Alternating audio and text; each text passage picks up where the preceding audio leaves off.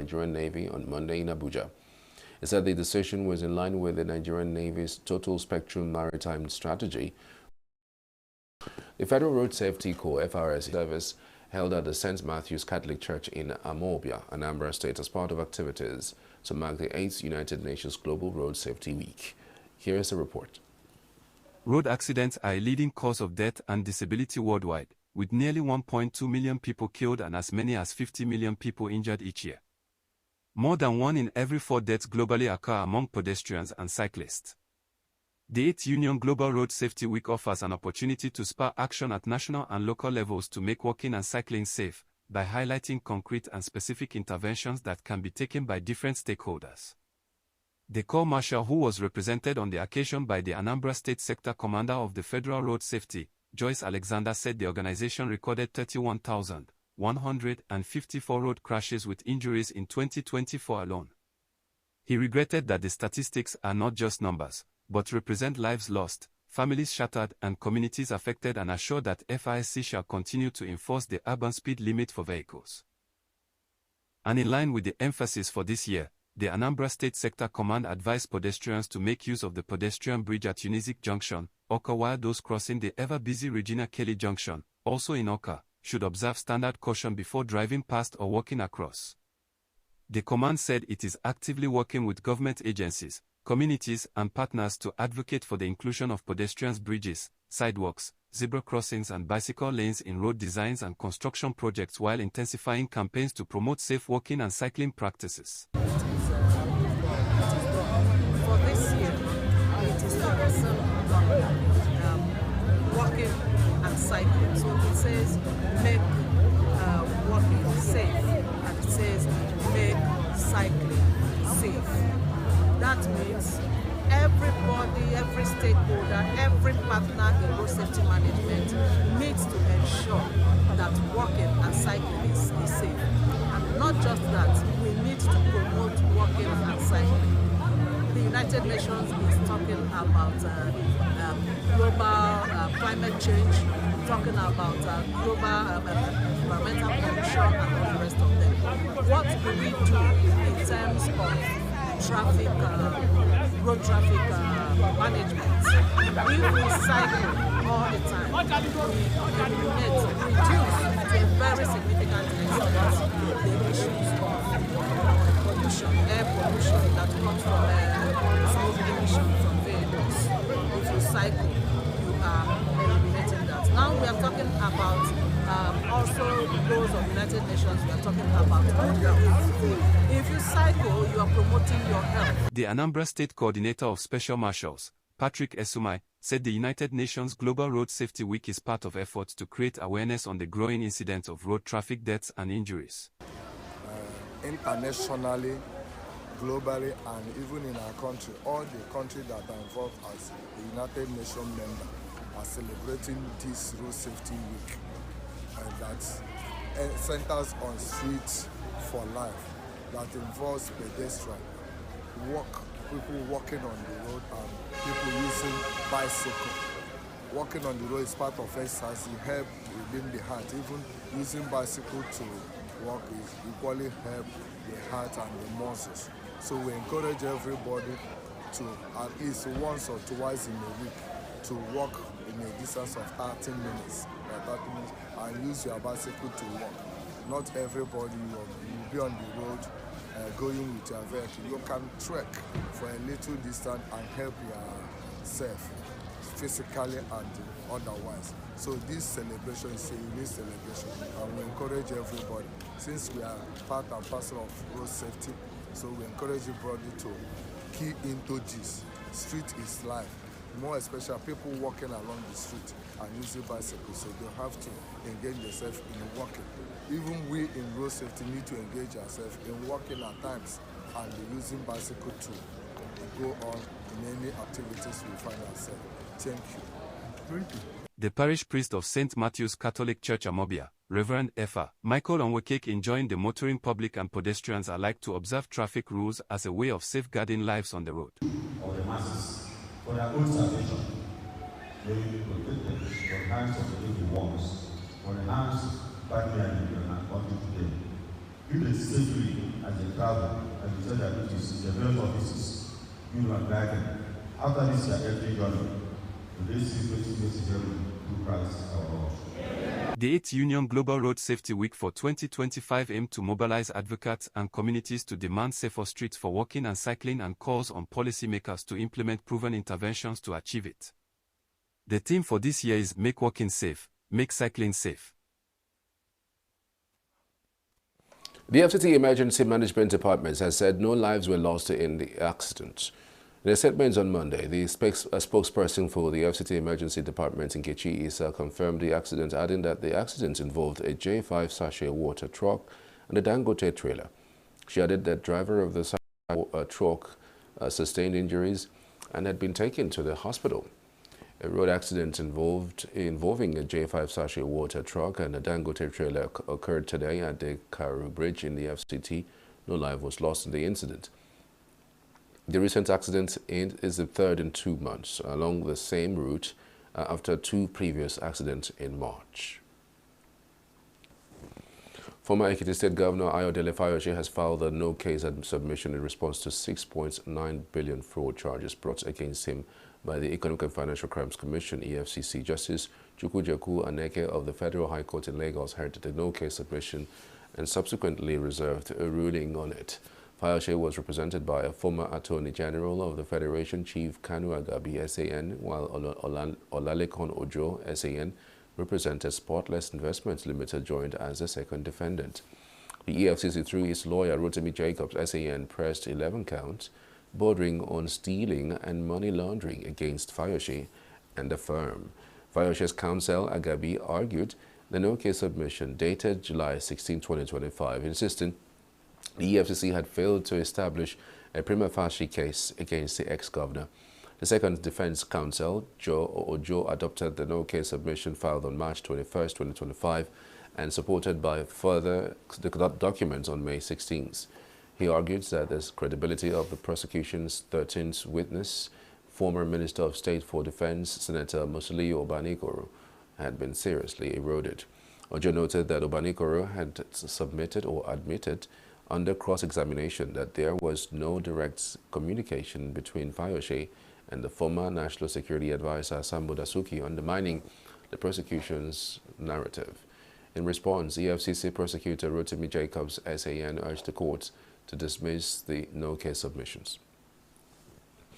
Nobel laureate Professor Wole Soyinka has urged us to their children as a vital step towards preserving cultural heritage and traditions. Soyinka made the call on Monday during a courtesy visit to Vice-Chancellor of the University of Ilorin. The renowned playwright and author described Ilorin as a cultural melting pot, comparing the Emirate city's unique fusion of diverse traditions and values to Abu Dhabi, the capital of the United Arab Emirates. He said Abu Dhabi thrives on the expression of unity through various cultural traditions, a concept he considered fundamental to human existence. Soyinka added that his teaching experience in Abu Dhabi has deepened his appreciation of Ilorin as a vibrant hub of global cultures. Commending the University of Ilorin's efforts in promoting global ecumenism, he pledged support for the institution's Center for Cultural Studies and Creative Arts. The National Agency for Food and Drug Administration and Control, NAFDAC, says 8 officials have smashed syndicates posing as free healthcare providers in the Aboloma axis of Port Harcourt, Rivers State. The agency said the syndicates also posed as missionaries to give fake and unregistered products, including tablets and eye drops, saying a woman, Gladys Theophilus, who seems to be administering the product, was arrested. The director, South Zone of NAFDAC, Chukwuma Olibu, disclosed this while briefing newsmen in Port Harcourt on Monday. Olibu said the arrest followed a tip-off NAFDAC received from some concerned citizens on the activities of the unscrupulous elements at a town hall in the area, leading to a raid last Friday. He said the products they claim treat several sicknesses do not have a NAFDAC number or address of the producers. The Central Bank of Nigeria has dismissed bankruptcy claims making the rounds on social media about a Nigerian bank, Fidelity Bank. In a statement on Monday by the Apex Bank's acting spokesperson, Hakama Sidi Ali, assured the Nigeria's banking sector remains resilient, safe, and sound.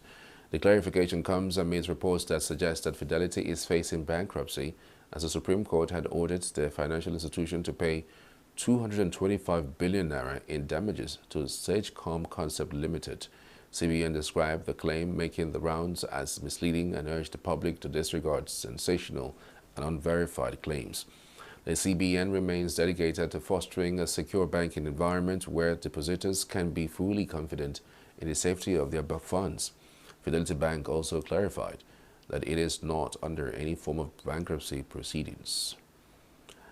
And now to our business report. The Development Bank of Nigeria (DBN) has announced plans to expand its loan portfolio to over 1.8 trillion naira to support micro, small and medium enterprises (MSMEs). Managing Director Tony Okpanachi revealed this as part of the bank's 5-year strategic plan. To back this expansion, DBN is looking to attract 3 trillion naira in new debt and equity investments, partnering with both local and international investors. The bank also plans to channel 20% of lending to women-led businesses and 40% to businesses owned by the poor. Okpanachi noted that the bank has created 1.2 million jobs in the last 6 years and aims to create an additional 2 million jobs over the next 5 years.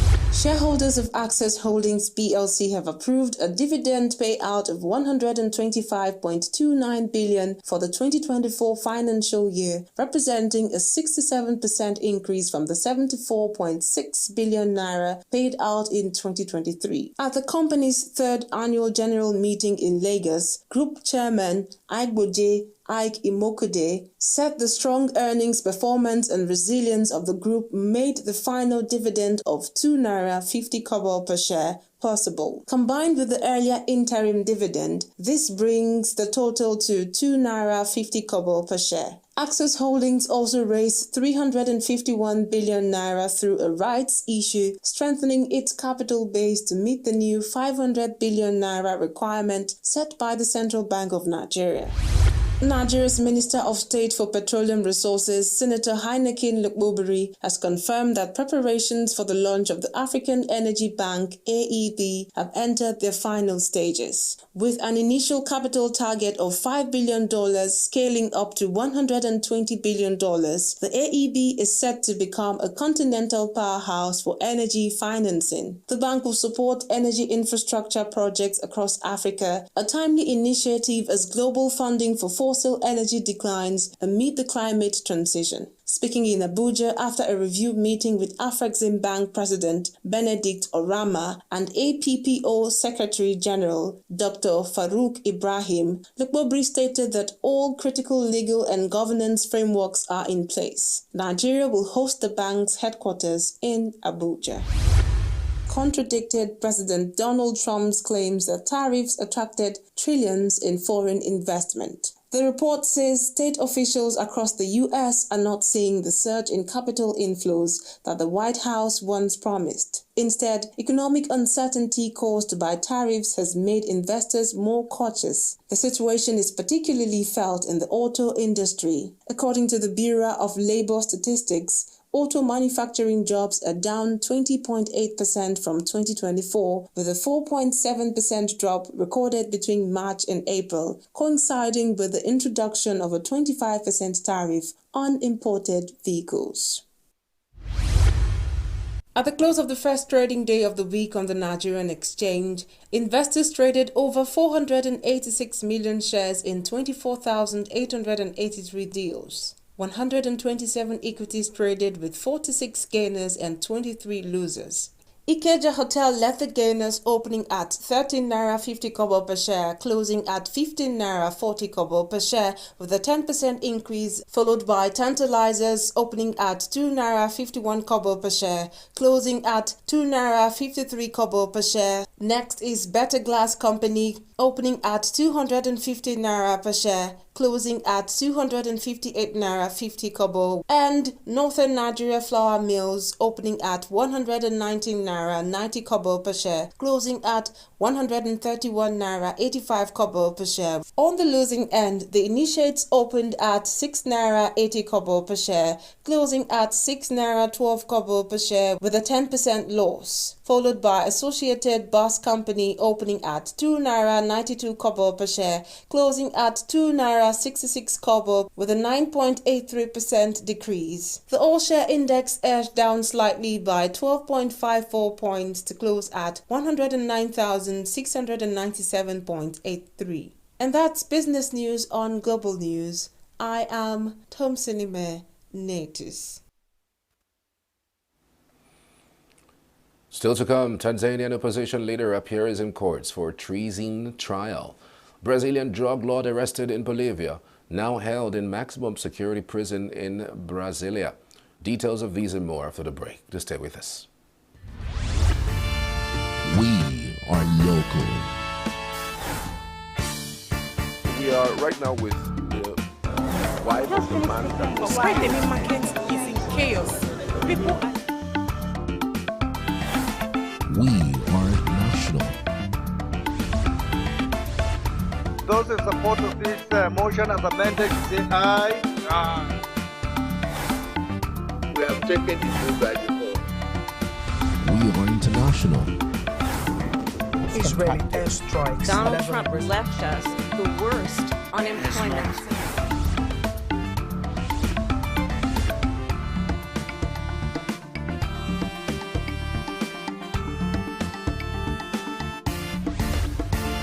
Signature TV, news in your pocket.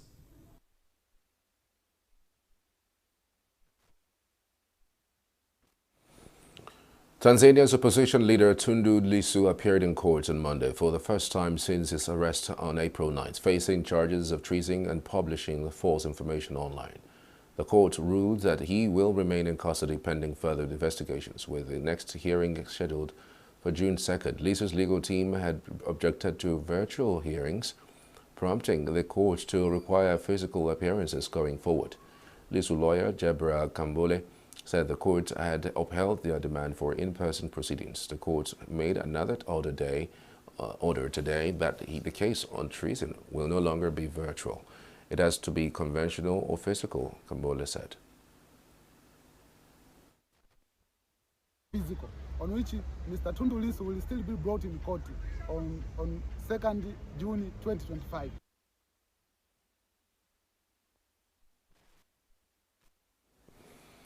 Among those in court was former Kenyan Chief Justice David Maraga, who travels to Tanzania in a show of solidarity. Very concerned about the shrinking democratic space in the East African region. We have seen that in Uganda, we have seen it here in Tanzania, and even in Kenya, in one way or the other, we are seeing it coming with the kidnapping of even young people. We are very, very concerned about that. Lissu, who was shot 16 times in a 2017 attack and came second in the last presidential poll, was charged with treason last month over what prosecutors said was a speech calling on the public to rebel and disrupt elections due in October. British Interior Minister Vets Cooper said on Monday that the UK had summoned the Iranian ambassador after authorities charged 3 Iranian nationals under a national security law following a major counter-terrorism investigation. Iran summoned the British charge affairs in Tehran over arrest of its nationals, calling the accusations false claims. All 3 have been charged with engaging in conduct likely to assist a foreign intelligence service. Additional charges were brought in relation to engaging in conduct, including surveillance, reconnaissance, open research, with the intentions to commit acts of serious violence against a person in the United Kingdom. The foreign state to which these charges relate is Iran, and these individuals are the first Iranian nationals to be charged under the National Security Act.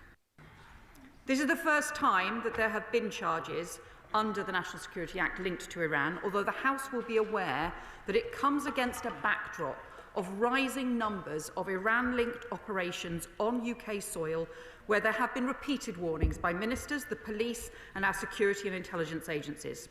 The Director General of MI5 said in October last year that the police and MI5 had responded to 20 Iran-backed plots presenting potentially lethal threats. The three men appeared in court in London on Saturday, charged with engaging in conduct likely to assist a foreign intelligence service between August 2024 and February 2025. British police have said the foreign state in question is Iran. 4 other Iranians were arrested earlier this month in a separate case. Police said on Saturday that they had been released, but that the investigation was still ongoing. Iranian state media reported that the British diplomats had been summoned to provide an official explanation for the arrest of Iranian citizens. U.S. President Donald Trump and Russian President Vladimir Putin spoke on the phone about a ceasefire in Ukraine for over 2 hours on Monday. Writing in his Truth social media, Trump says the latest talks with Putin went very well. He announced in the post that Russia and Ukraine would immediately begin negotiations for a ceasefire and an end to the conflicts, with the conditions for the talks to be determined by 2 parties themselves. Putin described the conversation as very substantive and very frank, calling it very productive and highly constructive, according to release from the Kremlin on its official website. Putin noted that the resumption of peace talks in Istanbul between Russia and Ukrainian delegations signal the 2 sides are on the right track. According to Russian president, the country agreed with the United States that it is ready to work with the Ukrainian side on a memorandum of a potential future peace agreement. The terms including settlements principles, the time frame for signing a potential peace deal, and a potential ceasefire for a certain period in case relevant agreements are reached will be outlined in that memorandum, said Putin. He noted that key issues for the 2 sides is to show their firm commitment to peace and to forge a compromise that would be acceptable to all parties. Ukrainian President Volodymyr Zelensky said in a statement on Monday that he had spoken with President Donald Trump both before and after the U.S. leader's call with Russian counterparts Vladimir Putin. During his initial call with Trump, Zelensky said that he underlined the need for a ceasefire and sanctions on Russia, as well as the importance of Kyiv's allies not reaching agreements with Russia without Ukraine. The Ukrainian president also said that Kyiv and its partners were considering arranging a high-level meeting between Ukraine, Russia, the United States, European Union countries, and Britain as part of the push to end Moscow's war in Ukraine. The U.S. Supreme Court let Donald Trump's administration on Monday strip temporary protected status from Venezuelans living in the United States that had been granted under his predecessor Joe Biden, as the Republican president moves to ramp up deportations as part of his hardline approach to immigration. The court granted the Justice Department's request to lift San Francisco-based U.S. District Judge Edward Chern's order that had halted Homeland Security Secretary Kristi Noem's decision to terminate deportation protection conferred to Venezuelans under the Temporary Protected Status or TPS program. The court's brief order was unsigned, as it's typical when the justices act on an emergency request. The court, however, left open the door to any challenges by migrants if the administration seeks to invalidate work permits or other TPS-related documents that were issued to expire in October 2026, which is the end of the TPS period extended by Biden. The Department of Homeland Security has said that 348,202 Venezuelans were registered under Biden's 2023 TPS designation. The action came in a legal challenge by plaintiffs, including some of the TPS recipients and the National TPS Alliance Advocacy Group, who said Venezuela remains an unsafe country. Venezuela's Interior Minister Diosdado Cabello said on Monday he has ordered flights from Colombia suspended after the arrest of more than 36 people, including some 17 foreigners who arrived via Colombia for alleged conspiracy.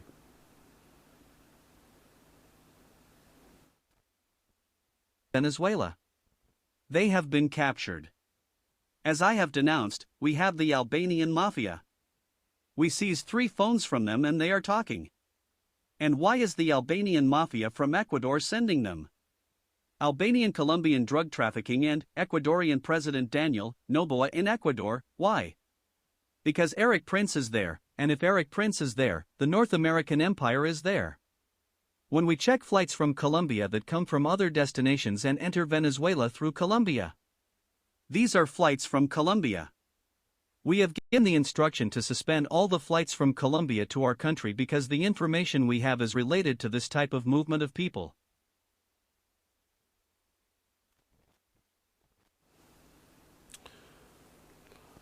In sports, PSV Eindhoven's fans flocked to the streets on Monday to celebrate their team's 26th Dutch Eredivisie title. PSV Eindhoven beats Sparta Rotterdam 3-1 to win the 2025 Dutch title on Sunday, finishing off an incredible end-of-the-season comeback to pipe rivals Ajax across the finish line. Ajax looked all but certain to clinch a record-extending 37th title by the start of April, but finished off the season with only 1 win from their final 5 games, with a single point ahead of the Amsterdam team. Thousands of singing and dancing fans crowded the streets in front of the town hall hours before the team appeared on the balcony around 6:30 p.m. local time. Hundreds of flares were lit by a crowd when the players finally appeared, as the squad led the fans through the songs and chants to the last 16 of the Strasbourg International wins at the WTA 500 event on Monday. Brazil's Haddad Maia dropped the opening set to Clara Tauson of Denmark, but rallied back to win 3-6, 6-4, 7-5 as she built up momentum ahead of the French Open. Brits Raducanu had a more straightforward 6-1, 6-3 win against Daria Kazakhskina, though the Australian tries to hold on, saving 3 match points before Raducanu could put her away on the clay. Meanwhile, UEFA on Monday sought to ease tensions following a dramatic walkout by European delegates at last week's FIFA Congress in Paraguay.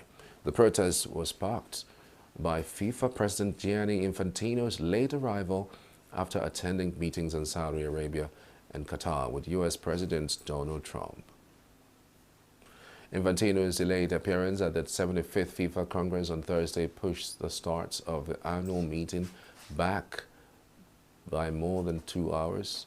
His absence reportedly due to travel delays drew sharp criticism from European officials.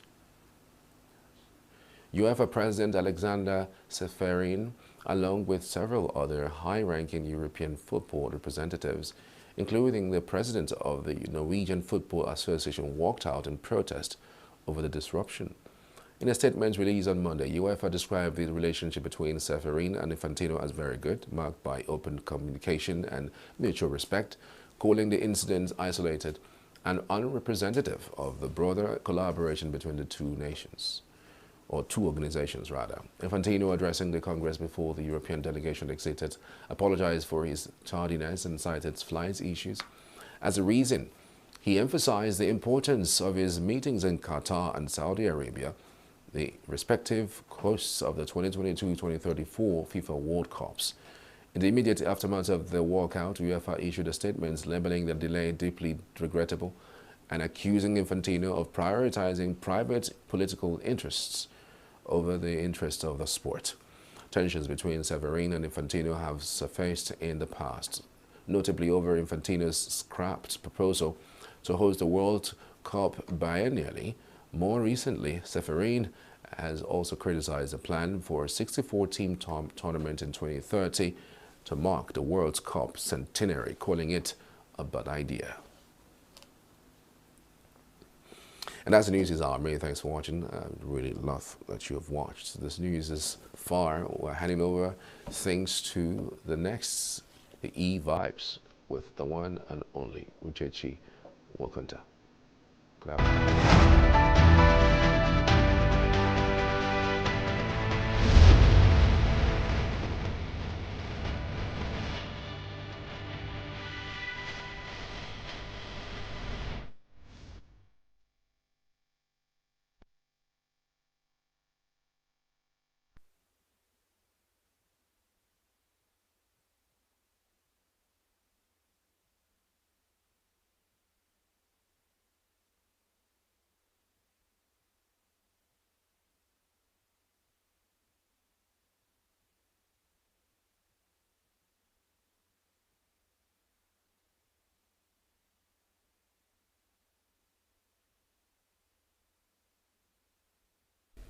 problem that we were manifesting was the issue of the money bags, those who will be influencing the electoral process.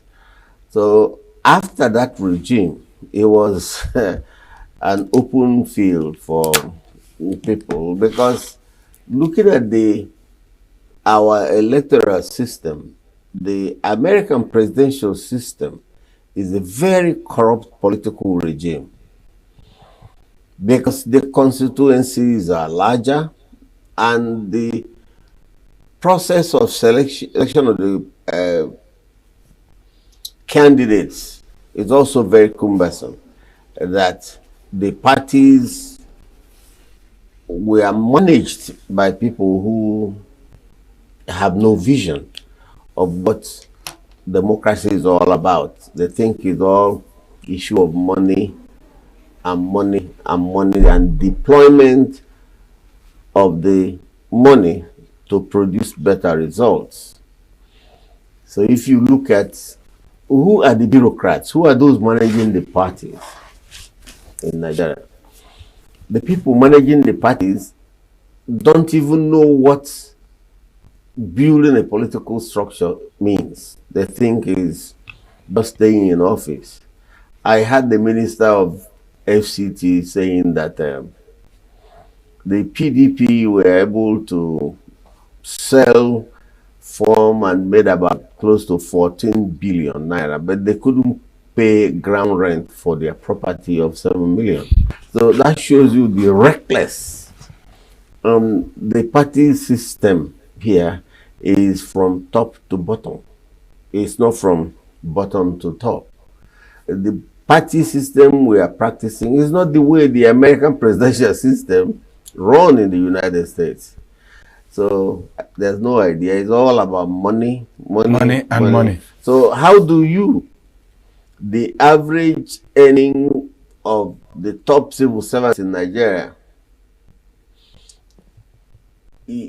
for you to earn 3 or 4 million naira a year, and somebody will pay 50 million to buy for? Politics is based on constituency interest. It's not based purely on the platform you're running. That will also have some tribute to your success. Let us look at the 3 candidates. 1, where do they come from in Anambra State? Soludo comes from Isuofia. He has only 1 ward in his political parish. The Okachukwu, his constituency has about 2 wards coming from the neighboring town in Nnewi. So then the man from Nnewi, who is Dr. Moralo, has close to 20 wards in his primary constituency. Then look at the local government distribution. Soludo comes from Old Aguata, which are 3 local governments. Moralo and Okachukwu, Dr. Okachukwu, are sharing 4 local governments within themselves. Now, Anambra is a place where most of the politicians have no constituency.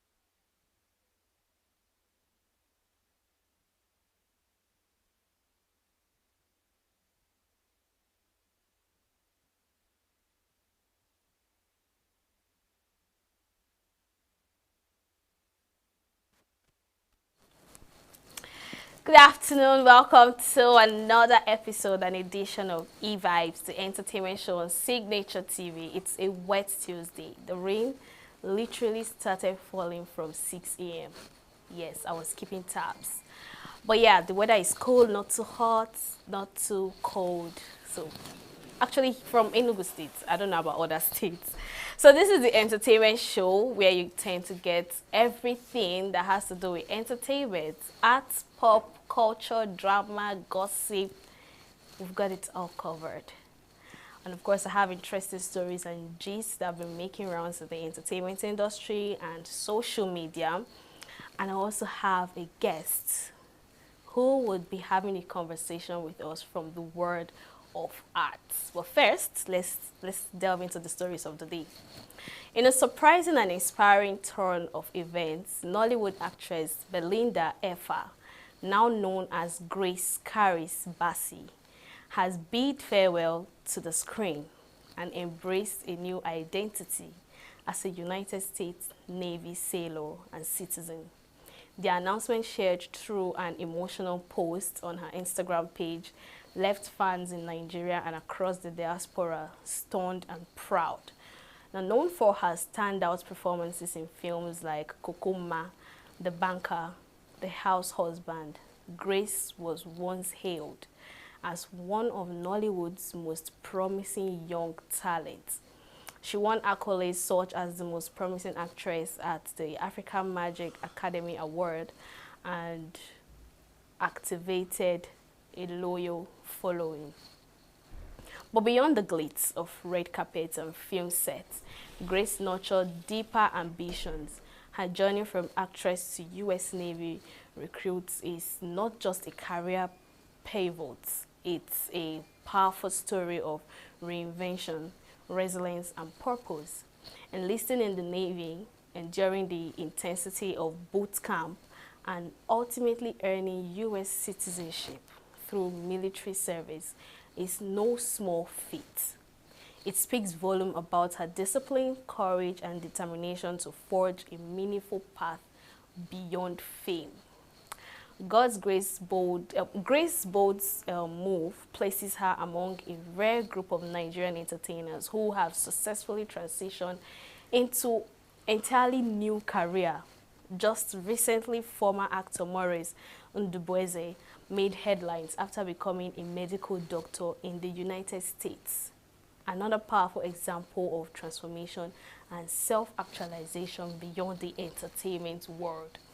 As Grace Caris Bassey steps into the new chapter, she carries with her the admiration of many who see her journey as a beacon of possibility, proof that it's never too late to start again and redefine that success, what success truly means. And I'm super proud, even though I'm a bit hurt.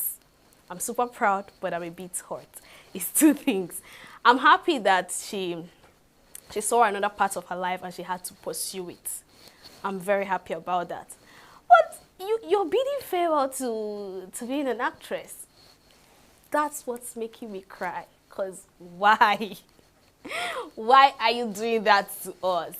She's not the only person. Morris is not the only person. There's another actress that was one of the pageant queens, and she ventured into army.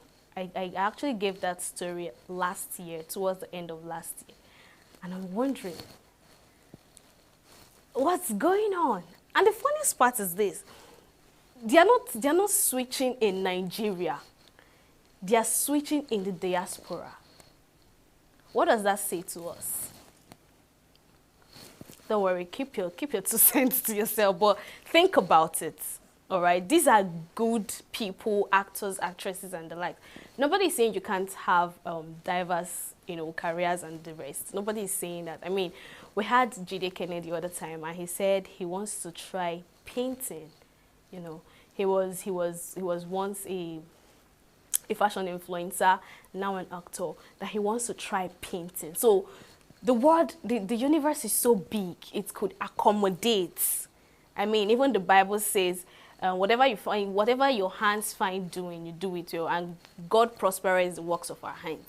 and he has given us that wisdom and knowledge to do it. So we're already in the world to go there, pierce through, soar high, and achieve your dreams. But saying farewell to Nollywood, that's the part me, I'm heartbroken. But big congratulations to her, because it's not even easy.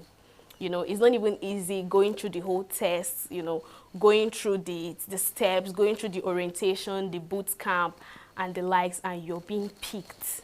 That's a big one. That's a very big one. Even Maurice that got his coat in the medical line, that's another big one. We both know that careers like this, it's not that easy to get it. I know some people will say it's not true. If you have somebody that have somebody that have somebody, and somebody keeps going in line, you can do that. Trust me, there are levels to it. You know, it was sometime last week where I was telling a story about how Fela Kuti got into the music academy in London. They did it because of, not because he merited it, out of pity. We are using these diaspora people to joke. Out of pity. That was why they put him there. He already has the knowledge, he already have the skill, the talent and all for music, but I think they were looking for the whole basics and all, you get? And he wasn't giving in. At the end of the day, I call it grace too for Fela Kuti. It's grace, because it's even very difficult for them to look at you and pity you, especially when you're a black, and allow you to, you know, venture into the music academy. So it's not about knowing somebody and not knowing somebody. Somebody keeps going in line. It's about if you can do it, if you have all it takes to do it. So a big congratulations to Grace. I'm so proud of her, and I wish her the ultimate best. Let's move forward to more interesting stories. Nollywood actress Mercy Johnson Okoje has broken her silence on the health challenges behind her noticeable weight loss, which had sparked widespread concern and speculation online. In a candid conversation with veteran actress Joke Silva, Mercy revealed that she recently faced a serious health scare, a potential cancer diagnosis, which led to her undergoing thyroid surgery. The actress shared that the experience was both physically and emotionally draining, explaining that the procedure and its aftermath significantly impacted her appearance and overall well-being. Her openness has been met with an outpouring of support from fans and colleagues, many of whom praised her for speaking out and shedding light on the often private struggles behind public personas. Now, this before this statement was made, it was sometime that was on Sunday, Saturday, thereabout, and my mom was going through her socials and she saw Mercy Johnson and she's like, what is wrong with this woman? And me being a not normal citizen of Nigeria and social media user, she's not the only person. I was blunt to my mom that she's not the only person, and I don't know if it's a trend now to lose weight, you know. So she never said the reason why she lost weight. She never told us, and we had this whole perception in our mind because already Mercy Johnson is beautiful and endowed. What is she? What are you losing weight for? It's not like you have a big tummy, you know. Only for us to realize that she has surgery, thyroid surgery. You know, it takes so much time for people to come out on social media to tell you what they're passing through. And of course, it's whatever they want you to hear that they will tell you. But the way you were shocked is the way I too was shocked. And we've been dragging, we've been shouting, Mercy Johnson, stop whatever you're taking, stop whatever you're doing. How did you grow from this point to this point? Because it's happened with Vim. We're all surprised. What happened? How did you lose so much weight? And you see people comparing old picture to new picture. This same thing happened to a content creator and / influencer, Celine. She lost weight. You know, and that thing happened when she started, she influenced for a slim tea. So people were wondering if maybe she's taking this slim tea and it's affecting her. Little do we know that she was going through PCOS. And you know what PCOS can do to somebody, the hormonal imbalance, you know, not being a whole lot.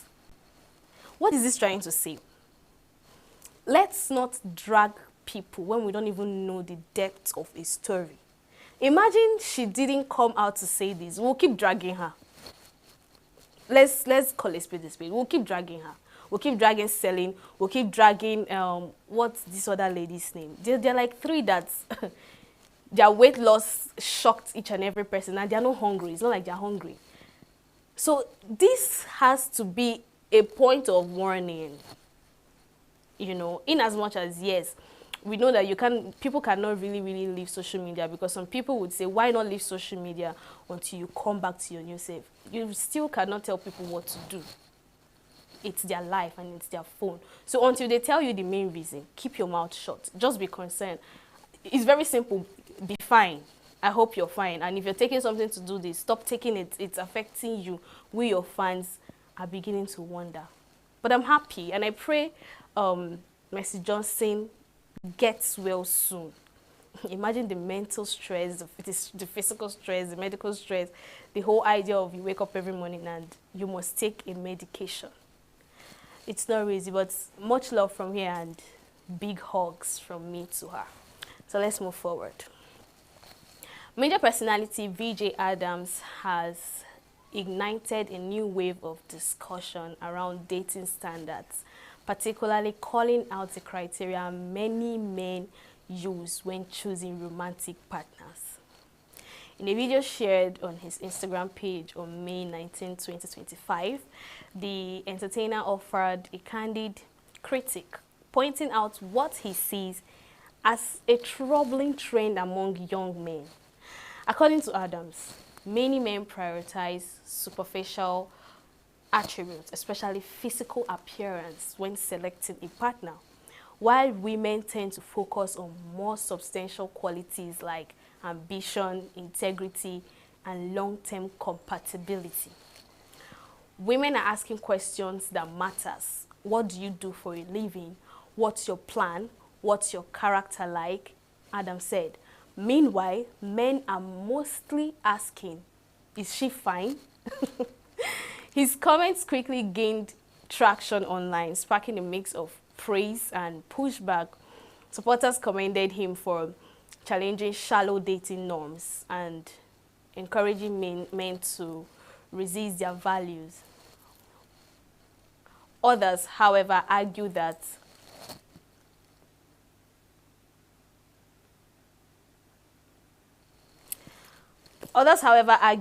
male preferences often stem from biological instincts rather than to lack a depth, whether seen as a wake-up call or a controversial generalization. VJ Adams' remarks have clearly struck a chord, adding another layer to ongoing conversations about modern relationship and gender expectation. So let's listen to what he said in a few seconds. Alpha, see, young boys, I don't know. Boy, by now, you still don't have sense. But I'll help you. That's why God was here. Look at your female folks. Whenever they're discussing amongst themselves and one of them want to introduce the new man she met, the first question they're going to ask is, what does he do? And if they're going to ask for his picture, they want to check if he has asked them out before, toasted them before. But she in Boise, idiots ni.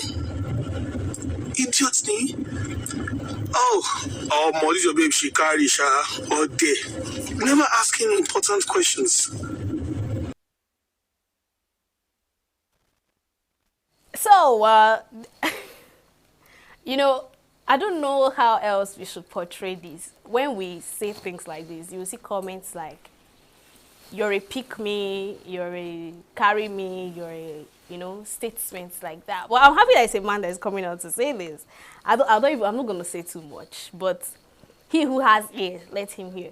And at the end of the day, you will see comments like, it's because women are into transaction and they're not into love. That means if you're looking at the physique, like if she's endowed and all that, what do we call you now? because we were transactional, what do we call them? Those men that look at if the front is big, the back is big, if she's beautiful and all. And the truth is this, whatever VJ Adams said is the truth. His friends would not ask reasonable questions. No. He would not hear things like that. Whatever he said is what they'll be asking. You won't hear things like, what does she do for a living? What's her character like? You know. But another comment that I saw that actually sparked me is, it boils down to your circle of friends. If you have those kind of friends, I'm sorry for you.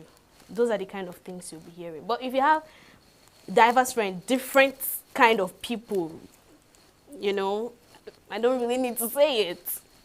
You would hear reasonable questions like, what's her character like? What does she do for a living? Where is she from? Things like that. Does she make you happy? And all. I know they'll say, oh, women are always transactional, you know, things like that. But I mean, that's number one assignment that God gave to you, to be able to provide. I will stress this. Let's move to the foreign scene. All right, so with My Father's Shadow, Nigeria's first film in the Cannes Film Festival's official selection, director Akinola Davis Jr. wanted to create something deeply personal.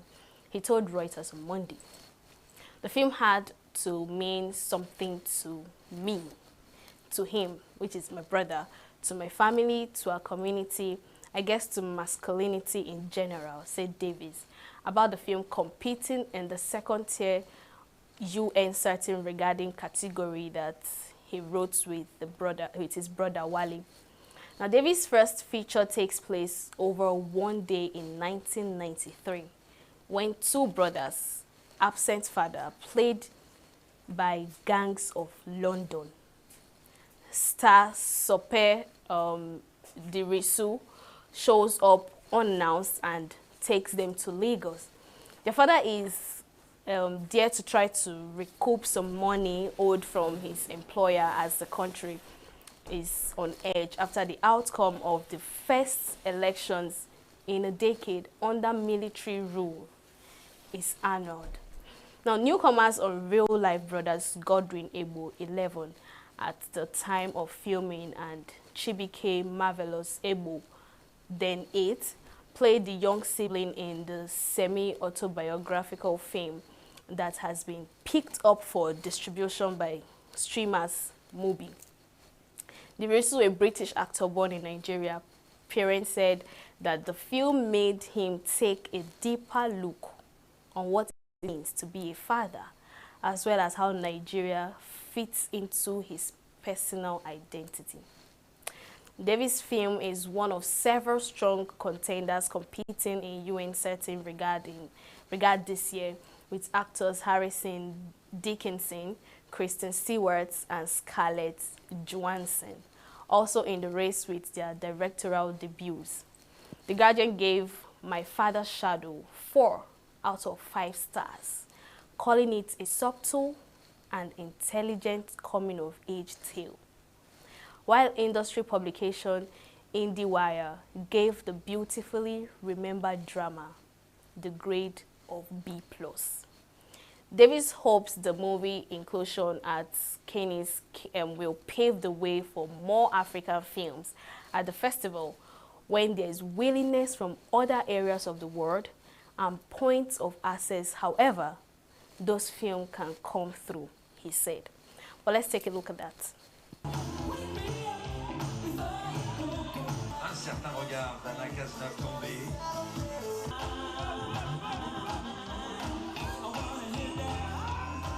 L'équipe de My Father's Shadow est également sur les marches.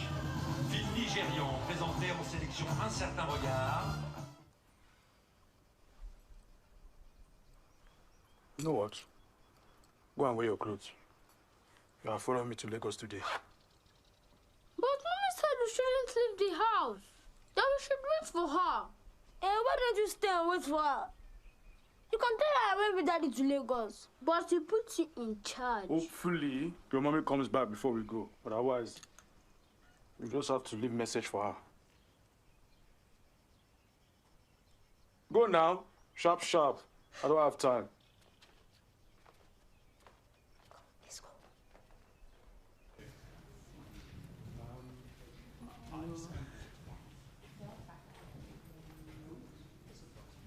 The story, the genesis of a story comes from my brother writing a short film in 2012, sending it to me and me having a massive emotional reaction to it.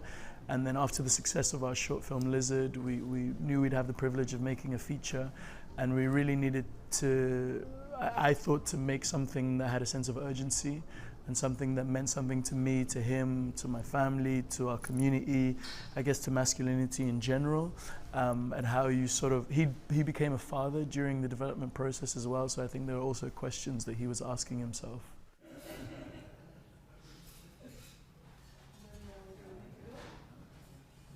Yeah, it's also about nationhood. It's about sort of identifying how men in our lives or leaders in our lives like can lead us to something more, lead us to a certain sense of potential. And I think what mirrored for the boys and the politics of a time is that Nigeria was going through a time where there was a lot of enthusiasm for this idea of a statesman who was going to lead us to the potential.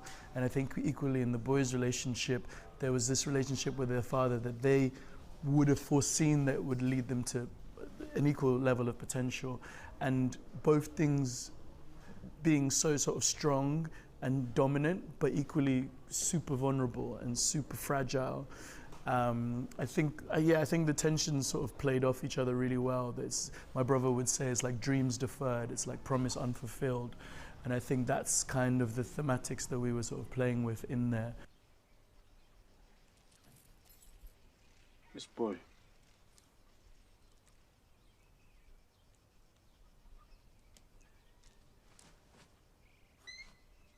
For me, practically it was paternal questions and Nigerian identity questions. I'm not a father yet. I hope to be one day maybe. But it was, I know I have great care and love for my younger cousins, my friends' children, you know, and to perform the role of a father in this film, having no practical experience of it myself, I think was a great challenge, but one that I was looking forward to in the same way I'm looking forward to the challenge of having children in my life one day as well. The relationship that I was able to foster between Marvelous, Goldwyn and myself, I think is very key to the success of the film, and I'm delighted with how successful it is. Those boys were a wonder to work with and taught me a lot about myself, taught me a lot of patience, you know, and also what it is like to nurture humans, young boys especially. And then also there was a question of what it meant to be Nigerian, and especially in that time with a lot of the backdrop of political turmoil in the country, questions about masculinity. There were a lot of things I had to interrogate for the role, but it was exciting.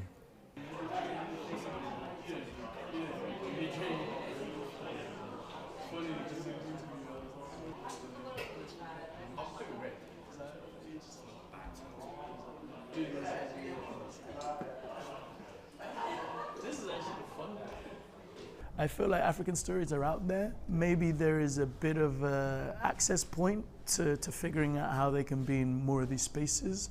But equally, I think there's a curiosity, certainly from the African side, to work globally.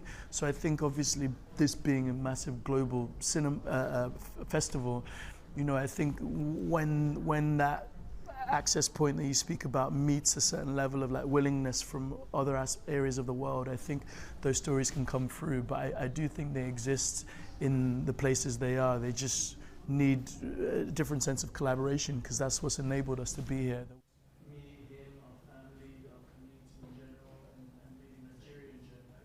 Yeah, I'm really proud of the way my career is going so far, but collaboration and trust is the only reason that I'm here. So I'm so delighted that, I've said it many times, but I'll say it again, thank you very much for bringing me on this journey with you. And I'm so proud of what we've achieved so far. Yeah, and just touch on that, I think Shoko's humility is something that is really, it's disarming. I think, like, obviously my first feature, I go into thinking I'm working with someone I've watched on TV, Gangs of London throwing people through buildings and stuff, and you kind of like, oh, what's the character going to be like? Is there going to be an ego attached to the situation? But ultimately, I think having him in my life, beyond just as someone I work with, but as someone I can look up to. I might be a little bit older, but I definitely look up to you in terms of how you communicate with people, how you hold space for them, and I think in the process it really means a lot to have someone like that. I appreciate you. Yeah, man, love.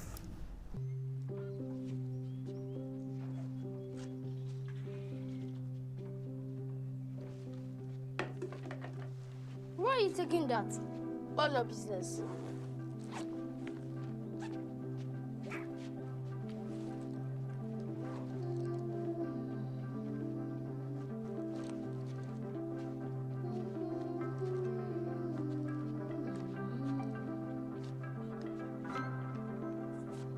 Where did you get that from? None of your business. And don't beg me when I buy fan ice. Are you boys ready? Yes, Daddy.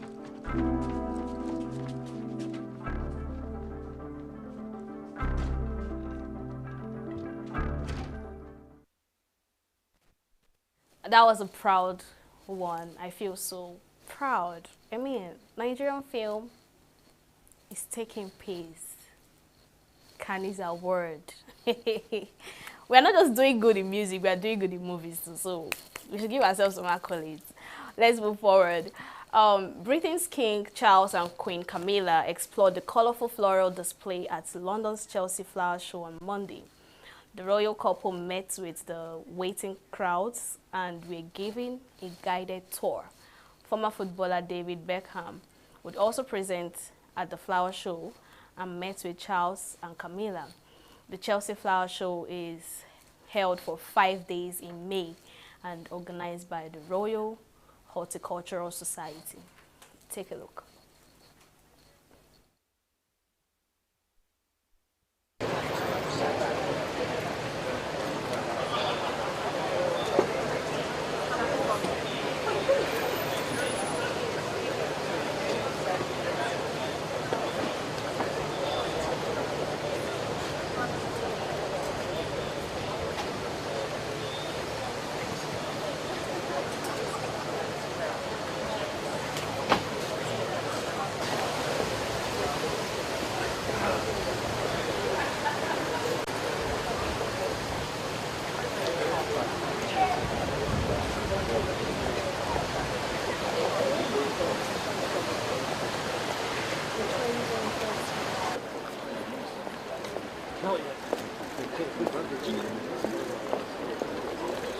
How the Ollie should we go? And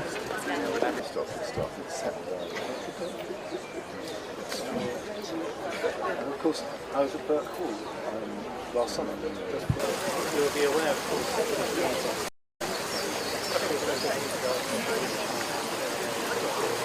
Some of the different parties. Yeah. Well, actually,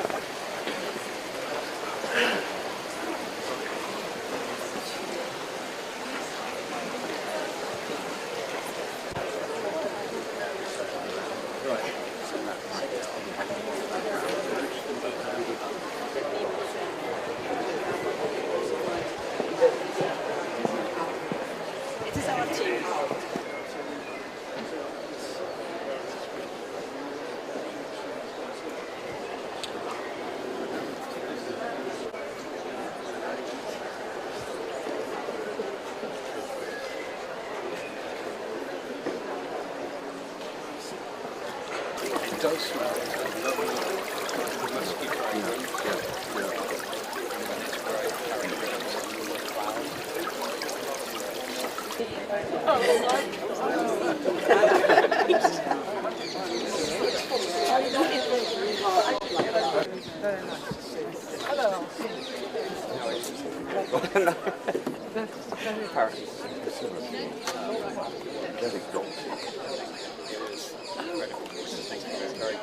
Not too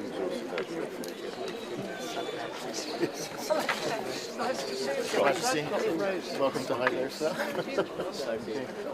Unveil the Very good. Had a long weekend this weekend. It's a lot of fun.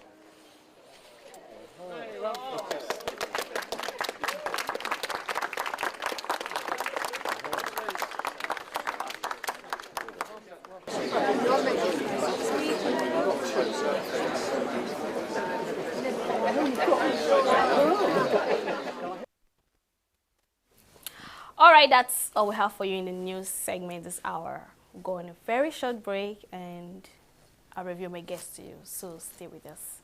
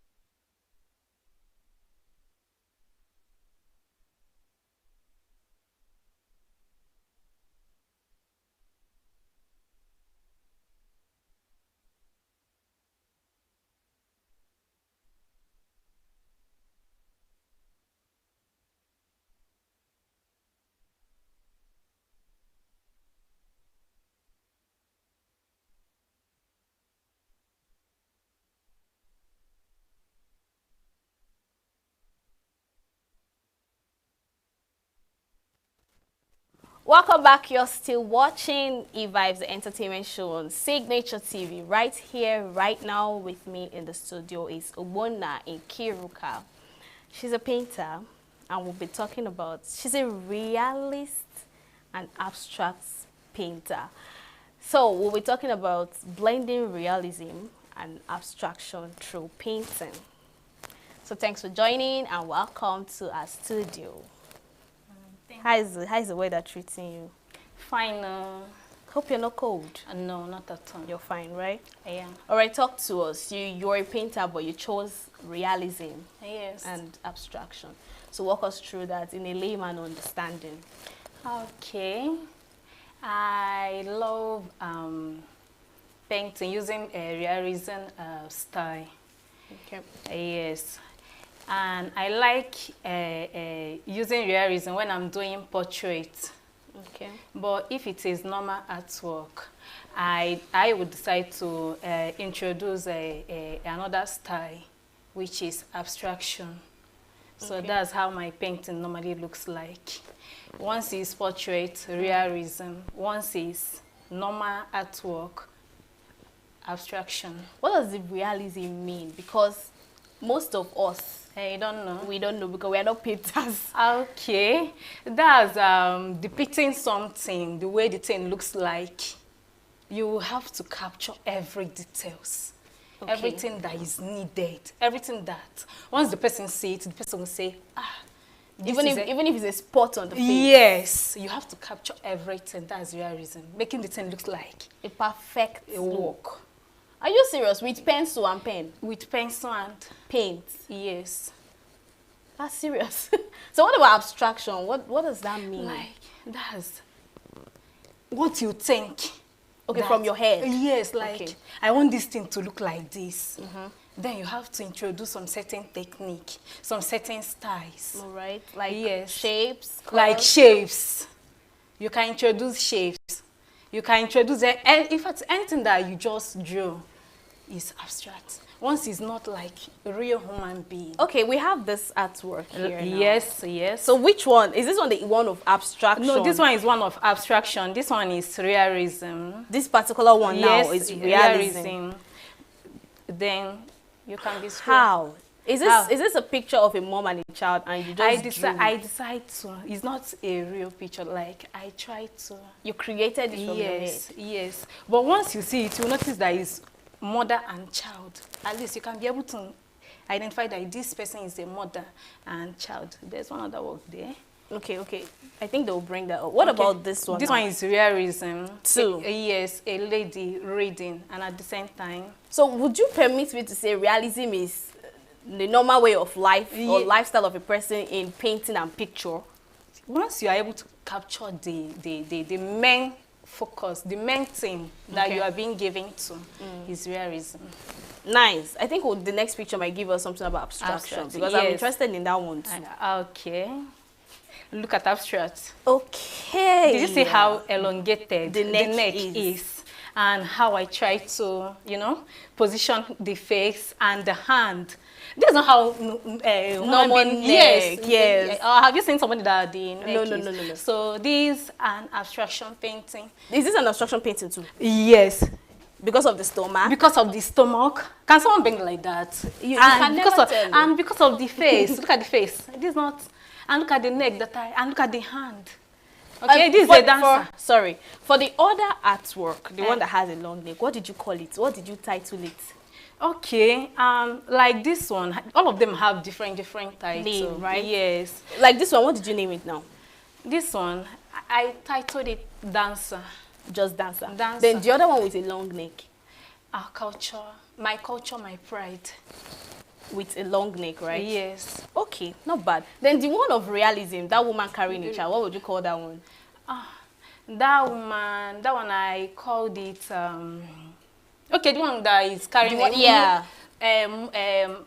joy of motherhood. Joy of motherhood. Yes. Don't mind me, I'm very inquisitive. I love artwork so much.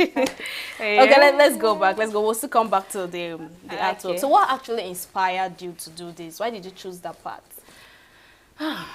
Okay, like all my inspiration, I gathered it from things happening within my environment, how I see things, how people do their things. So after seeing all those things, I try to put them into painting.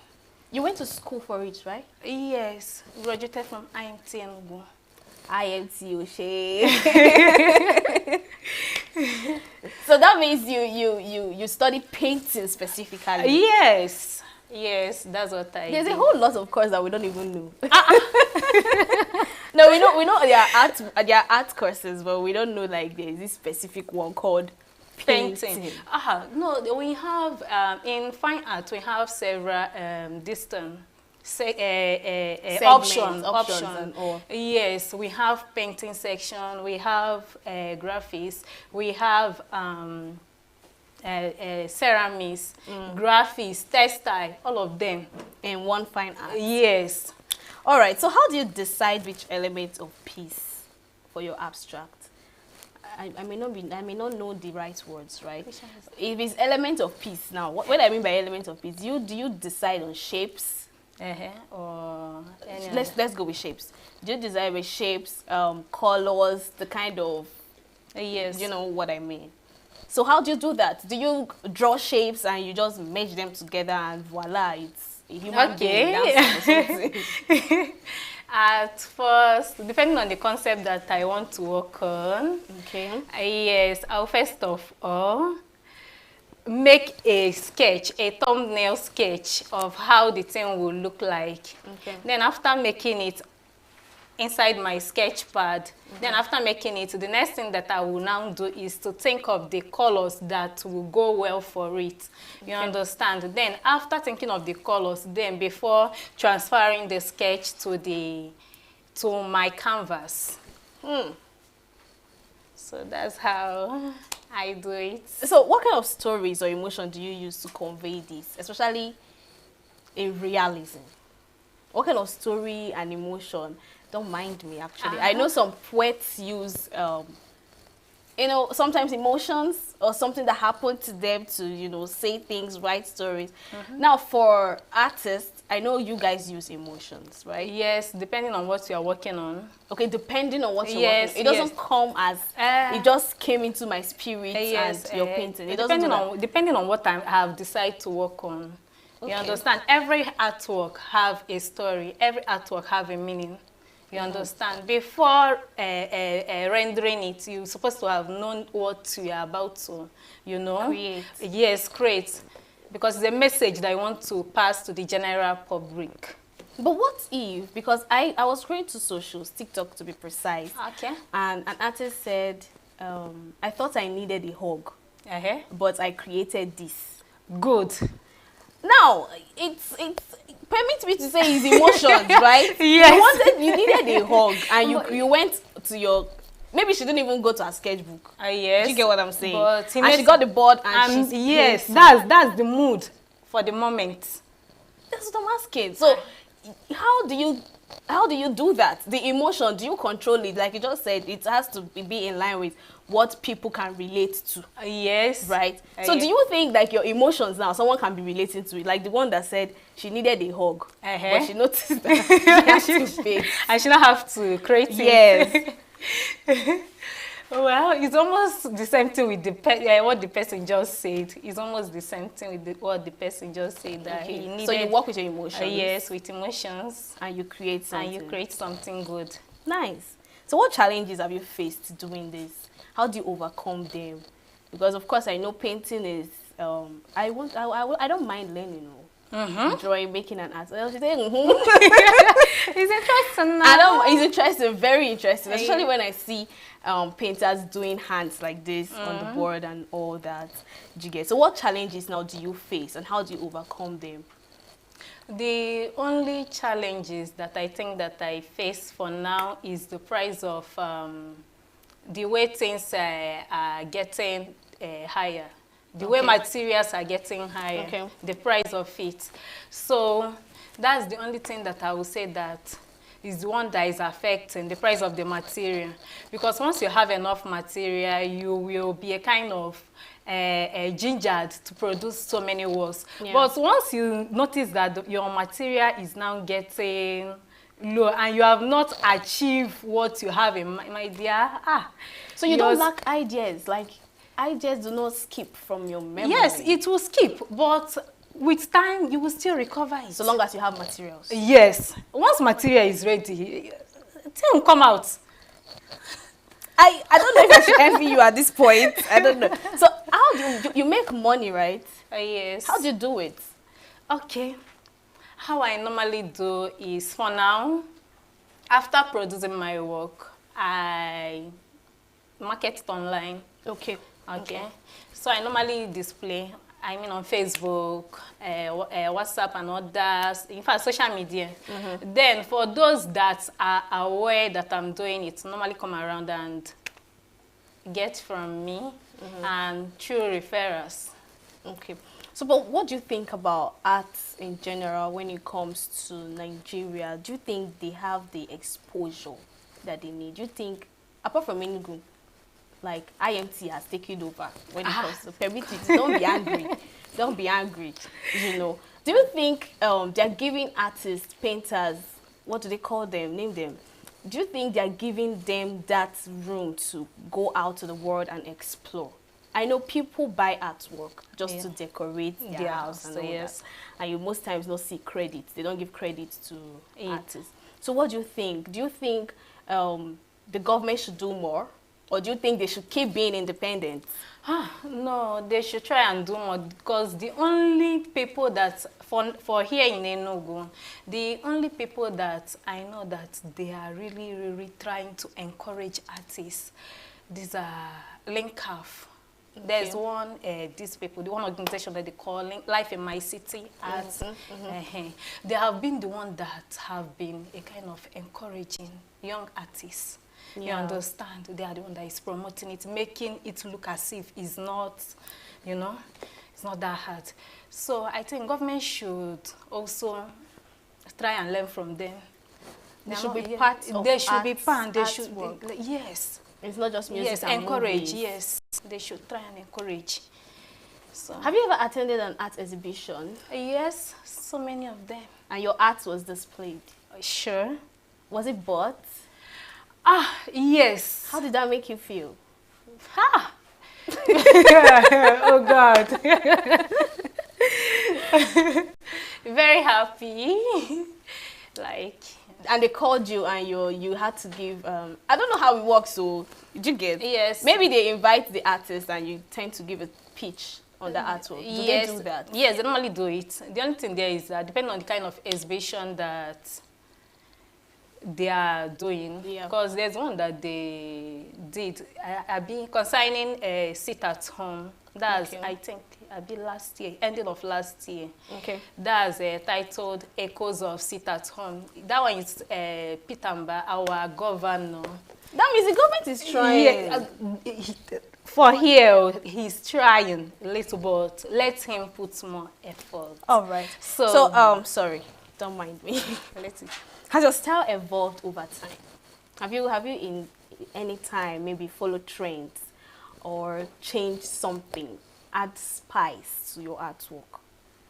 Trend, spice. The only spice that I know that I add to my artwork is making making my own look different from other people. You understand? Once you see this work, you will be able to say that this is Ogbona's work. Okay. So I had so much fun with you, Ogbonna, in Kiruka, and I like the fact that you take this whole art thing so into you, in depth, that the only challenge you have is materials not being sold at cheaper rates in Nigeria. Yes. So I would give you a very big round of applause, and I'll say you should go to the world and explore. Thank you so much, Ma. Thank you for coming. I had so much fun with you.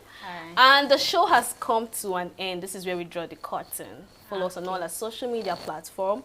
Subscribe to our YouTube channel and join us same time tomorrow for more insights around the entertainment industry. I remain your baby girl, Queenette Wokunta. Enjoy the rest of your day.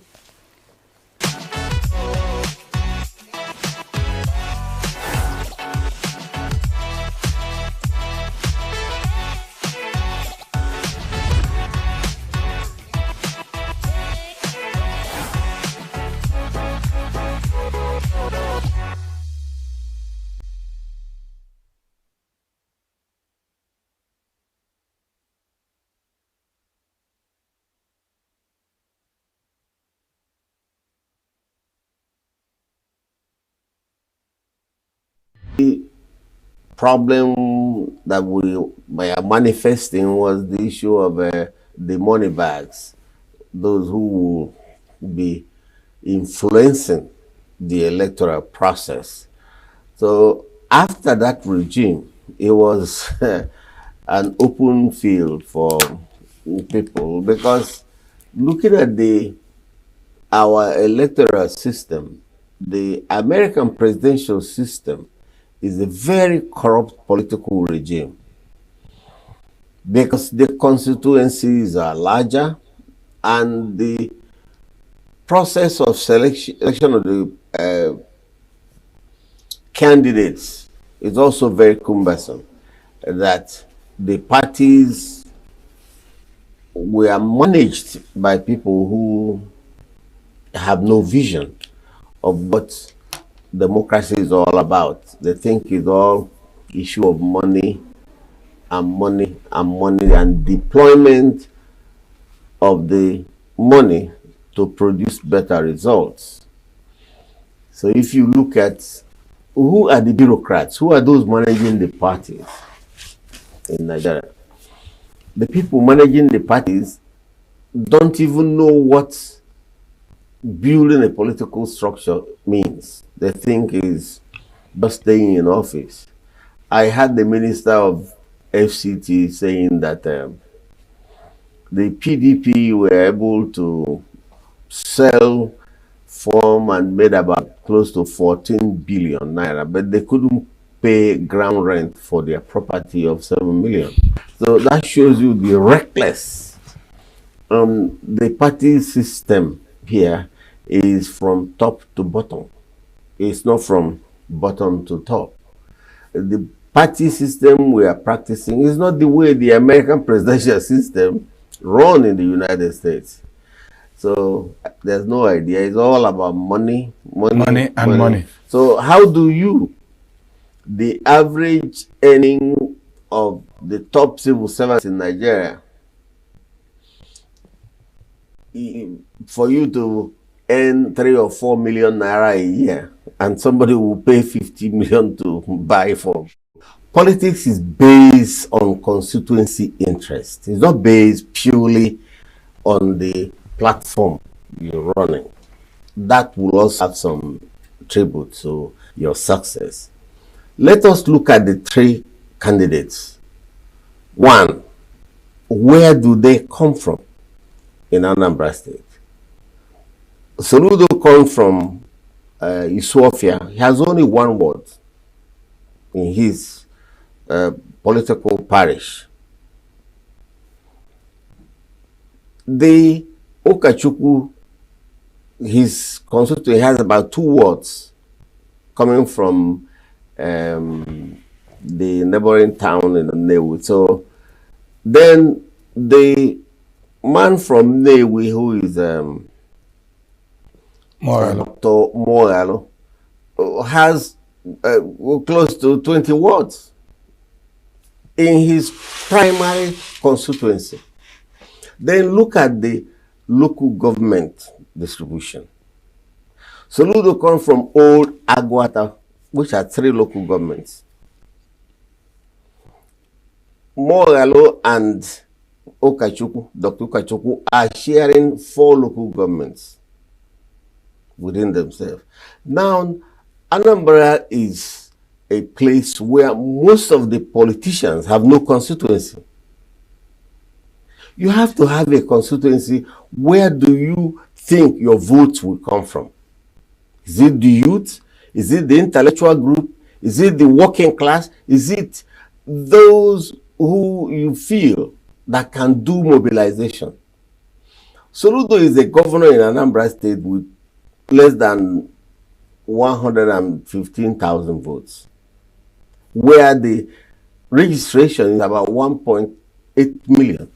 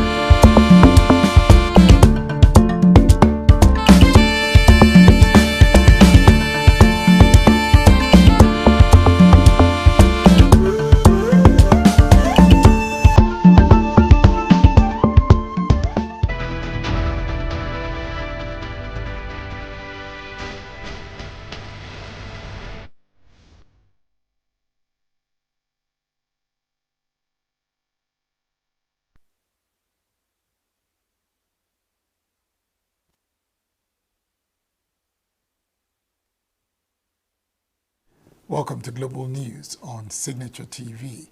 I am Barry Kumo Ado. In the headlines, World Health Organization members vote in favor of global pandemic agreement. Defense ministers meet in Brussels as EU prepares new sanctions package against Russia. Mexican farmers makes effort to curb screwworm pests. And floods kill 3 as roads and homes inundated across India. Details shortly. With a population of about 36 million people, the Southeast is awash with stories. Every day on Southeast News, we tell the peculiar story of the Southeast and her people. Our Southeast should be the Silicon Valley of Nigeria. Their successes, achievements, and daily challenges. Do you have a Southeast story to share? Community achievements and challenges, completed and uncompleted projects, bad roads, water scarcity, erosion, flooding, insecurity, or even disagreements? Bring it on to Southeast News. On Southeast News, no story is too big or too small. Southeast News. Let's tell our story. Showing on Signature TV every weekday at 4 p.m. WAT, 1600 hours GMT.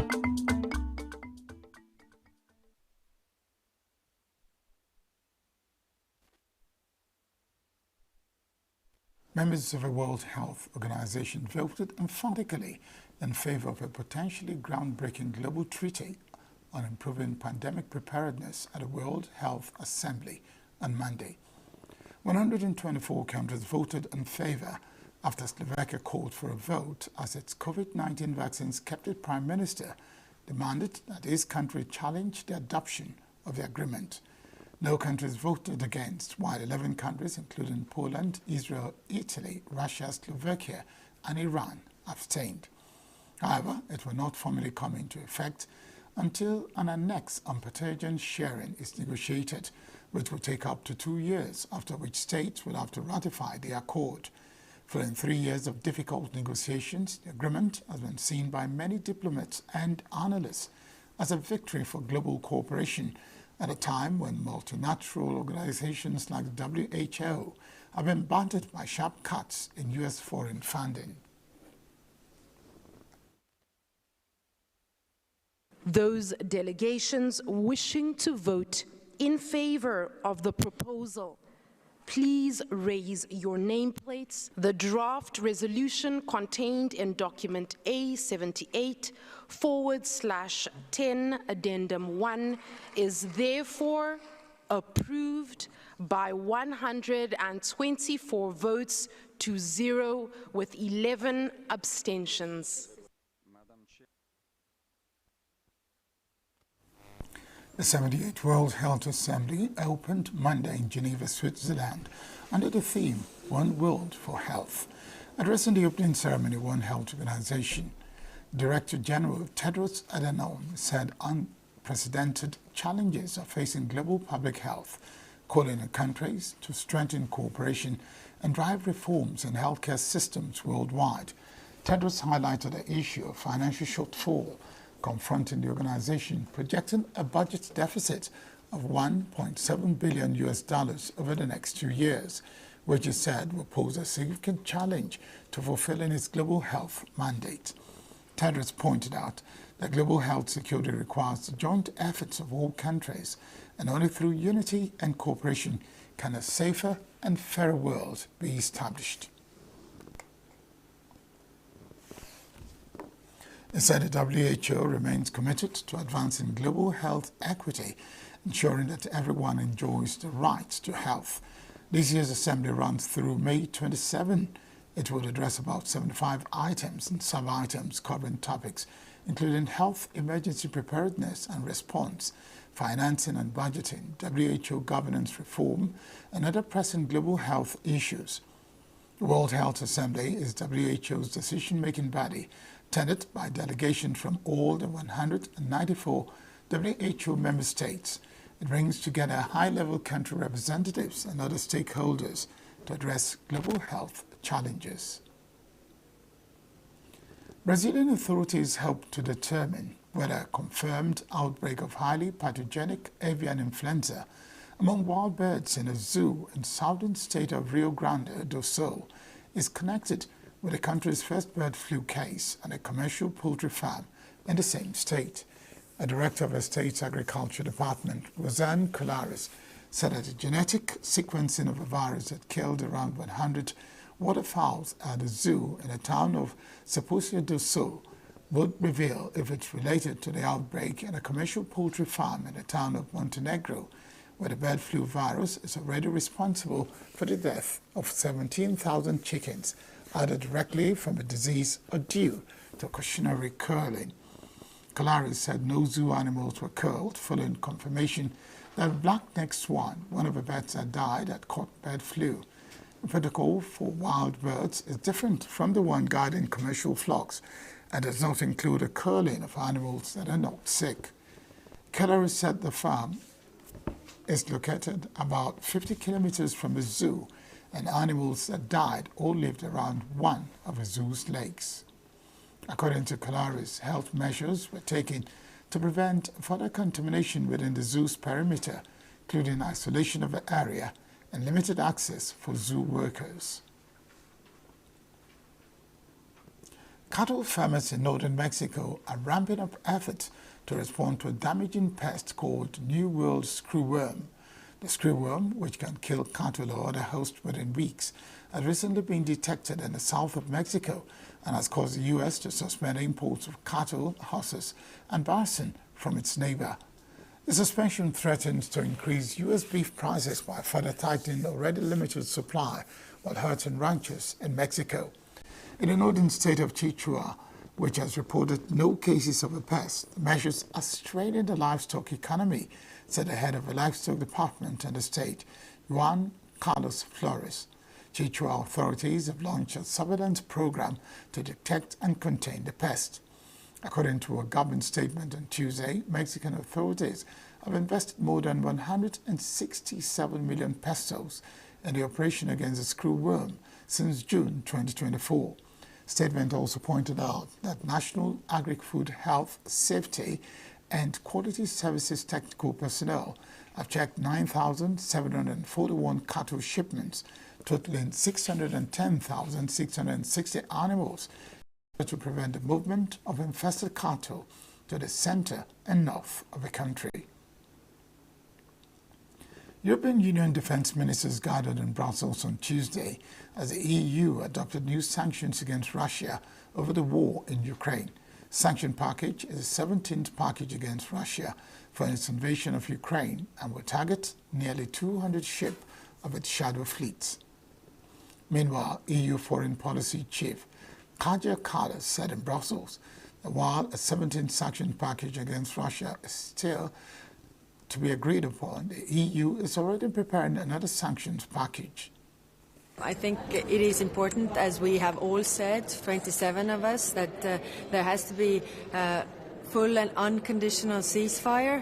Ukraine has already agreed to this 60 days or more than 60 days ago, and we have agreed that if Russia does not agree, what we saw yesterday, then we will put more pressure. So we will agree on the 17th package of sanctions today, but we continue on working on the next strong package of sanctions to put more pressure on Russia so that they would also want peace. It takes two to want peace. It only takes one to want war. And Russia clearly wants war, whereas Ukraine wants peace. So in order to make Russia want peace, also we need to put more pressure on Russia.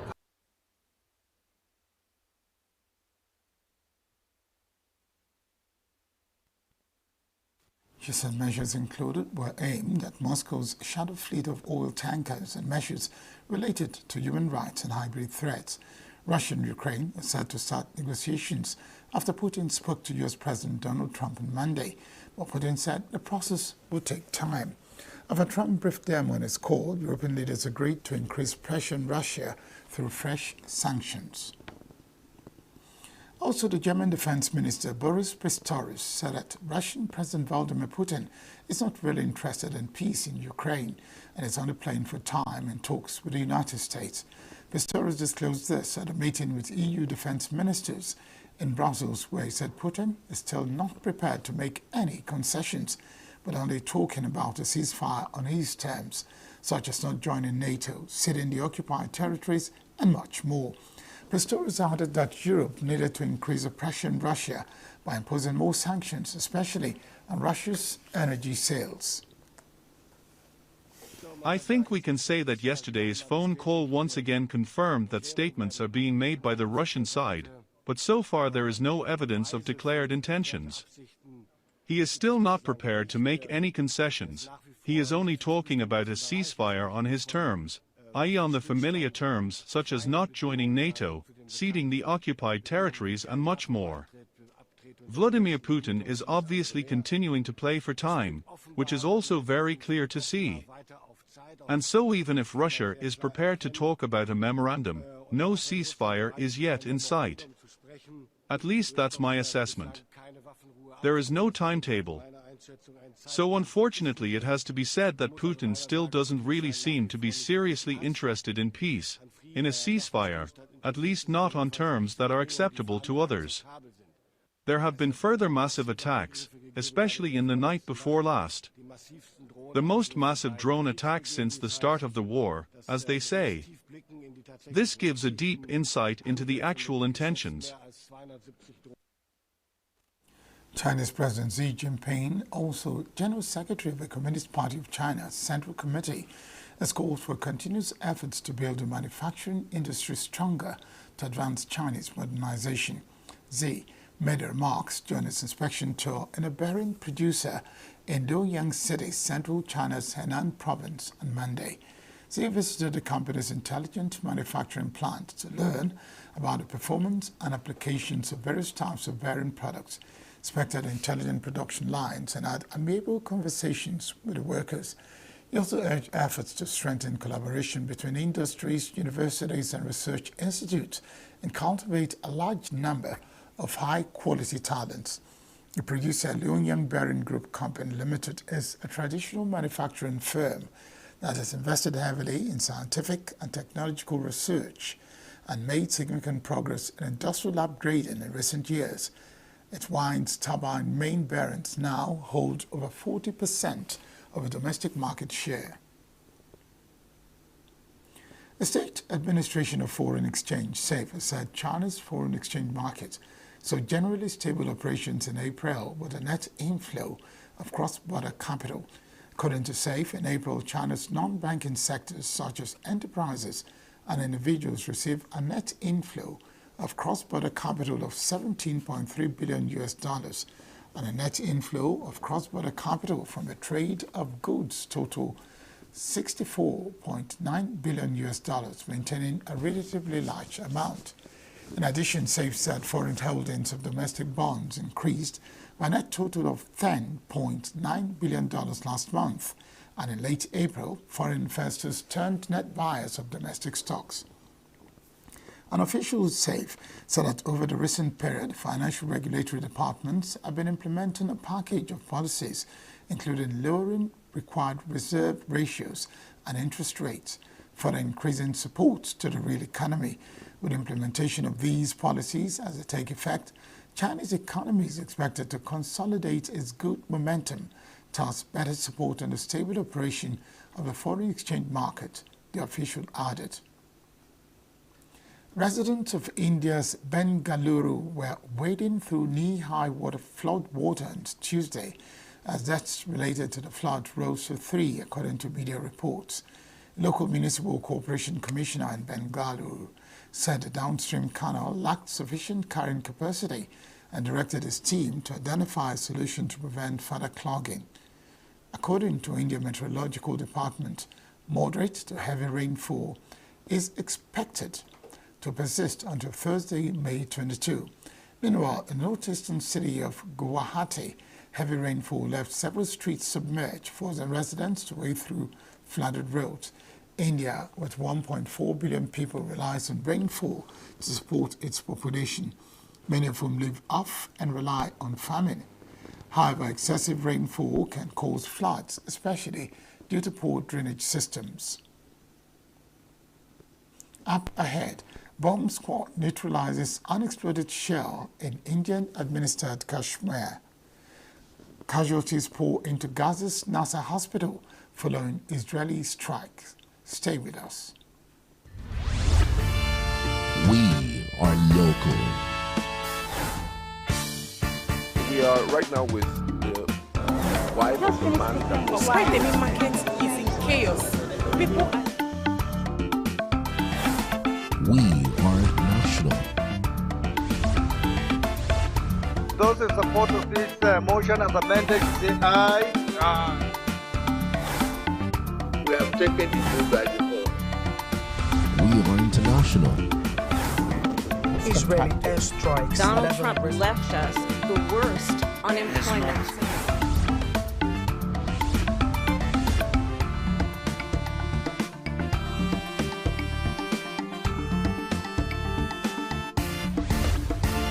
Signature TV, news in your pocket.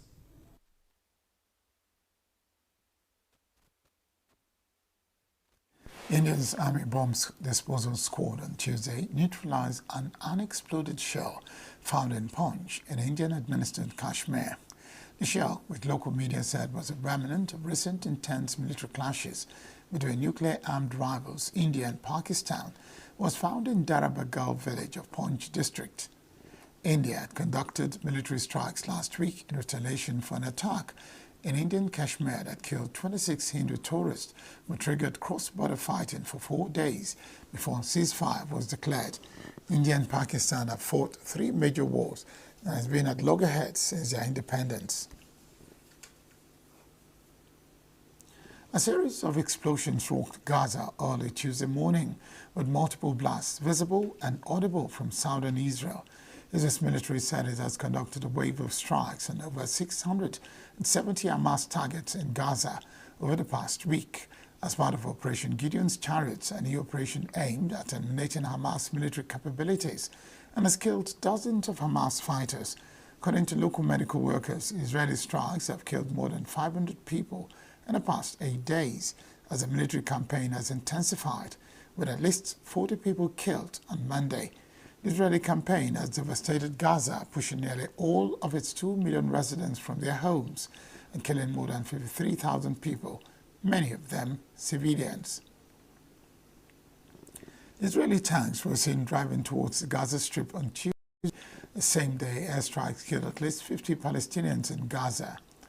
Israel continued its bombardment despite mounting international pressure to stop military operations and allow aid into Gaza unimpeded. Attacks were carried out on 2 homes where women and children were among 18 dead, and a school housing displaced families, among other areas, according to Gaza medics. Israel's military, which on Monday warned those in southern Gazan city of Khan Yunis to evacuate to the coast as it prepared for an unprecedented attack, had no immediate comment. Medics said the strikes were carried out on Khan Yunis and the areas to the north, including Day al-Balah, Nuseirat, Jabalia, and Gaza City. Israeli strikes have killed more than 500 people in the past 8 days as the military campaign has intensified. Israel's military said on Monday it allowed 5 aid trucks into Gaza after a more than 2-month blockade of food and other supplies. Palestinians in Gaza's Khan Yunis rushed into Nasser hospital on Tuesday, carrying casualties on carts and stretchers for Israeli strikes. Israeli military says it goes to great lengths to avoid civilian casualties, says Hamas uses Gaza civilians as human shields by operating within densely populated areas, humanitarian zones, schools and hospitals, which Hamas denies. The war erupted after Hamas-led militants attacked Israeli communities near Gaza's border on October 7, 2023, killing about 1,200 people, mostly civilians, and seizing 251 hostages. France's foreign minister said on Tuesday that Israel's easing of humanitarian aid access to Gaza is insufficient, warning its allies that a new offensive on Gaza had to stop or there will be consequences.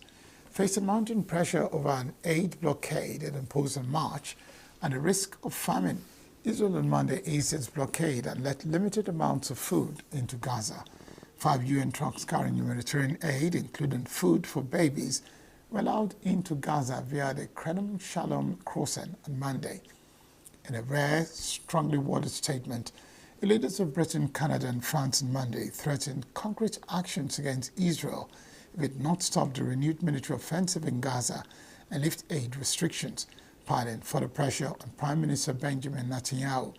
However, they did not outline what actions could be taken, and diplomats said the countries will remain prudent, given their close strategic partnership with Israel in the region. The fifth edition of the Qatar Economic Forum kicked off in the city of Lusail in Qatar on Tuesday, with multiple speakers including Qatar's Prime Minister Sheikh Al Thani. Al Thani, during the opening panel of the forum, said that the Gaza ceasefire negotiations in Doha in recent weeks have not led anywhere because of fundamental differences between parties. Al Thani dismissed concerns about Qatar trying to buy influence with its key ally after U.S. Senate Democratic leader Chuck Schumer introduced a bill on Monday that will prevent any foreign aircraft operating as Air Force One, plane that transports the U.S. president. The delicacy of that situation in the region right now is critical. And basically, we have seen that the continuation of this campaign and this way and this behavior, and it's not only in Gaza, but Gaza, West Bank, Lebanon, Syria, is something becoming unbearable. Yet you have seen that all of us as governments, as countries, we are calling for peace, we are calling for peaceful resolutions. During that visit, we had a wide range of topics that's been discussed, whether it's on the regional security.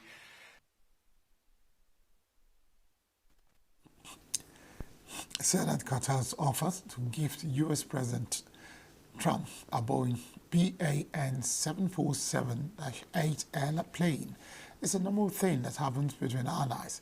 Trump shrugged off ethical concerns, saying it would be stupid to turn down the generous offer. He said the Boeing 747-8 would eventually be donated to his presidential library, a repository housing research materials from his administration, and that he had no plans to use it for personal reasons after leaving office. Then a different panel, Qatar's Minister of Energy, CEO of Qatar Energy, and Chairman of Qatar Airways, Saad Al-Kabi, spoke about oil and buying new planes. Al-Kabi said if oil fell below $60 a barrel, there'd be a decline in investment and power requirements would not be met, and added that Qatar, one of the largest LNG global exporters, was not worried at all about a supply glut in liquefied natural gas, LNG. Threats posed by leaders of Britain, Canada and France to impose concrete actions against Israel on Monday divided opinions from Israeli citizens. The joint statement said that if Israel does not stop a renewed military offensive in Gaza and lift aid restrictions piling further pressure on Prime Minister Benjamin Netanyahu, the Israeli military will start a new operation on Friday in order to ensure Israeli control over the enclave. Israeli residents in Jerusalem have spoken about the crisis and showed divided opinions. I think they're a bunch of hypocrites. They care more about virtue signaling to their voters than helping the situation in the Middle East. And if they truly wanted to help the Palestinian people, they would do everything to join the United States program of delivering humanitarian aid via foreign companies, and make sure that this aid won't go to Hamas, because the only way to help all sides in the Middle East is to kick out the Palestinian terror organizations from the regime. I think it doesn't matter. I mean, it's not about the other countries in the world. It's not about the other people in the world. It's about us. It's about the Jews, and about us understanding our place in the world and our meaning and our purpose. And if we know, if we are willing to commit to who we are and what we're supposed to do and how we're supposed to behave, for better or for worse, then things will be better. And it doesn't matter what other people think. What matters is how we act, how we behave. Yemen's Iran-aligned Houthis has announced what they called a maritime blockade on Israel's Haifa port in response to Israel's ongoing conflict in Gaza. The Houthis have continued to fire missiles at Israel, including on Ben Gurion Airport near Tel Aviv. In what they say is solidarity with Palestinians in Gaza, although they have agreed to halt attacks on U.S. ships. The missiles launched by the group on Israel were mostly intercepted. Israel has carried out strikes in response, including one on May 6 that damaged Yemen's main airport in Sana'a and killed several people. Honda Motor said on Tuesday that it was scaling back its investment in electric vehicles given slowing demand and will focusing on capturing growing demand for hybrids with new models. CEO Toshihiro Mibe in a news conference said the automaker has lowered its planned investment in electrification and software through the 2030 business year to 7 trillion yen from 10 trillion yen previously. Honda said it expects to sell 2.2 million to 2.3 million hybrid vehicles by 2030. It has not released a total sales target for that year.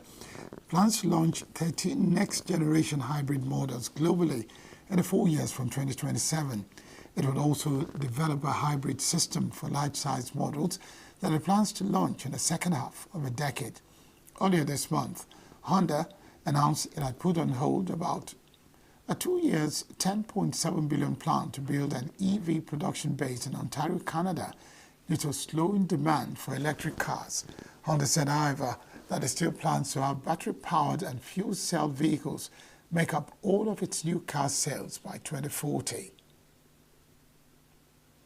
Taiwan's Foxconn, the world's largest contract electronics maker with NVIDIA, has announced it will build an artificial intelligence center in phases targeted to have 100 megawatts of power.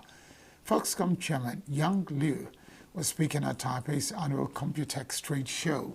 Said the AI data center will require massive power and will be built in phases, with some planned in the southwestern city of Kaohsiung and others potentially located in other cities across Taiwan, depending on power availability. NVIDIA CEO Jensen Huang, speaking at the same event, said the AI center was for the whole Taiwan ecosystem to use. Still to come, 1 year into presidency, Taiwan's president reiterates willingness to talk to China. U.S. sends 38 migrants to Honduras and first voluntary deportation. This and more after the break. We are local. We are right now with the wife of the man that was... Why the main market is in chaos. People are... We are national. Those in support of this motion as amended, say aye. Aye. We have taken the vote by default. We are international. Israeli airstrikes. Donald Trump left us the worst unemployment.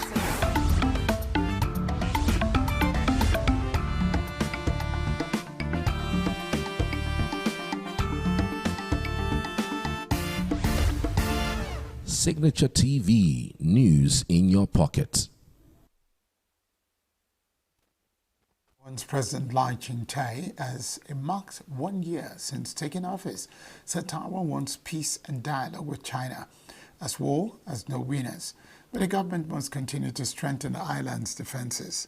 Speaking to reporters at the presidential office in central Taipei, Lai said Taiwan's people love peace, but cautioned that to seek peace, Taiwanese cannot have dreams nor illusions.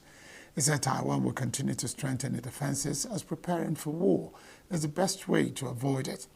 China calls Lai a separatist and has revoked its multi-offers for talks. Lai rejects China's sovereignty claims over the democratic and separately governed island, saying only Taiwan's people can decide their future. A government spokesman said last week that Taiwan could not rule out the possibility China could mark the anniversary with more military drills. The New Zealand government has deferred the vote over the rare suspension of 3 indigenous lawmakers from Parliament for the performance of a haka, the Maori ceremonial dance, during the reading of a contentious bill last year. Parliamentary Privileges Committee last week recommended temporarily suspended the 3 Chair-Party Maori parliamentarians for acting in a manner that could have the effect of intimidating a member of the House. Members performed the haka last November ahead of a vote on a bill that would have reinterpreted a 1984-year-old treaty between the British and indigenous Maori. The committee said co-leaders of the Chair-Party Maori should be suspended for 21 days, and Chair-Party Maori representatives suspended for 7 days. Chris Bishop, the leader of the House, said delaying the vote would allow the suspended members to participate in the federal budget on Thursday, May 22. The vote will take place following the budget, is said. El Salvadorian authorities have arrested a prominent human rights and anti-corruption lawyer of accusations of embezzlement while she served as a state official. Ruth Lopez is the Anti-Corruption and Justice Director of Cristosal, one of the country's leading non-governmental human rights organizations. Police arrested her at her residence on Sunday. The Attorney General's office linked Lopez to a case against the former president of El Salvador's Electoral Tribunal, Eugenio Chiquez, who was detained in February of accusations of illicit enrichment. Human rights organizations accused Bukele of co-opting the justice system and imprisoning innocent people during a year-long state of emergency. Bukele rejects the allegation and says he has made the country safe. The first group of Hondurans returning voluntarily through the USGBP Home Program arrived on Monday at Ramon Videla Morales International Airport in Honduras. A total of 38 people arrived, of which 19 were minors, including 4 US-born children and 1 of Mexican nationality, according to Honduran media outlet La Prensa. CBP Home, which migrants access through the CBP Home app, is part of a U.S. Department of Homeland Security program that offers migrants financial and travel documents support for stated travel back to their home country or another country where they have lawful status. Each Honduran returnee under the program receives a USD $1,000 card upon confirmation through the app that return has been completed, according to the Homeland Security website. Honduran returnees also receive assistance from the Honduran government to facilitate their reintegration, said Migration and Foreign Affairs Director Wilson Paz.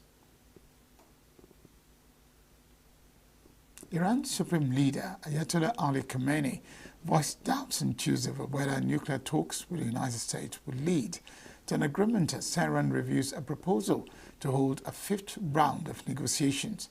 Despite expectations that a 5th round of negotiations might take place over the weekend in Rome, nuclear talks are on shaky ground, as both Iran and the US have clashed on the issue of nuclear enrichment. Deputy Foreign Minister Majid Takhravanchi said on Monday that talks will fail if Washington insists Tehran refrains from domestic enrichment of uranium, which the US says is a possible pathway to developing nuclear bombs. Tehran says its nuclear energy program has entirely peaceful purposes. Hundreds of ride-hailing drivers staged protests on Tuesday in several cities in Indonesia to demand higher pay and reject a planned merger between the country's largest tech company, GoTo, and US-listed ride-hailing firm, Grab. In Jakarta, the protest was centered near the president's office, parliamentary buildings, and the office of the Transportation Ministry, where hundreds of drivers gathered, wearing their trademark green jackets and helmets. Drivers delivered speeches using loudspeakers and carried posters criticizing what they called unfair and exploitative company policies. Drivers also rode in a convoy through some Jakarta's main streets, holding flags. Ride-hailing services, especially motorcycle taxis, are a critical part of the transport landscape in Southeast Asia's largest economy, especially in big cities. GoTo's unit, Gojek, with more than 3.1 million motorcycle drivers, and Grab have dominated Indonesian markets for years. U.S. President Donald Trump pledged changes to the Kennedy Center for the Performing Arts on Monday, promising to revive what he called a neglected institution and elevate it into a new era under his leadership. Speaking at the board dinner in Washington, Trump said the Kennedy Center, long considered a bipartisan cultural landmark, will now reflect what he described as a renewed focus on family-friendly programming and American cultural pride. In his speech, Trump criticized past Kennedy Center programming, calling it as strayed from its purpose, while highlighting plans to restore classic Broadway performances such as Les Miserables and Phantom of the Opera. The president said the Kennedy Center will play a key role in upcoming national celebrations, including the 250th anniversary of the country's founding, the 2028 Summer Olympics in Los Angeles, and the 2026 FIFA World Cup.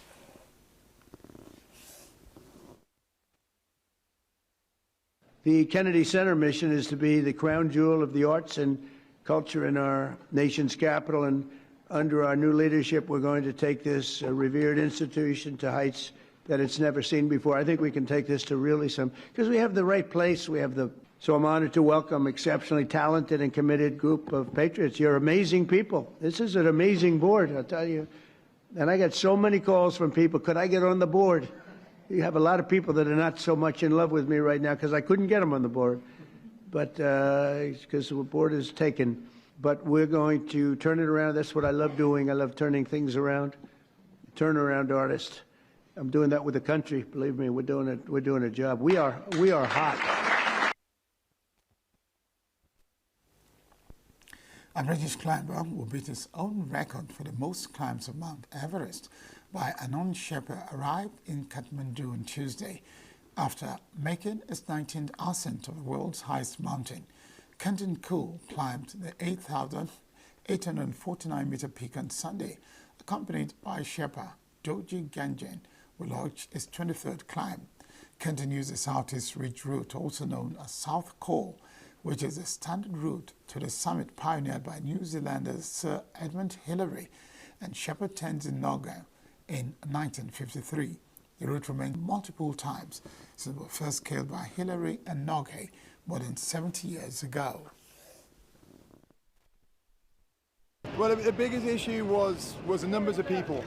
Everest is a super popular mountain, and just because of the weather, everybody came together on the 18th. So the main difference was trying to navigate all those people. And not everybody was super experienced. To come to Nepal with a with a client Richard here, work with my Sherpa friends Dorji, it's great, absolutely great. I love coming to Nepal. I love Nepal. Yeah, I mean climate change has definitely affected the icefall. Is drier. There's less snow in the icefall. There's a lot more rock in the icefall. But the higher part of the mountain is as snowy as it's ever been. There's a weather station near the top, and that's been buried by snow over the last 2 or 3 years. The site of the U.S. Open will undergo an $800 million transformation with a top-to-bottom modernization of a famed Arthur Ashe Stadium and a new player performance center planned for the sprawling Queens campus. Work at the USTA Billie Jean King National Tennis Center will be completed by the 2027 U.S. Open, with construction taking place in phases. To avoid any interruption of the 2025 or 2026 editions of the tournament, the project will be entirely self-funded by the USTA without the use of any public funds or taxpayer money, Sports National Governing Body said, calling it the largest single investment in U.S. Open history. The Arthur Ashe Stadium upgrades include the addition of a new grand entrance to the facility, 2,000 new seats to be courtside level ball, and 2 new luxury suite levels. A 2-story, 250 million player performance center would include expanded indoor and outdoor fitness and warm-up areas, improved indoor player dining facilities, and redesigned locker rooms that promise a spa-like experience. Innovations are a far cry from the days when players could expect a keg of beer in a men's locker room to be the best amenity on offer. Four-time winner John McEnroe told reporters at a Manhattan event The announcement comes 7 years after the USTA completed a 5-year, $600 million renovation project at the grounds. The more than 14,000 capacity Louis Armstrong Stadium opened in 2018 to replace the 1978 stadium of the same name, boasting a retractable roof. Independiente beat host Boca Juniors 1-0 in the quarterfinals of the Argentine Apertura tournament on Monday, thanks to a second-half strike by defender Alvaro Agunlo. Independiente, who will play Huracan for a spot in the final, struggled in the first half, but came alive in the second with Angulo sealing the victory with a superb finish just after the hour mark at La Bombonera. As Boca looked to make a quick break from an Independiente corner, Colombian intercepted the ball and raced back into the box before slipping inside defender Antion Costa and firing high over the goalkeeper's head. Boca next faced Atletico Tucumán in the Copa Argentina before starting the Club World Cup campaign in the United States. Manchester City manager Pep Guardiola said on Monday that midfielder Kevin De Bruyne is the second-best passer he has ever worked with after Lionel Messi.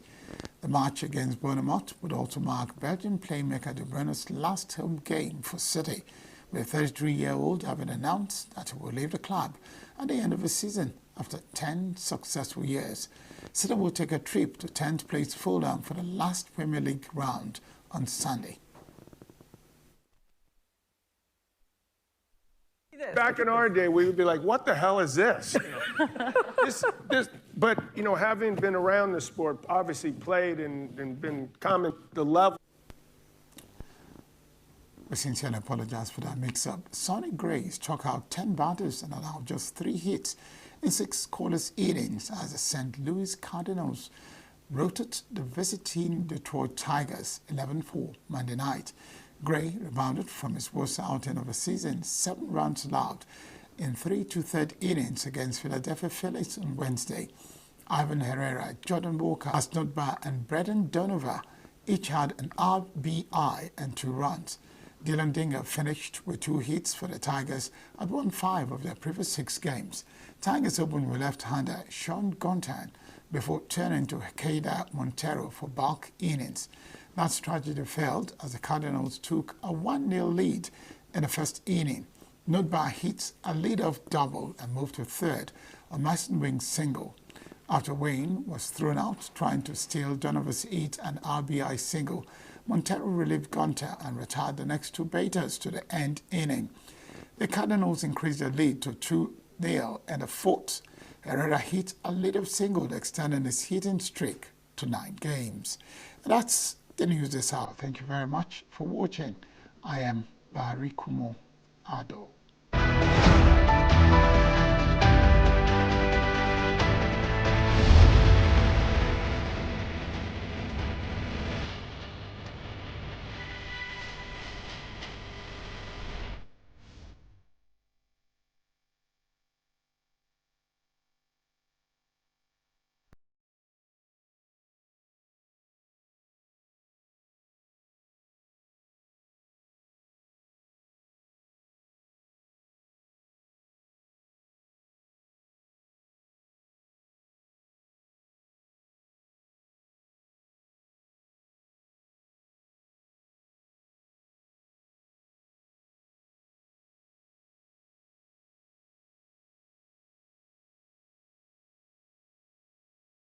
From different parts of the state had gathered to partake in the sharing of the rice packaged in 10-kilogram bags for the celebration of Christmas. The program, designed to put smiles on the faces of people, ended in agony, leaving many families to mourn their loved ones. The Anambra State Police Commissioner, Obono Itam, who visited the scene to assess the situation and as well condole with victims' families, revealed that investigation is going into the matter. Anambra State Governor Professor Chukwuma Soludo has, in a press statement by his Chief Press Secretary, Chris Aburime, said government was going to probe the incident, while more effective crowd management measures must be put in place for sharing such palliatives in future. Reacting to the incident, a public affairs analyst, Charlie Oyeka Moore, blamed the stampede on what he called failure of government in Nigeria to provide hope and succor for citizens. But then it is a manifestation of what has become of Nigeria today. When people say when people hear there's free food, free rice here, people troop out in their thousands to see if they can feed. And that shows how poor, how hungry Nigerians are today. It is really unfortunate. But the fact remains that it will serve as a lesson to government to see how they can ameliorate the sufferings of Nigerians by looking at its own policies. Government policies are hitting hard on people. People are no longer, people can no longer feed themselves. They've turned us into beggars. And that is why this kind of thing happens. An evangelist, Ferguson Okmara, while regretting the unfortunate incident, enjoined other philanthropists to go on with such philanthropic gestures. He displayed a sense of charity, knowing fully well the condition of Nigeria today, that a lot of people are handicapped. For a social commentator, Vitus Eleweke, the incident has to do with impatience and insatiable quest by some of the people that besieged the venue that fateful day. He reasoned that the situation would have been better managed if only the poorest of the poor had come out to benefit. The man who had been, Obi Jackson, had been doing this for many years, and all this thing have been going smoothly. So only God knows what happened this year. And people attribute to poverty and hunger. For me, I don't think poverty and hunger is it. It is simple greed among our people. That one will go and pack. Some people have packed up to 3 to 4 bags, and so I'm coming back to pick another one. So it's a function of greed and nothing more. It remains to be seen when the greater percent of the over 200 million Nigerians would rise above the prevailing level of abject poverty in the country. Over 200 residents cancelled their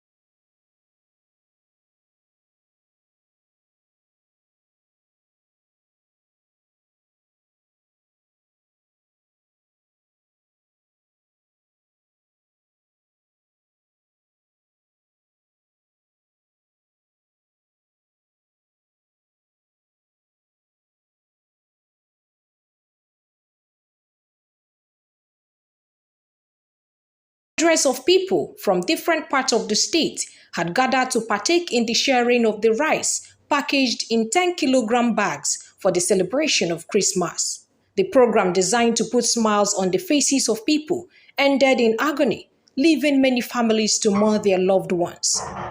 The Anambra State Police Commissioner, Obono Itam, who visited the scene to assess the situation and as well condole with victims' families, revealed that investigation is going into the matter. Anambra State Governor Professor Chukwuma Soludo has, in a press statement by his Chief Press Secretary, Chris Aburime, said government was going to probe the incident, while more effective crowd management measures must be put in place for sharing such palliatives in future. Reacting to the incident, a public affairs analyst, Charlie Oyekamor, blamed the stampede on what he called failure of government in Nigeria to provide hope and succor for citizens. But then it is a manifestation of what has become of Nigeria today. When people say when people hear there's free food, free rice here, people troop out in their thousands to see if they can feed. And that shows how poor, how hungry Nigerians are today. It is really unfortunate. But the fact remains that it will serve as a lesson to government to see how they can ameliorate the sufferings of Nigerians by looking at its own policies. Government policies are hitting hard on people. People are no longer, people can no longer feed themselves. They've turned us into beggars. And that is why this kind of thing happens. An evangelist, Ferguson Okmara, while regretting the unfortunate incident. So their weekend engagement to take advantage of the public health service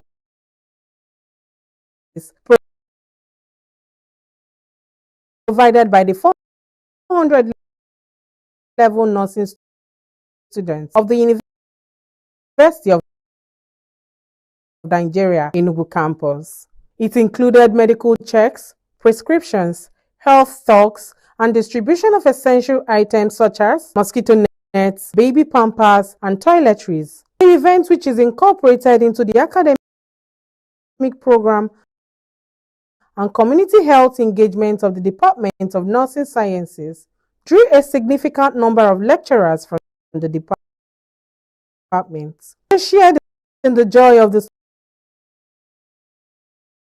students as they marked the completion of their 6 weeks public health course with the theme, Breastfeed the Child, Build a Community. Beneficiaries of the program, including elderly women and nursing mothers, expressed their joy and appreciation for the initiative, which they saw as very thoughtful and innovative. They commended the school management for bringing healthcare services to their doorstep. Because I didn't know that people will, come and I'm very happy because this is the first time that I'm doing it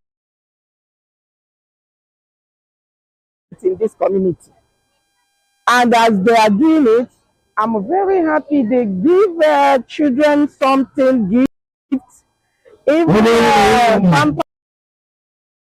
pampers, toilet roll soap, even this nets is, we don't say the time that they have given us this thing. So from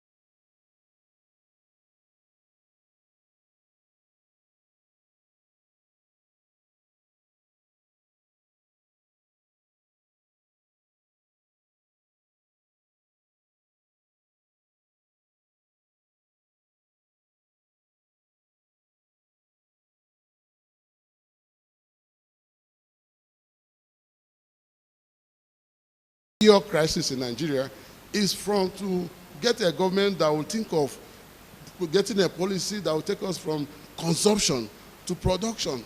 It will not take us 6 months or 1 year for any government to plant, to build agricultural concerns everywhere and plant, go to farms and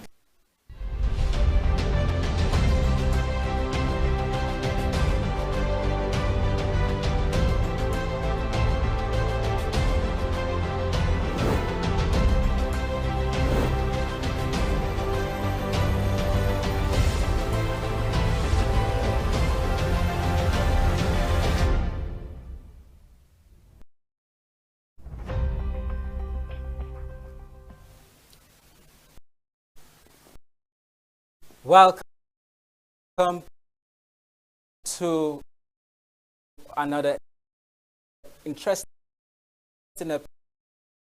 episode of From the Correspondent on Signature TV. I am Emmanuel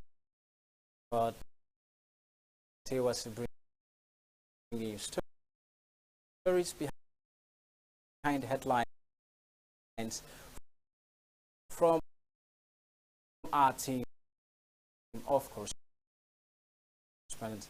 Make sure you stay tuned for today's stories because I promise to be an interesting edition. On our lineup today, we have Anambra State launch a solution lens platform for project transparency and citizen tracking. Then we'll look at road prevention.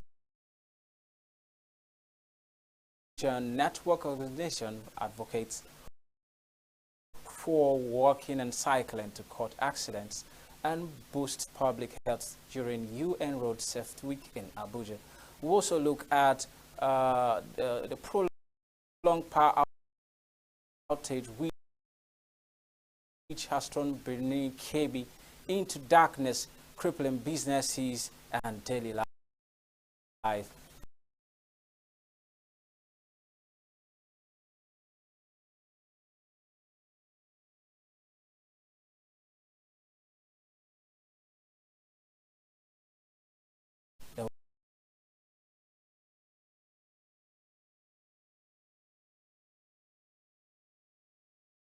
Also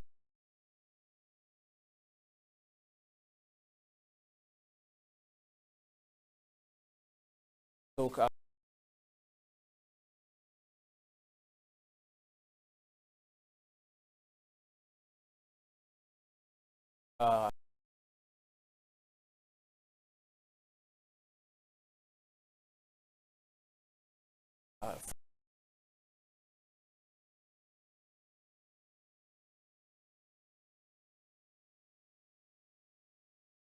from ENUGU.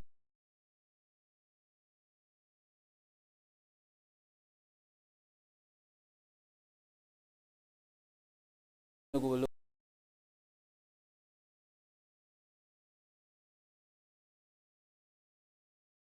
look at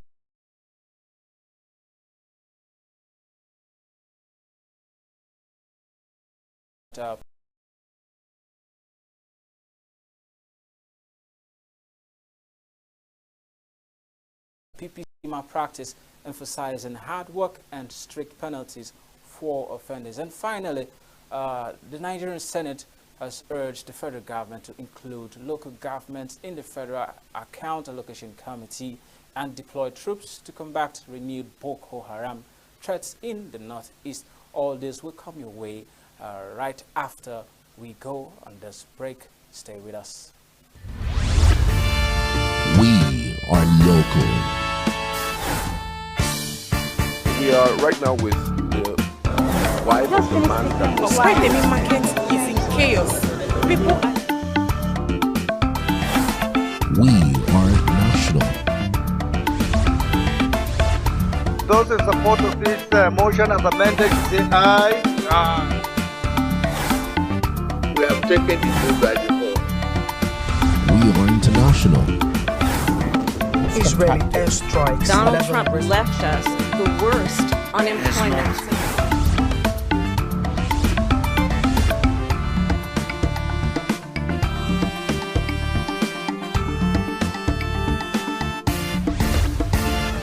Signature TV, news in your pocket. Welcome back. If you're just joining us, this is From the Correspondents.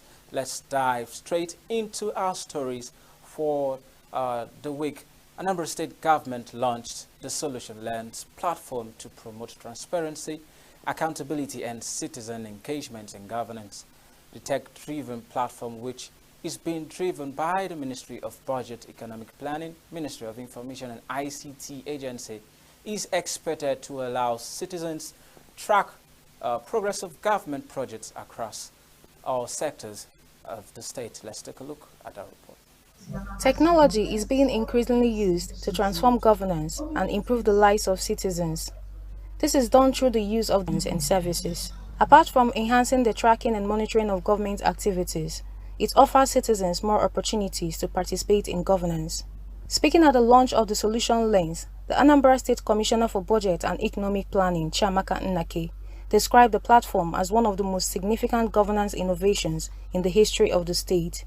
She said the platform offers people of the state an opportunity to hold the government accountable. So we think that beyond, because that's the only way we can reach here, we can actually get those evidence. Yes, I know that in your community at least, even if you don't get to see at least someone in the community can be the spokesperson from the community and we can hear their voice.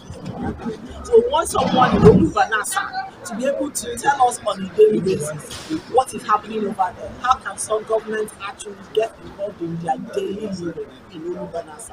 So this is not just trying to get governance made easy, getting the citizens and government on the same table. In fact, the platform is a table where everybody gets to decide, okay, this is what is happening in this community.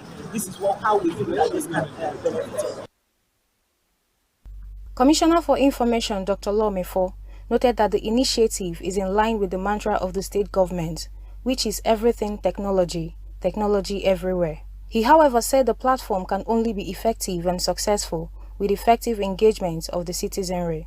The co-chair of the Open Government Partnership in Anambra State, Chris Azo, said Solution Lens aligns with the principles of open governance, especially in giving citizens active voice in democratic governance. He commended the state government for adopting global standards in transparency and citizen participation.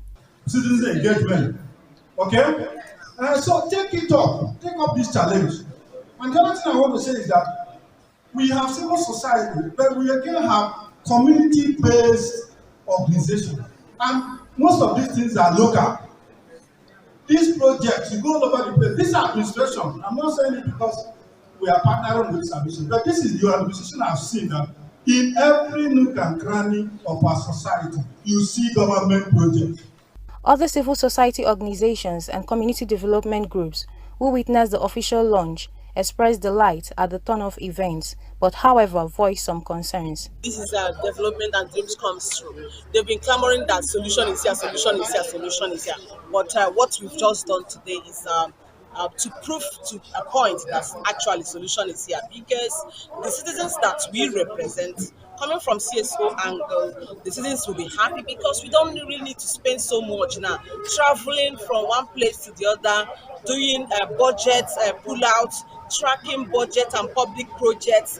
Right now, when you use solution link and hashtag, when you go through the link, you can also engage a ministry that you want to visit what they've done. When you do that, you go back to the field now to verify, to say that, to ascertain what is also already in the public domain using government platform.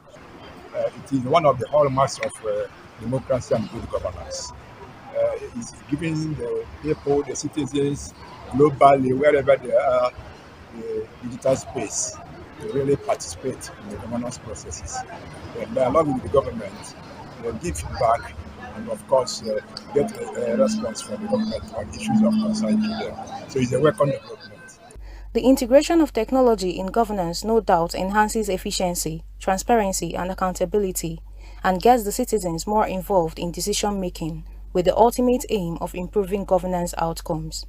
Precious Chagora, reporting for Signature TV News. The non-governmental organization Road Accident Prevention Network is making a strong case for promotion of the culture of walking and cycling to reduce accidents and promote public health. The Chief Executive Officer of the organization, Prince ENUGU, made the call at the commencement of the United Nations Road Safety Week held in Abuja, which focused on walking and cycling as a strategy for safety on the road. Correspondent Chimezel Nzedima reports that the Road Safety Week was organized in conjunction with major ministries and agencies concerned with road safety.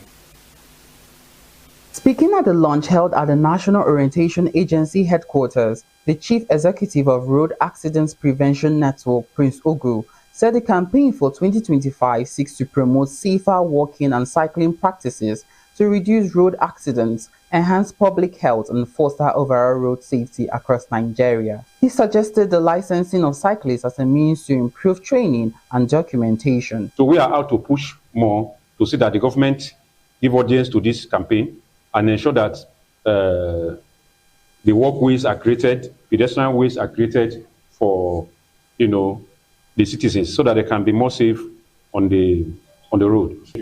Licensing bicycle riders in Nigeria is very, very good because it gives them security. It gives us a good data. You have a data of those who are riding bicycles in your country. You can call them for training, you can call them for empowerment, and so many other things, including sport. Mr. Abubakar Usman, who represented the Federal Ministry of Transportation, underscored the need for sustained dialogue on road safety and the creation of policies that improve pedestrian and cyclist access to roads. Henrietta Onyeneke, Director of Narcotics and Drug Abuse Division at the Federal Ministry of Health, spoke of the ministry's effort to align with WHO policies by formulating strategies against alcohol consumption to curb intoxicated driving. She also advocated for greater public awareness on the health benefits of walking and cycling. We encourage walking and cycling, and in our policy making, we are equally trying to see how we make a provision for these road walkers and cyclists to have their own access roads in the nation. The ministry is in the process of developing a national policy on alcohol based on WHO initiatives, which we call SAFER. So in that regard, we want to say that everyone is on board this development, and as much as possible in the area of access and control, that will be managed, because if we do not manage it well, we can imagine what it will expunge to in terms of mental illness or mental situations that comes with the harmful use of alcohol. Indulging in walking and cycling is a very good habit and lifestyle that everyone should be encouraged to embark upon. Also present was DCC Choma Ekeocha, representing the FCT Sector Command of the Federal Road Safety Corps, FRS, CCCI Muta. She stressed the potential of the initiative to drastically reduce accident rates, stimulate the economy through increased bicycle sales, and call for dedicated cycling lanes. She clarified that licensing cyclists was not currently under consideration. The National Union of Road Transport Workers, represented by Rufia Moji, assured that cyclists would not face fines or ticketing, adding that their officials are well trained to support vulnerable road users. If this cycling is included in the transport system, because children will be using bicycles to school and everybody will be walking on their own track, then it improves the economy, because the seller of the bicycle will sell more. It's not a mandate to license bicycle riders. You are free to ride your bicycle anywhere, but not on the express. Don't go to the express. You can ride your bicycle within the safe areas, not that you take it to where you will be hit down. So the issue of issuing a ticket or payment is related to the law. We are not on that. But all our leaders are going to work on how to observe the other road users. They should be very careful and allow the other users to cross, and whatever they do, they should do it within the cycle of their training or the profession. Authorities remain hopeful that the campaign will significantly cut down road traffic incidents involving pedestrians and cyclists, while encouraging more Nigerians to embrace walking and cycling as a safe, healthy, and eco-friendly alternative to vehicular movement. In Abuja, I am Chimize Zadima for Signature TV.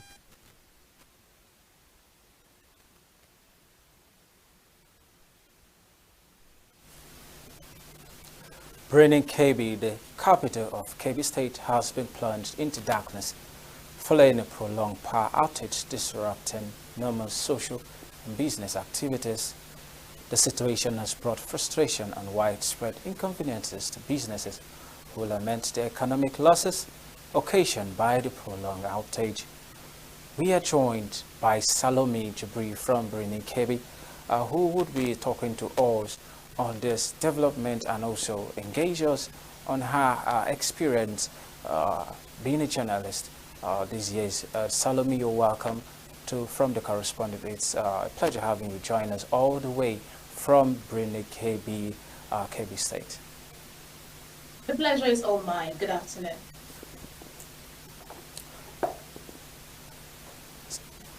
All right, Salome,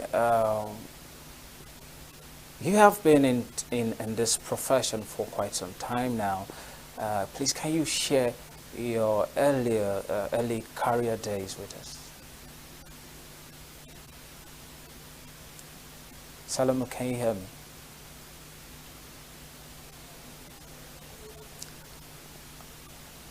All right, we seem to be having a bit of network hitches, but joining us there is Salome from Brini Kebbi.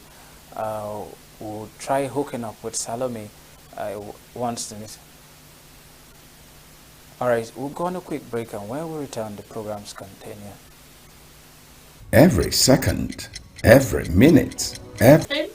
And ever consoled that the process is a good one, and learning indeed has continuously commenced.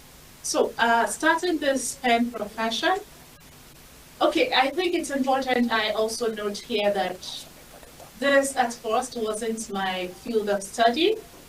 I have at first a different discipline. And then the pen profession happens to be something I've always admired, watching programs on TV, listening to the radio, going through the print media, there is the newspaper. It's something that used to be a dream. So beginning this profession, for me, was like a dream come true. This is not to forget the fact that it was never easy. How do I mean? At first, I had this, okay, I started with the radio and I still do the radio. There was this fear, you know, the phobia. There was the first time I had to take news live, I was panting. It was not easy at all. And at some point I was, are you sure you can do this?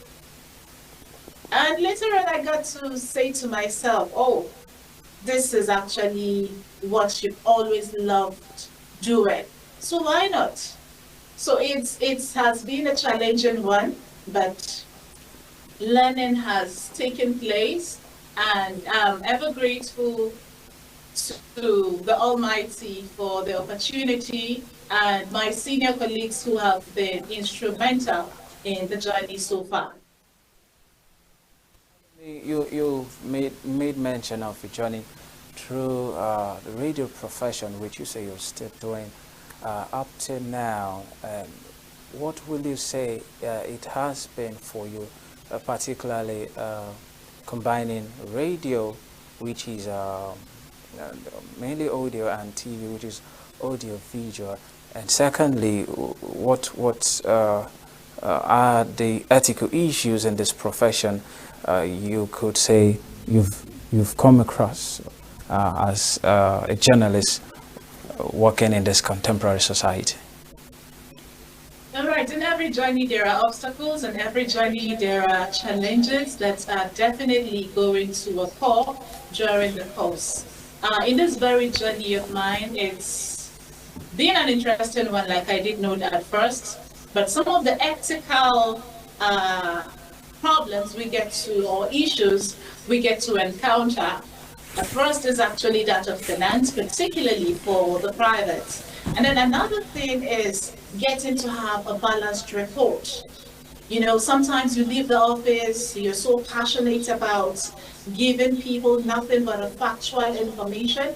And then at the end of it, you're on the field trying to gather the data, but you don't get to have people give you the necessary cooperation. What do I mean? There are times when you get to see that you go, meet particularly, possibly the affected area, if at all something had happened.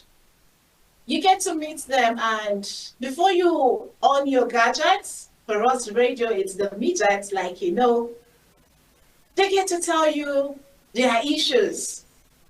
They get to confirm what you heard even before leaving the office. But as soon as you tell them, okay, could you please grant me audience? Is it possible I record you? This is what I'm here for. That's where you get to hear some issues. One of the experiences I will never forget was that of one of them that did happen was the one of the issue of shop allocation in the Brainy Kebbi Central Market. I had to duty called and I answered. I was in the market that very day, and you know, I was able to, with my little knowledge of Igbo language, I was able to get one of the non-indigents talk to me. And he was very much free at first, registering his displeasure. According to him, before the about 3 shops in his possession. But as for now, the market got burned, and then later on, shops were allocated, and he struggled. According to him, he even had to buy from another person. He was able to tell me all that had happened, and then I said to him, okay, sir, can you please say this into my gadget? I'm sure it will get to the appropriate quota. And immediately he got scared. He said, no, do you want them to kill me in the middle of the night? You know, the fear of the unknown. And that was how we didn't get to have the necessary data for that particular assignment. That's not to say that it was not done, but it would have been done better if he had given us the much needed attention and also assistance. So you get to have issues in gathering accurate reports, balanced report. And then another issue we get to see is the issue of journalists becoming biased. Personally, I've had a senior colleague meeting me to jokingly, he said to me, Salome, most times see that there is influence. What do I mean? There are times when you get to see that this is the right thing. Oh, that reminds me of an issue that happened in this very land of equity in this part of the country. It rained heavily, and some shops were affected, some houses were affected. As a passionate journalist... All right, Salome, sorry for cutting you short. I would also like to I would like to, you made mention of some of this interesting or human angle reports that often at times go unreported due to fear. You know, as a journalist, we had advised to always employ our investigative skills to ensure that we get the needed information without, you know, breaking the law in that, as the case may be. How do you think we journalists can actually balance the aspect of investigative journalism with ensuring that we don't trample on other people's rights or of privacy and right to hold their own opinion? You know, how do you think we can go about this? For me, one thing that has always worked for me is actually patience. I personally had an experience while trying to report a particular incident in the States, and I visited 3 times with no success. At some point, something in me was like, you've tried. Maybe it's never meant to be. But then something in me also did say that, no, I mean, you have started a good journey. So why stop here? Why stop now? Luckily enough, I left the house that day. I didn't even report to the office first. I went to that affected area, and behold, I met the woman, and she said to me, Madam, you know they tire. And I laughed. I said to her, Mama, now what would they do? We no fit tire. And then she smiled. And immediately she was able to speak to the young men that were expected to assist me in gathering my data. So it was a very positive one. What am I saying? Patience will go a long way for us.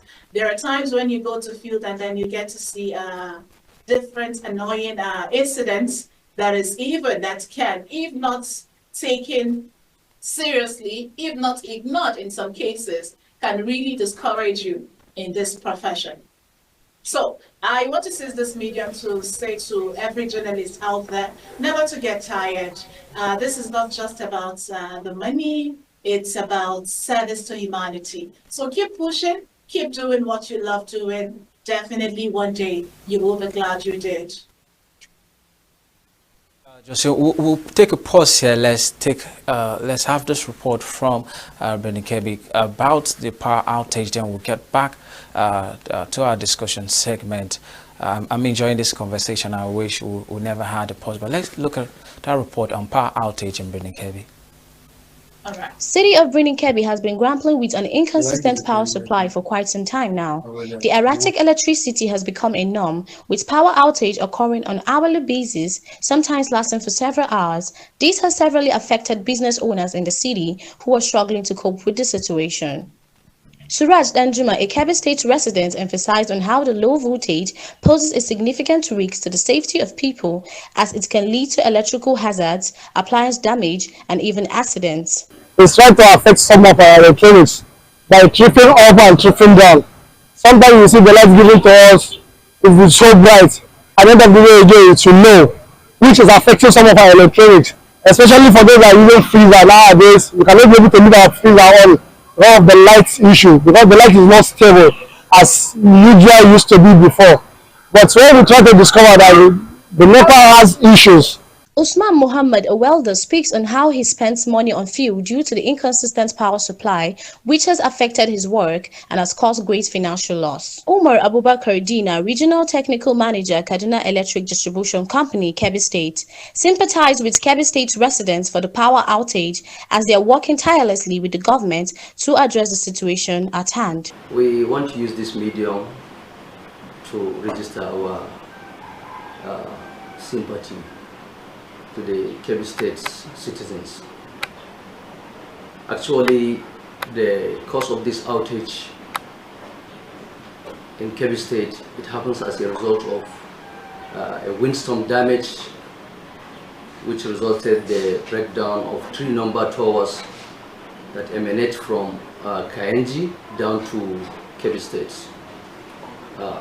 Presently, it affects not only Kebbi State, but also Sokoto State, and then Niger also is affected.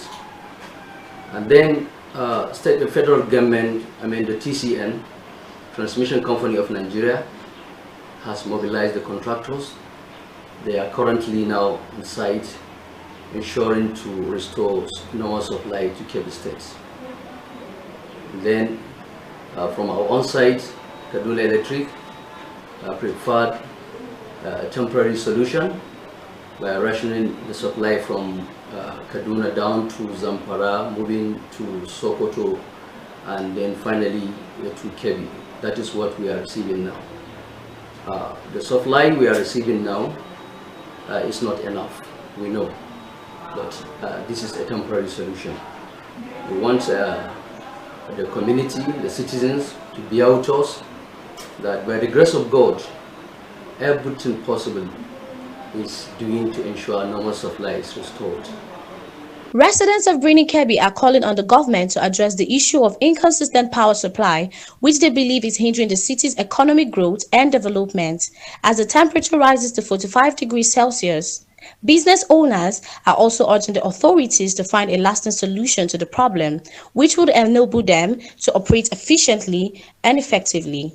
From Birnin Kebbi, Excellence Benjamin reporting for Signature TV. Welcome back. You're still watching From the Correspondent on Signature TV, and I've been talking to Salome Chubri all the way from Birnin Kebbi. We just watched this report from Kebbi about power outage, and we're going back to Salome where we'll continue our discussion. Salome, if you can still hear me, this report we just watched highlighted the challenge you are facing over there in Kebbi. Can you give us a bit of an update if there have been any change? The government official in this video did say that there's a form of rationing. How true is this? Have you confirmed this? Or is there any new development to this particular issue of light outage?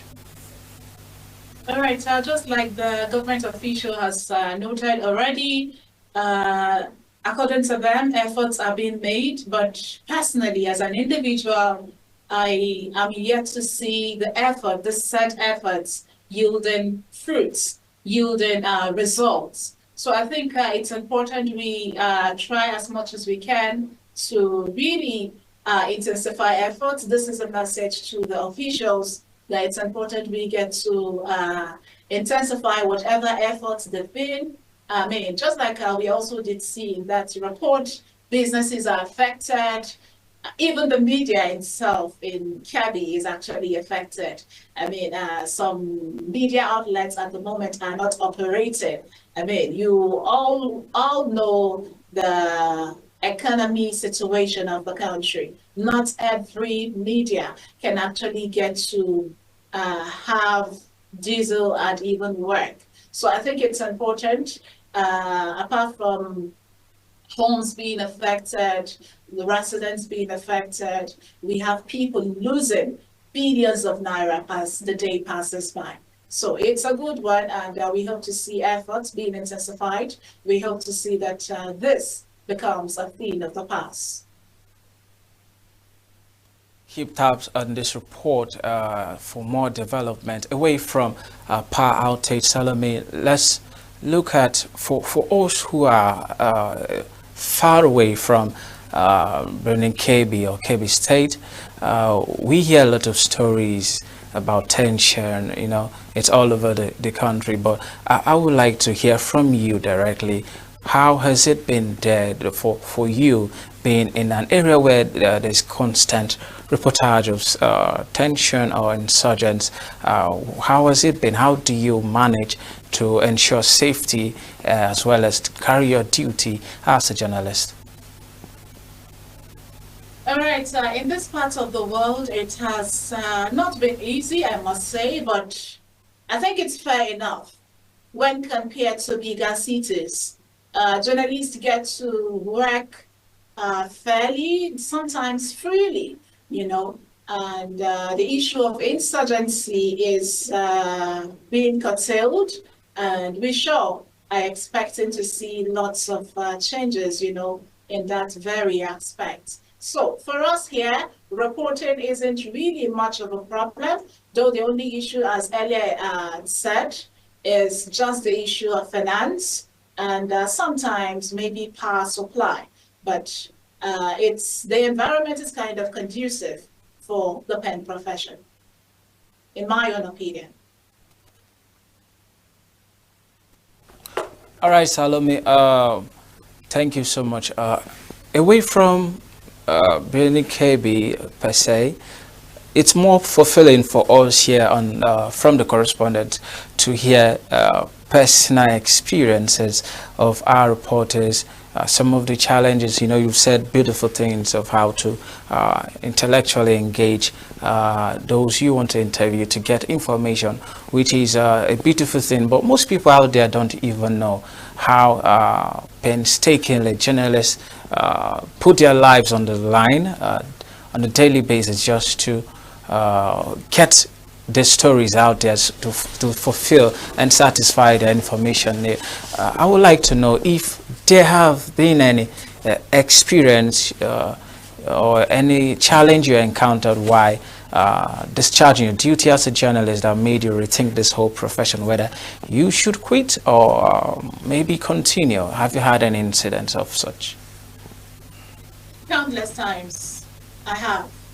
I have actually countlessly get to rethink, get to really meditate, and get to even ask myself some rhetorical questions to whether to quit or continue this profession. But like I tell everyone that cares to listen, journalism isn't a job, isn't a profession that you get to get all the wealth in this life. No, it's about service to humanity.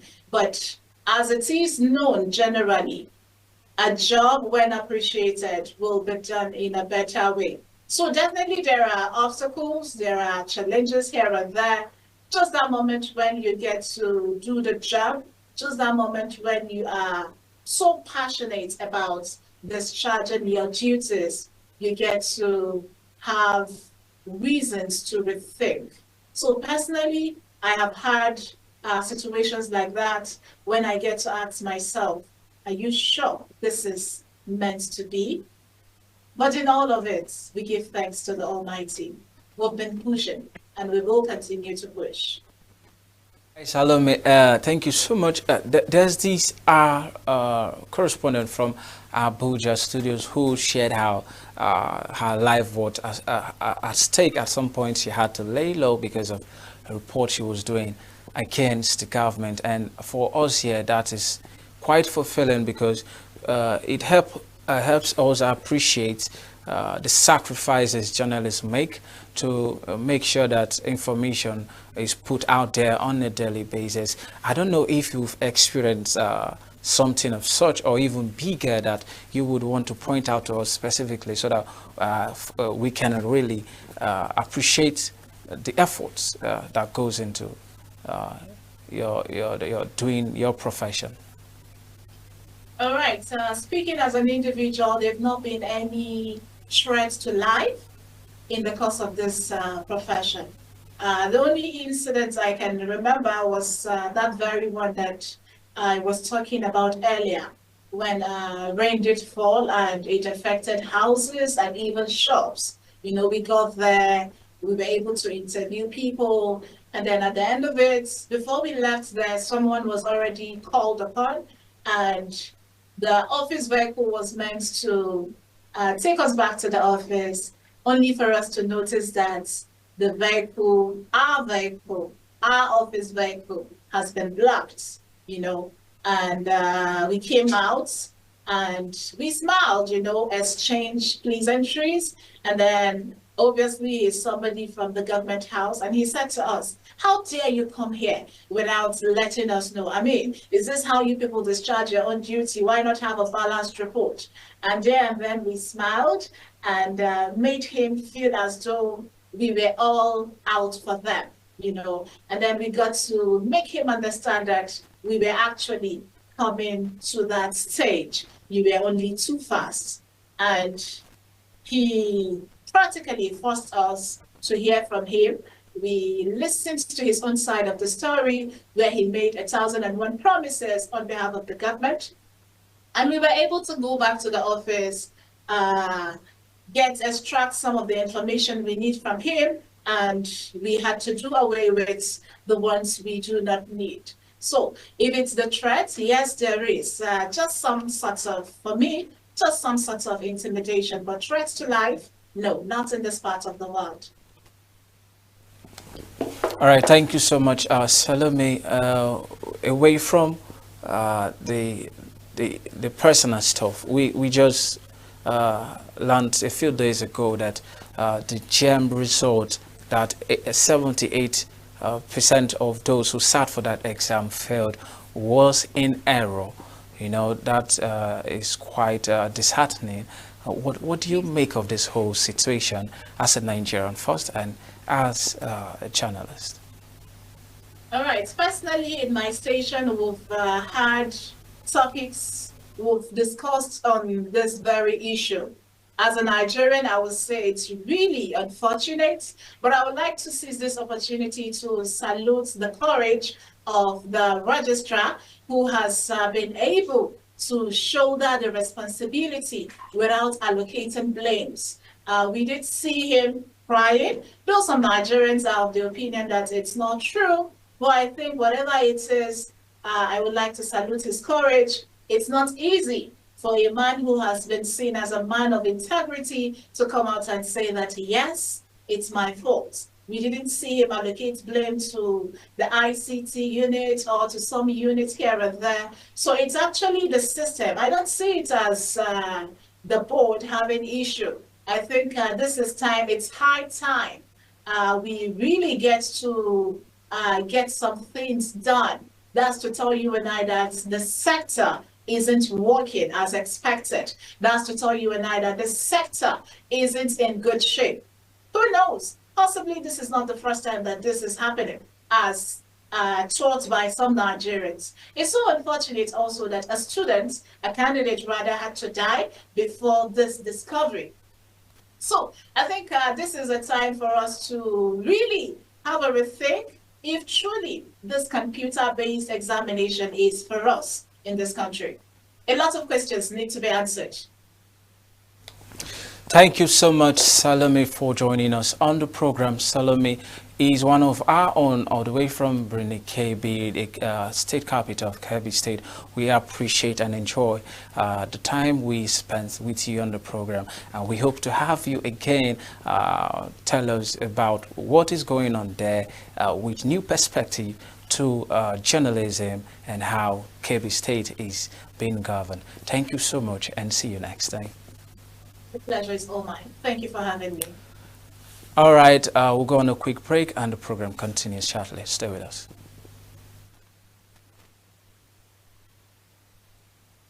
Every second, every minute, every day. And psychological damage on these students.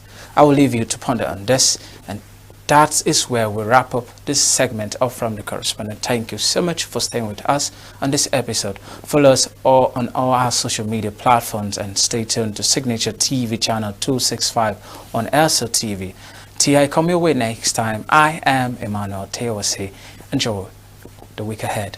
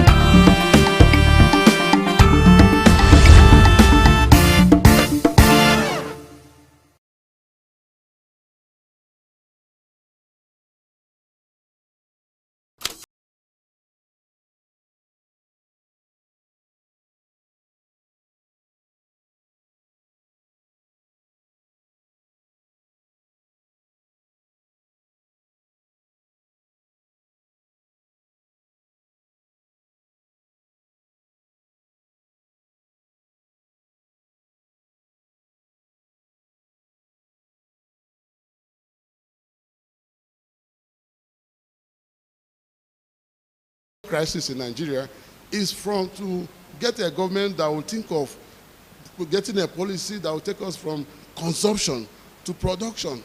It will not take us 6 months or 1 year for any government to plant, to build agricultural concerns everywhere and plant, go to farms and get people to farm. And Nigeria, we do not have any reason why we should be begging for food in Nigeria, because more than 75% of Nigerian lands are uncultivated.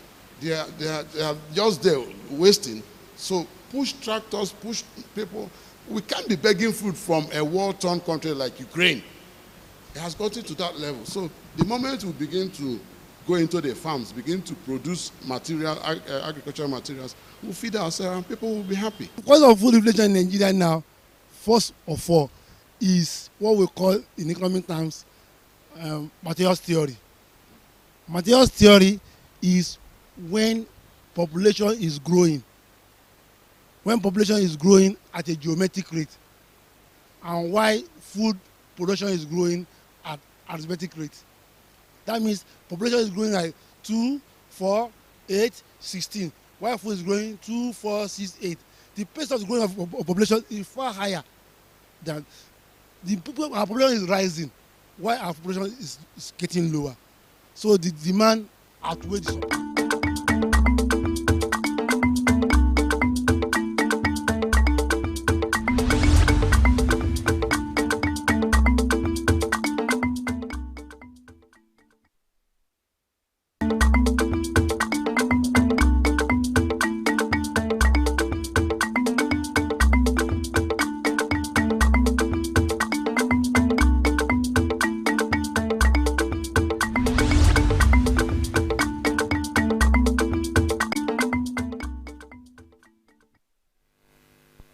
Welcome to Southeast News on Signature TV. I am Barik Wado. It's a bit cold in ENUGU, but it's okay for us. Let's go straight to the headlines. Ex-ENUGU Assembly leader quits PDP, cites mediocrity, deceit. Man in police net for macheting teenager after failed rape. These and more after the break. Every second, every minute, every day, news is breaking. Events occur and there are new developments. At Signature TV, we follow these stories objectively, bringing all sides without bias, explaining the complex issues, breaking down the numbers, and investigating the issues behind the news. Anywhere and everywhere, near or far, wherever the news is, we will be there. Signature TV. News in your pocket.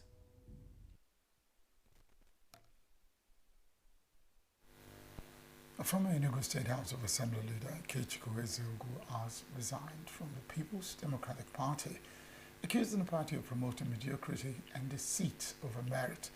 This resignation letter, ENUGU cited internal discontent with the party's operations, alleging that the party's leadership had betrayed its values. ENUGU wrote in a resignation letter addressed to the PDP ward chairman in the Denu local government area.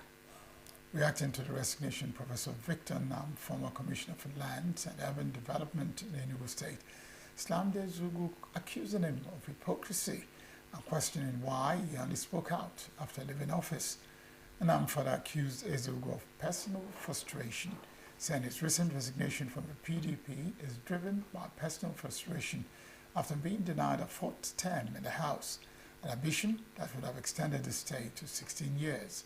ENUGU represented the Denu constituency, the Enugu State House of Assembly from 2011 to 2023 and served as Assembly leader from 2015 to 2023. The Federal Road Safety Corps, FRSC, says there was a 10% reduction in road crashes between 2023 and 2024, where crashes with fatalities increased by 7% within the same period. The Corps Marshal of FRSC, Sheikh Mohammed, gave his statistics at a service held at St. Matthew's Catholic Church in Amobi, Anambra State, as part of activities to mark the 8th United Nations Global Road Safety Week. Here's the report. Road accidents are a leading cause of death and disability worldwide, with nearly 1.2 million people killed and as many as 50 million people injured each year. More than 1 in every 4 deaths globally occur among pedestrians and cyclists. The 8th Union Global Road Safety Week offers an opportunity to spur action at national and local levels to make walking and cycling safe, by highlighting concrete and specific interventions that can be taken by different stakeholders. The Corps Marshal, who was represented on the occasion by the Anambra State Sector Commander of the Federal Road Safety, Joyce Alexander, said the organization recorded 31,154 road crashes with injuries in 2024 alone. He regretted that the statistics are not just numbers, but represent lives lost, families shattered and communities affected, and assured that FISC shall continue to enforce the urban speed limit for vehicles. And in line with the emphasis for this year, the Anambra State Sector Command advised pedestrians to make use of the pedestrian bridge at Unizik Junction, Oka, while those crossing the ever-busy Regina Kelly Junction, also in Oka, should observe standard caution before driving past or walking across. The command said it is actively working with government agencies, communities, and partners to advocate for the inclusion of pedestrians bridges, sidewalks, zebra crossings, and bicycle lanes in road designs and construction projects, while intensifying campaigns to promote safe walking and cycling practices. For this year, it is focusing on walking and cycling. So it says make walking safe, and it says make cycling safe.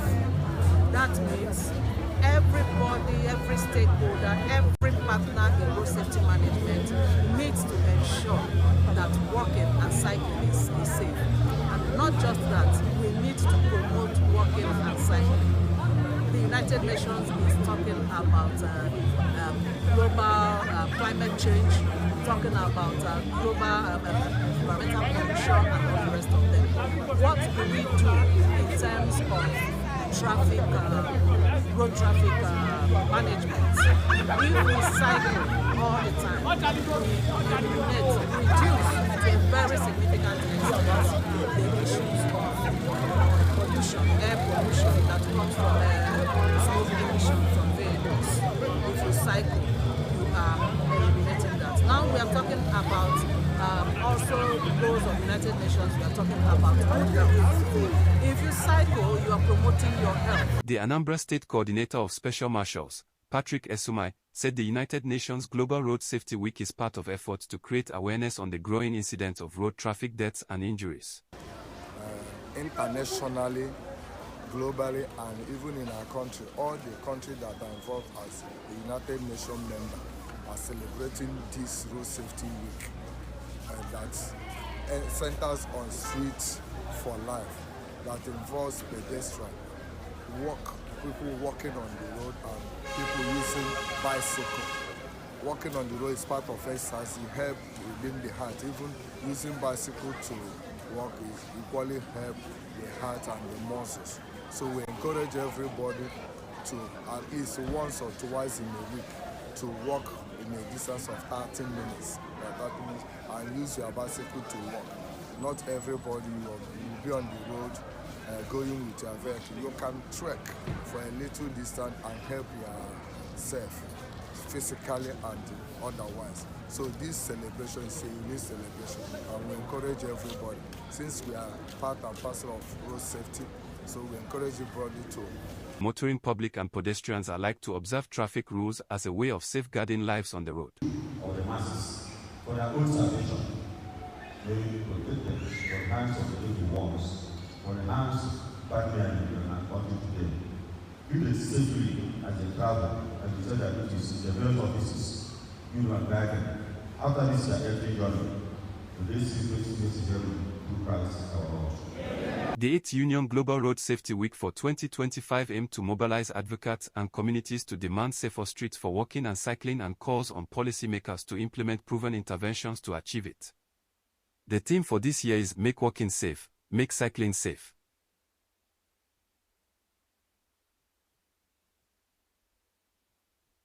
Okay. Have been killed by suspected members of a proscribed indigenous people of Biafra after sneaking out of his duty post to attend a party in Anambra State. The incident occurred on Saturday, May 18, at a hotel near the forward operating base, Uli. It was gathered that a soldier had attended a strippers party while wearing his military camouflage. According to a security source who spoke to our correspondent on the condition of anonymity, the soldier was found to have sneaked out to a base without permission, where he was shot dead at the event. His lifeless body, along with that of a baby, was later recovered at the scene by troops.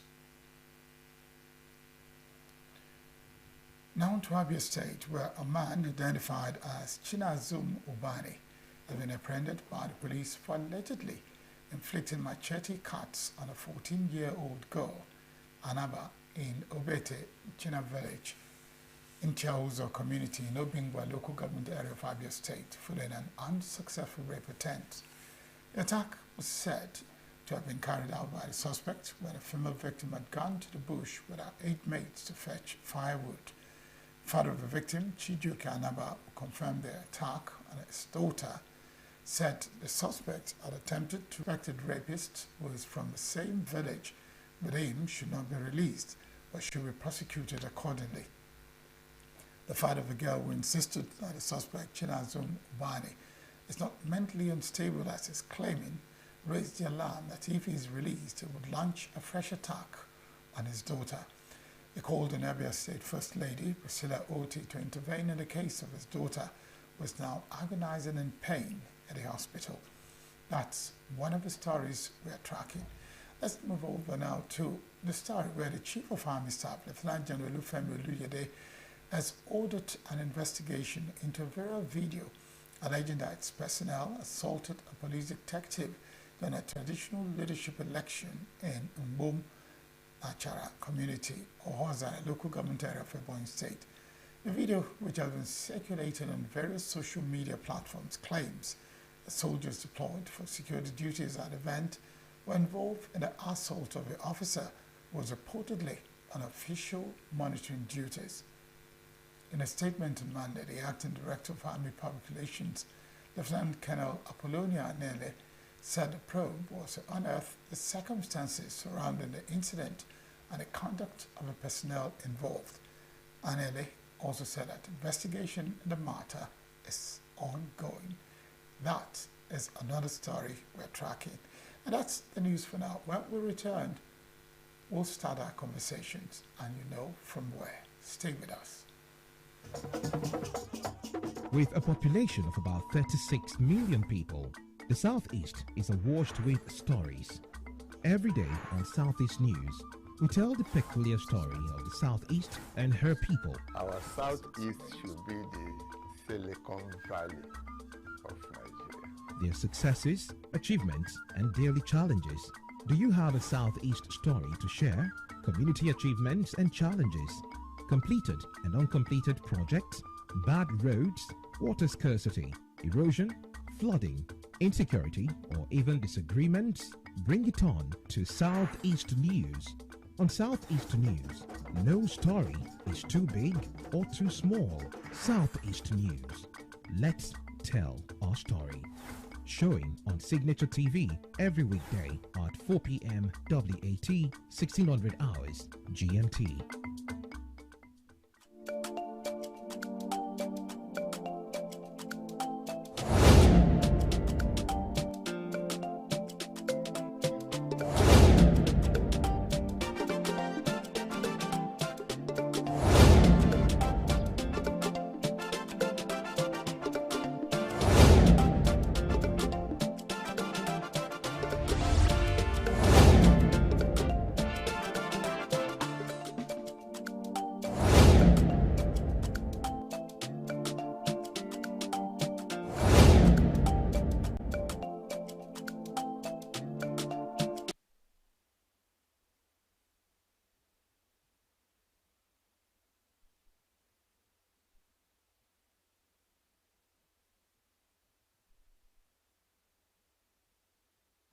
Every second, every minute, every day, news is breaking. Events occur and there are new developments. At Signature TV, we follow these stories objectively, bringing all sides without bias, explaining the complex issues, breaking down the numbers, and investigating the issues behind the news. Anywhere and everywhere, near or far, wherever the news is, we will be there. Signature TV.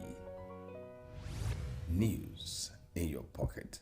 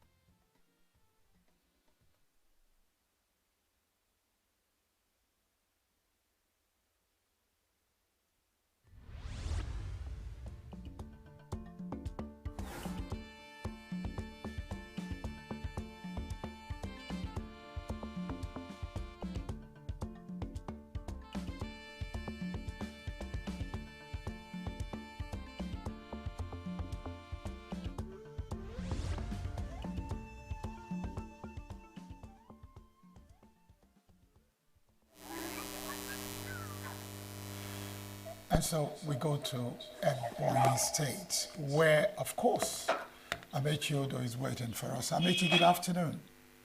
Yeah, good afternoon, Barry. Amechi Odo is a veteran journalist. Not just veteran in terms of being a journalist, but being one of those journalists who always gets to the cocoa of the matter when you ask him to. So, Amechi, there's this story from a boy that talks about an assault on a police detective during a traditional leadership election in ENUGU Achara community in the Hozara local government area of Ebonyi State. What can you tell us about that incident? Hello? I'm with you. Hello? Hello, Amechi, can you hear me? Can you hear me? Amechi Odo. Hello, Barry. Yes, I'm here. Okay, good afternoon. Good afternoon. So what can you tell us about that incident? Well, the incident, of course, like you said, occurred at Bumachara. Bumachara is in Hozara local government area of Ebonyi State.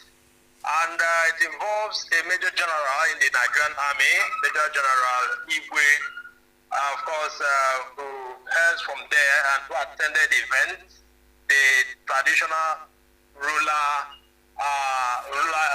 election in that particular village. And one policeman and inspector who hails from there, of course, who also attended the event.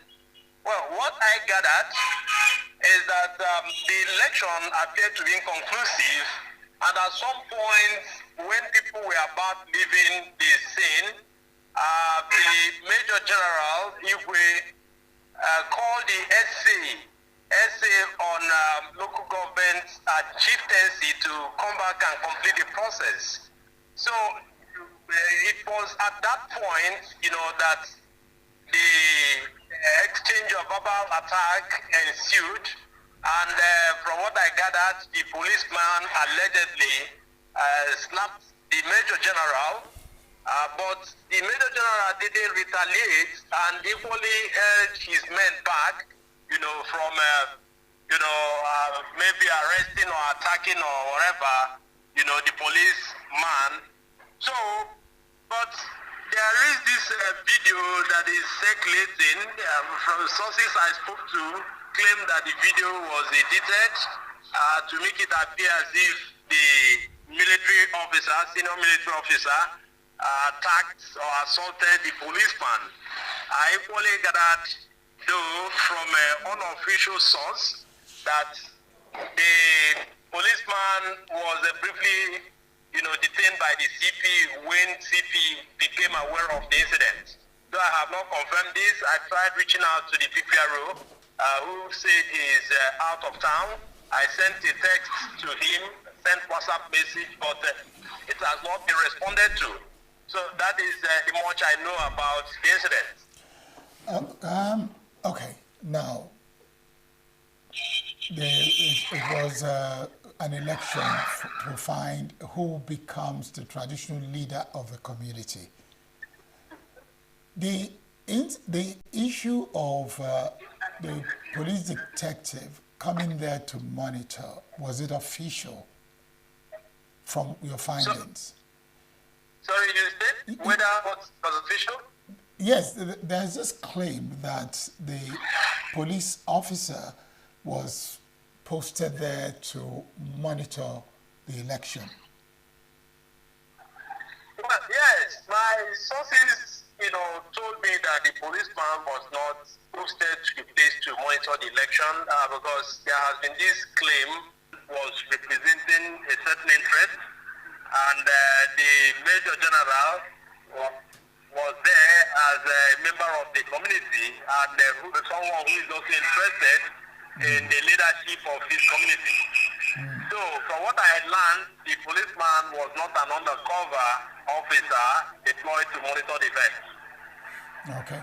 Now, given that in Ebonyi State, the governor has practically given a free hand, so to speak, for each community to elect or select their leaders. Why are we still having such issues? Is it difficult for traditional institutions to elect or select those who will lead them? Sorry, can you repeat the question? I said, in Ebonyi State, one thing I have observed is that while the governor may have good intentions of ensuring that people are allowed to choose whom they want as their leader, we have some other, interest groups and personalities who are not sharing the same view with the governor, and that has always been the problem. So the policy or the statement or the directive is always given from governor's office, but in the course of implementation, you see some other interests rearing their ugly head here and there. So I must tell you that the governor, has done well. No one has accused him of interfering in the selection of the leadership of autonomous communities.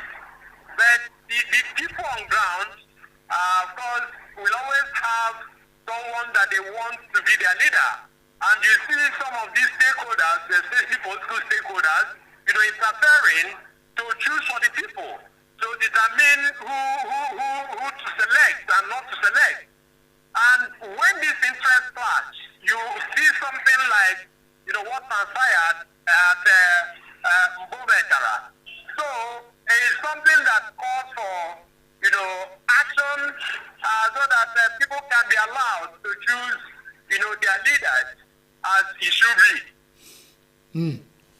I did recall that we had a conversation concerning traditional leadership in Ebonyi, and you talked about some people going to court and ensuring that they withdraw the cases so that things can be handled amicably.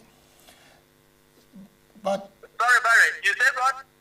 I said I did recall that we had a conversation on Southeast News where we talked about the changes that are coming into Ebonyi in terms of traditional leadership, where communities were given that free hand for them to choose who leads them, whereby some people who were in court already went and withdrew the cases. But what has happened at Mbomachara seems to be pointing to the direction that it is not all well in some communities. Because the election of a traditional leadership. Yeah, if I'm right, I think you are right.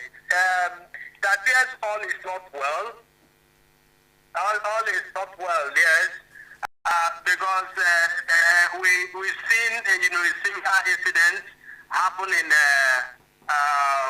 Nkomoro, Nkomoro own, of course, had to.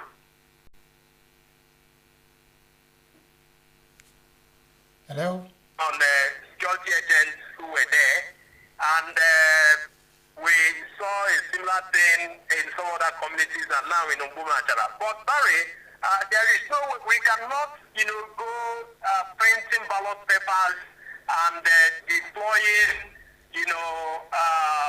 military personnel, police personnel, and all security agents like we used to, witness in conventional election.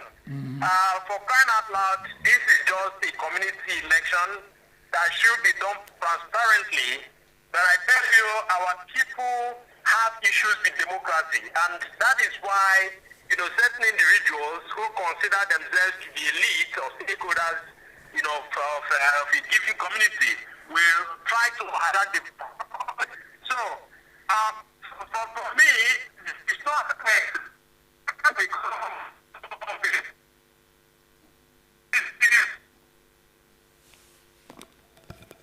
Hello? We'll take a quick break. And so, I have Amechi Odo back with me online. Amechi, you were explaining some of the issues involved in electing the leadership, and does that talk about we not liking democracy the way democracy should run? Yes, Barry, I was saying that from my own evaluation, I believe governor has done what should be done, to ensure transparency, to ensure democracy, in community elections. For instance, when an election is to be conducted in any autonomous community, you see government officials such as the commissioner for local government and chieftaincy, he will be there, or he sends a representative. The commissioner for border security and conflict resolution, will also be there. You will see the army, you will see the police, you will see SA, on chieftaincy affairs. All these people are representatives of the governor to ensure that the right thing is done. But I have spotted, one dark area, in this process. And that dark area is, that when you come to a community, you see, certain individuals, who consider themselves to be elites or stakeholders of the community, trying to do for the community. They will sometimes, come up with certain schemes to, narrow the race down to a particular, kindred. And from there, they will impose someone and say, come, this kindred, go and present this person. And perhaps the person that they want to present is not popular in the community. And that has always backfired. And when you come to Ebonyi, irrespective of what the governor has done to ensure democracy, you still see, a litany of legal battles, surrounding chieftaincy, chieftaincy race and so on and so forth. So that is not the way to go. So I was saying that unless governor will now restructure this policy to say, okay, each community that finds it difficult to choose its leader will now have their people brought to maybe stadium where governor himself will supervise the election to ensure there is no interference. So maybe we'll be suggesting such to him, when we interact with him. I was having some good laugh. Why was I laughing? It's because, are you saying that if an election cannot be conducted within a small community, it would go a long way for the community, members of the community to be transported, for example, from Mbom Achara to be transported to Abakaliki, the stadium in Abakaliki, and the election would hold? Are we not really missing something here? What I think we are missing is the fact that in every community before modernity, they had various ways of choosing their traditional leaders.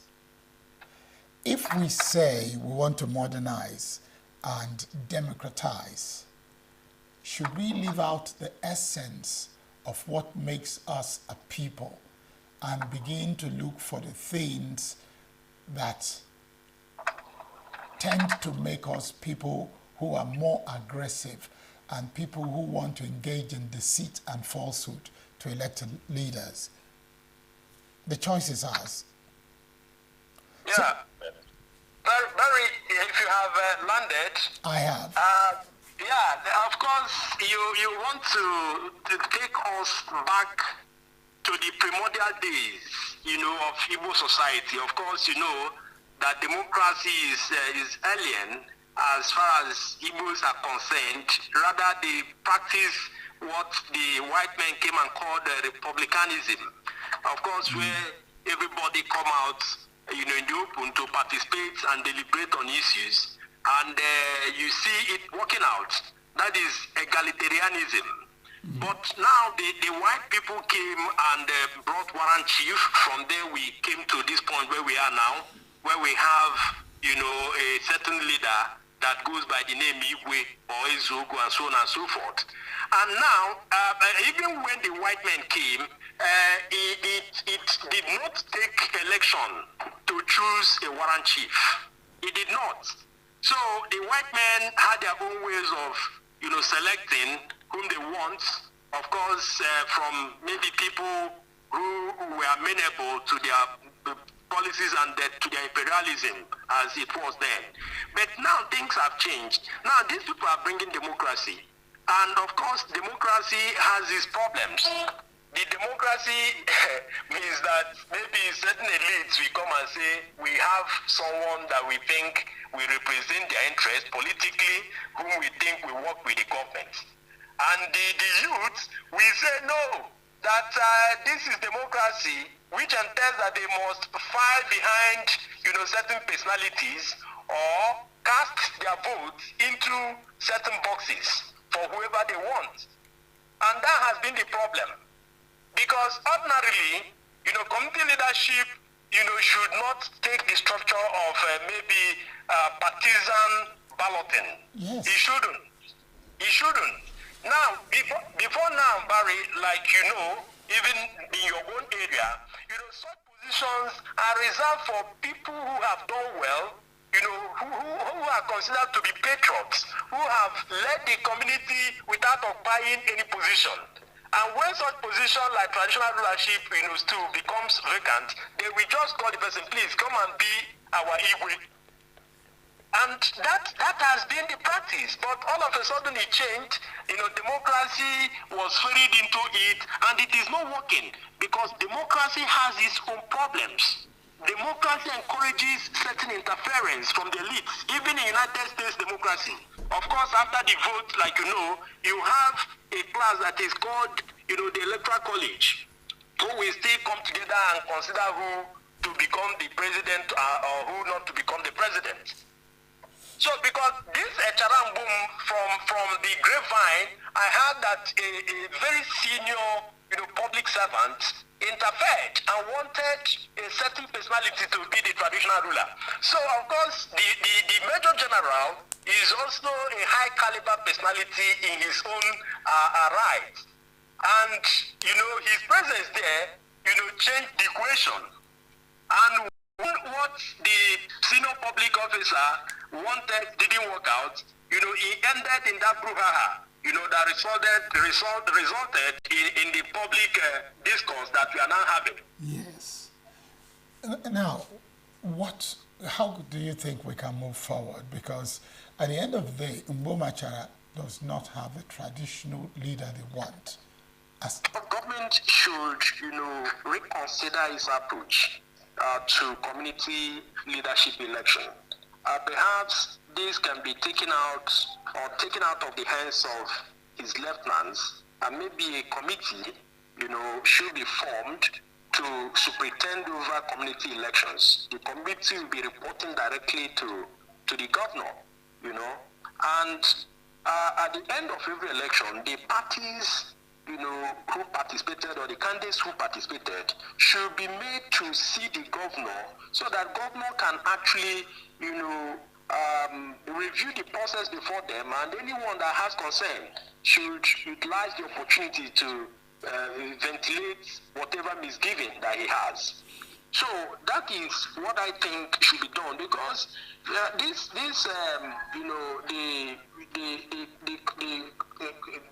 the government officials sometimes, they like to succumb to this pressure coming from the so-called stakeholders from communities. Of course, they are just commissioners, and they have those who nominated them, to become members of the cabinet. So those members, those who nominated them, will always have influence over them to say, look, as they are going to so place, look, this is my interest. Deliver this person. Don't deliver this one. And another issue there is the presence of the military. Why should military, or army personnel be condescending to the point of participating in community election? Where is Nigeria moving to? Why should it be so? Our elite force, not even civil defense, not even police, not even vigilante group, but army with high caliber weapons. I have seen that in several communities. Why should it be so? So if it's it's not working. If it's a kind of maybe you will use intimidation to coerce people to accept whoever you want, then it means it's not democracy. So government can stay in government house, and just appoint someone to lead the community like the white men used to do. Amechi Odo, thank you for that insight. Of all you said, the only one I think is a bit far-fetched is where you want the governor to superintend over such elections, either by proxy. Why I think I have a little issue about it is because if the governor also has an interest as a human being, you know what the direction the election will go. Of course. So I think in governance, whether it's at a traditional level or at a democratic level, we should begin to think about evolving a system that benefits the people. So that at the end of the day, the people will say, okay, we voted for Amechi Odo to be our traditional leader. If it does not work according to the vision of the community, we can still go back because we have rules and regulations that can still remove him. Yes. So, do you know, Barry, sorry, let me cut in at this point. Do you know, like, what happened, in Nkomoro Autonomous Community, in Izanot local government area? It was as if, they had a battle, that's a war. It was as if the entire place was a battlefield the day they conducted the election. But what happened later on? What happened was that they pursued their case. They pursued their case even to IGP. They moved the case to Abuja. They followed it up. And after everything, governor now ordered that the election be reconducted. That people should be allowed to vote for someone they want. And that happened. And today, the man that won hitherto, that resulted in the crisis that they had, is no longer there as the traditional ruler. And that person is now there, and the community is at peace. Okay, that's good news. Yeah. But governor has, this principle policy of not interfering when the matter has moved to courts. And like what he did last time, all the communities that are having problem or having cases pending in courts, he refused to give staff of office to whoever that is projected or is being projected, or whoever that has been claimed to have won the election. He refused. He said he's not going to do that the communities must resolve their problems. So if you perpetuate a crisis in your own area, then there will be no traditional ruler for you. And look at it. These communities will be missing, in the largesse that is coming from the government. For instance, the government is building, palace for the traditional rulers in their choice areas. That is across the autonomous communities. He's building palace for every traditional ruler. He has, of course, he promised to, give them vehicle. He has reviewed upwards, their emoluments, and so on and so forth. So any community that decide to, engage in crisis because they cannot choose the one that will lead them, the community will be losing.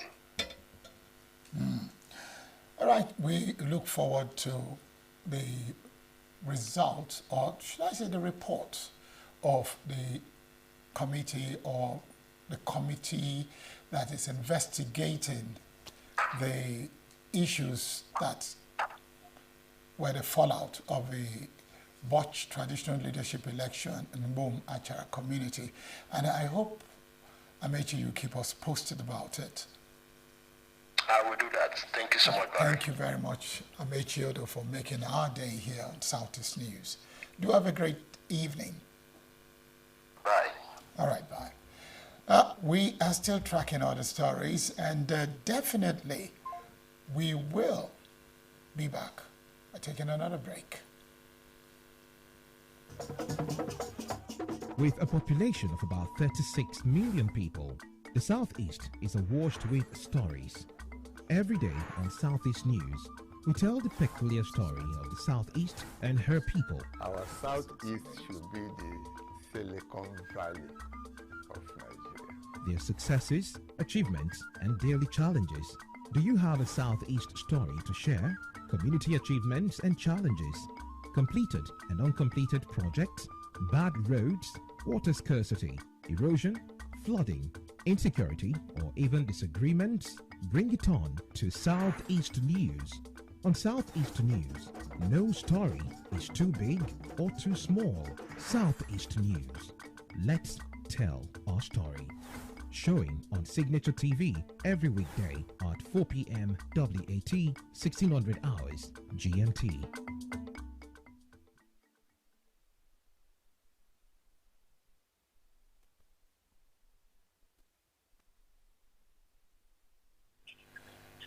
Abia State appears to be in the news for the wrong reasons for the past 2 days.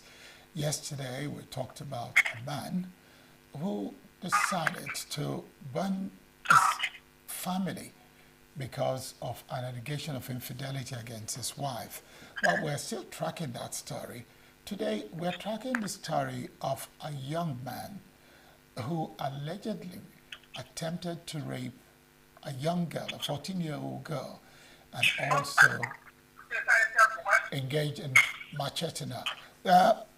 On the line with me from Abia is Tony. Tony Ademode, good afternoon. Yeah, good afternoon. Another time on the program today. Feels good to be here. Yes, thank you. So let's go straight to it. Chinazum Obani has been arrested by the police for allegedly inflicting machete cuts on a 14-year-old girl after an attempted rape. What have you found out so far beyond what we carried initially as the news? Okay, well, that story actually happened. That incident happened, just at the weekend. People of that community woke up to that story. It happened around Ntihuzo, a community, being a local government area of Abia State.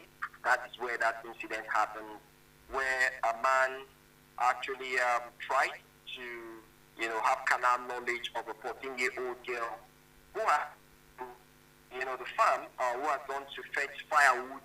You know how it happens in the village, young people go into the bush to fetch firewood that will be used at home. So the girl who happens to be twin, herself and the twin brother went to fetch parents. And at that point, the man, the 33-year-old man, who is also from armed, he was armed with a machete, with the report, and he tried, having carnal knowledge of the 14-year-old girl. In fact, he ordered her to lie down, removed her clothes, and when the young girl refused to do that, the suspect allegedly attacked her with a machete, thereby inflicting injuries on her head, her back, and leg. Meanwhile, at that point, her twin brother miraculously managed to escape. It was the twin brother that ran back home to report the incident. And at that point, when he reported the incident, some people, youth from that community, into action. On their way coming back to the scene of the incident, the man had run away, but the community had to catch up with him.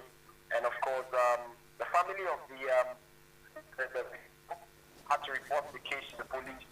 And as we speak, the police is on top of it. And the family has also called for the Abia State into this child molestation. They've also called on human rights groups to also come to that, because initially the family had alleged that at the point they went to the police station, in fact, the Eastern Ngwa police station, being a local government area, which is in charge of that jurisdiction where this incident happened. The father of the girl reported that when he went to the police station to report this incident, alleged that before the case will be registered, according to the father of the girl. He actually states that when he got there, reported the case, that he was told that he needed to part with some amount of money, about 30,000 naira, according to the father, which his man said was tough for him, but he rallied around, looked for that money, and made sure that it was option. So, in as much as the police has really not confirmed whether the man paid money or not, but this was the man, down when he got to the police station. But then, just like I told the child during the news at 12 this afternoon, there's been some I did reach out to the police spokesperson of the Abia State Police Command, talking about, I did reach out to her, and officially now, the police has reacted at that incident. They have short statements confirming what really happened. So they have also stated that the suspect is in custody, that the injured victim was taken to, and that the victim is actually recuperate and being attended.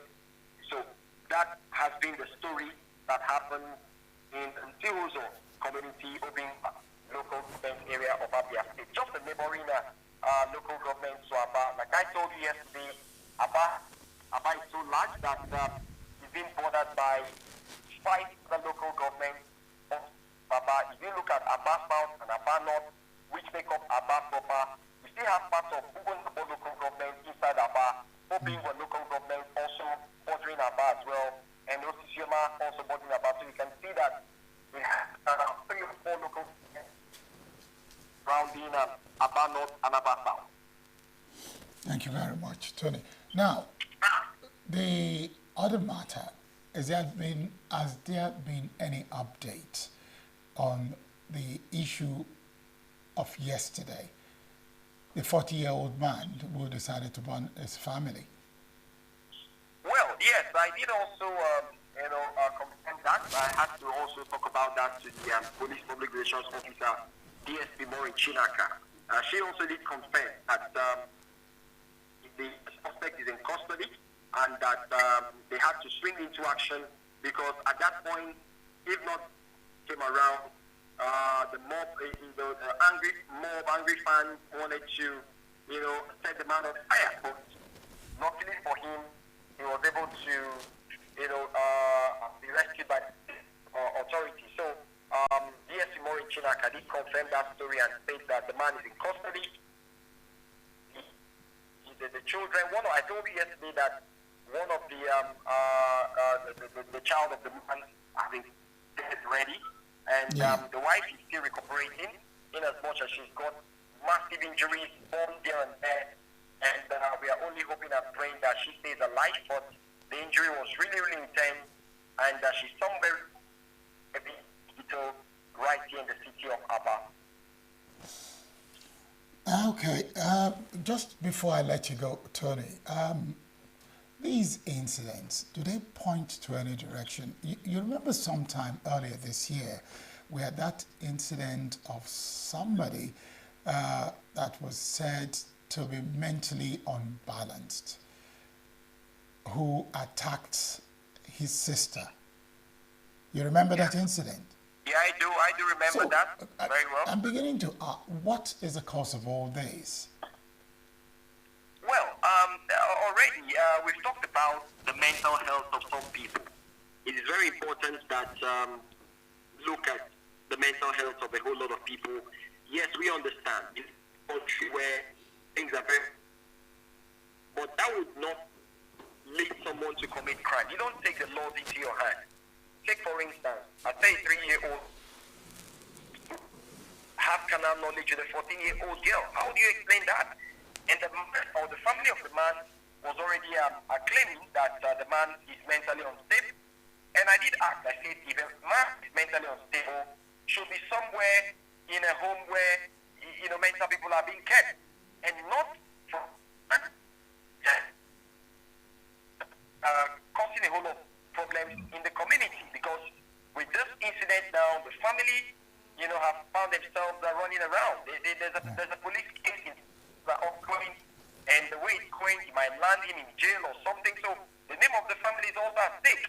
Depression is also another thing we should also look at. People are mentally unstable. A whole lot of people walking out there, you may think they are normal, but you might be surprised that some of them have got issues. But for me, that would never be an excuse, because it is not proper to take laws into our hands.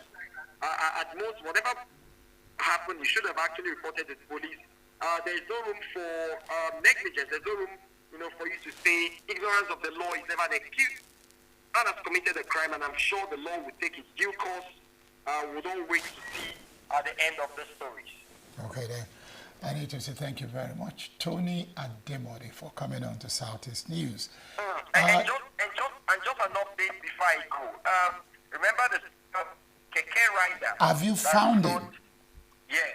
The story of the Keke rider that returned the money that was found in this Keke in Aba. Yes. Well, as at yesterday, some people are now beginning to host the young man.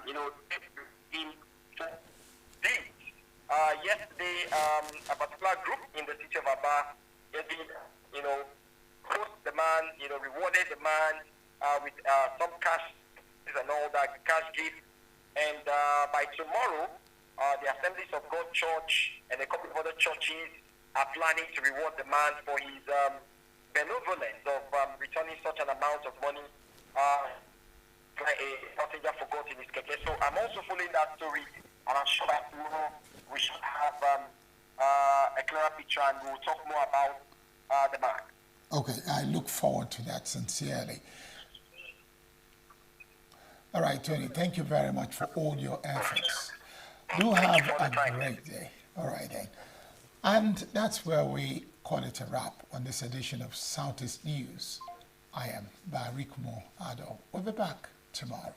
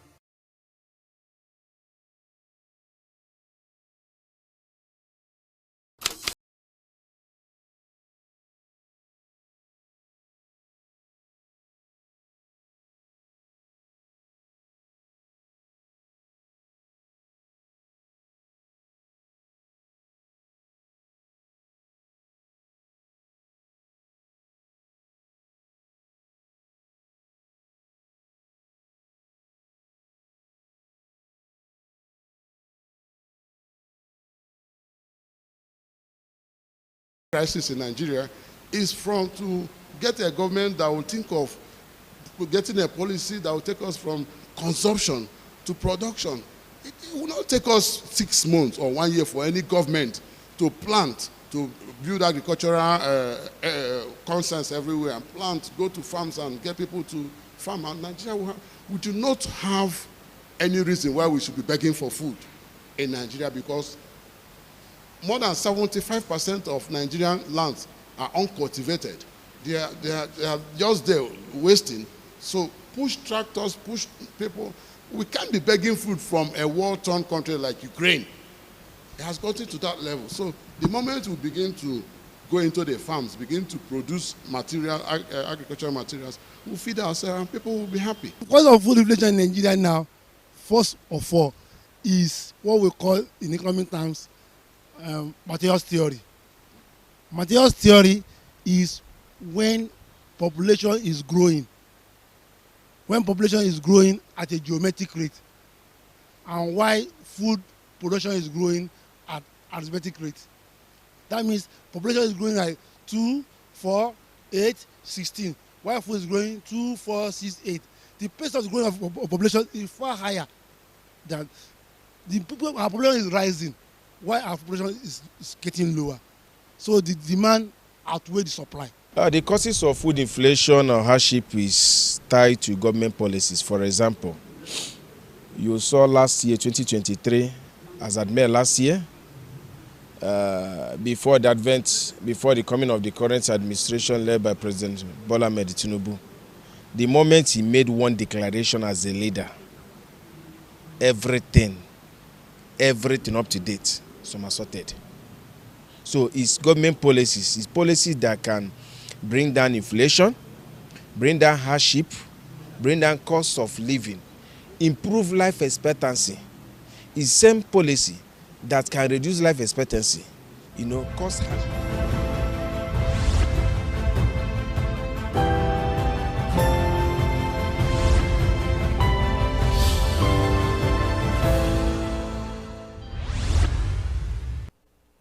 Welcome to Signature Unscripted.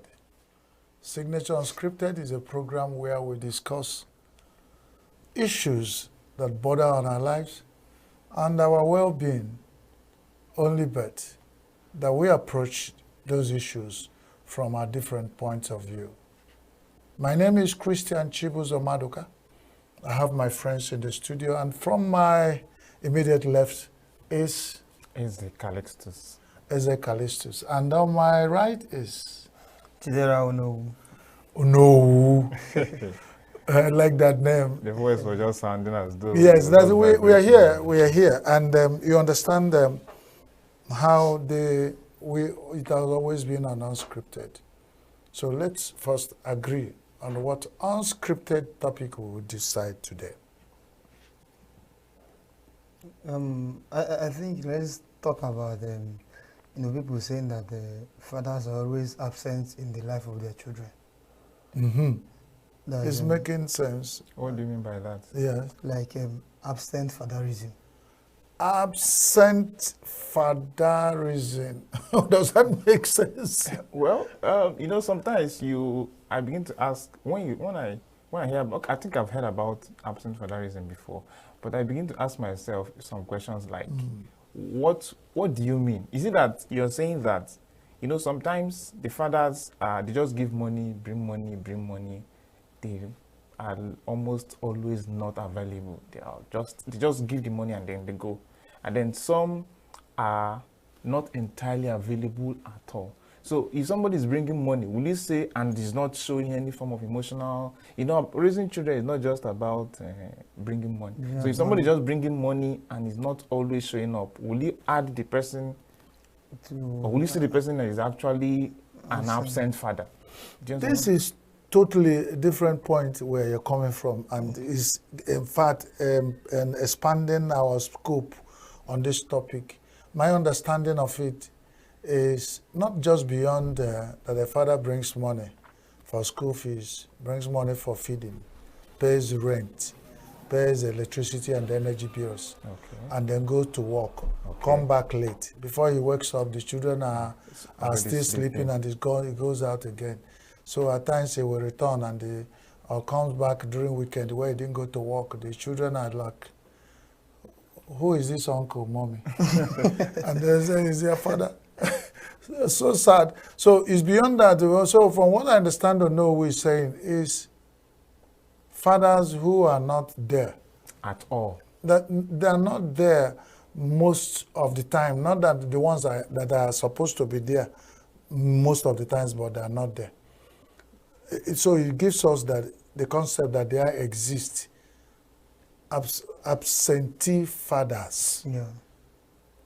How long is the absenteeism? That's actually is what makes our discussion robust. Now, what of people that just give birth and then they abandon. Is it the same thing as abandoning your child and the mother? That one can be going described away? as permanent absenteeism. Yeah, I don't know whether, no, but you suggested the topic, so you must have something. Yeah, we need a more like a So scope. you say you are coming up with environment. wonderful ideas that are making me feel. Thank God I'm not an absent father. But then, by the end we finish that, it may be that what idea I have about myself as being a present father might even turn me to be a partially absent father. I was going to say because I'm absent from home now. Okay, there's this, you know, in our society now, when they have issue in marriage and maybe they are kind of a divorce, you know, and you will see a question like, okay, who will be taking care of the child? Or who will be taking care of the children, depending on either they are 2 or 3 or 1. You understand? And you see people like, they'll be saying, let the mother take care of the child, that the mother takes care of the child more than the father. You understand? That the father are always absent and they cannot take care of, you know, fathers. And, you know, I begin to wonder, who said so? How? But Because for me... Wait, do you actually think that a typical Nigerian father can take care of a child? Callistus, you ask who? Okay, you ask to know. Well, thank God it's not me. Yes. Okay, but let's put it and make it this way. Callistus, are you saying that the children you have, if there are instances that arise that they say, take care of your children, that you won't take care of them? Well, personally, based on my background, the way I was trained, you know, the training of a man actually determines how he functions generally. Exactly. Right. So if a man was trained typically the way a man will be trained, like it barely goes to enters the kitchen, barely does the chores in the house, he's always outside playing, doesn't really know his way around the house. When that kind of man grows up, he will find it difficult training children. Exactly the answer I wanted to give you. This thing, it depends on individual, you understand? It's not like generalizing it as if that the whole men cannot take care of their children or of their child. You understand? Okay, for example, now, I was on social media yesterday or 2 days ago, and I saw Jim Ike with his son. He's not married, but he have a son.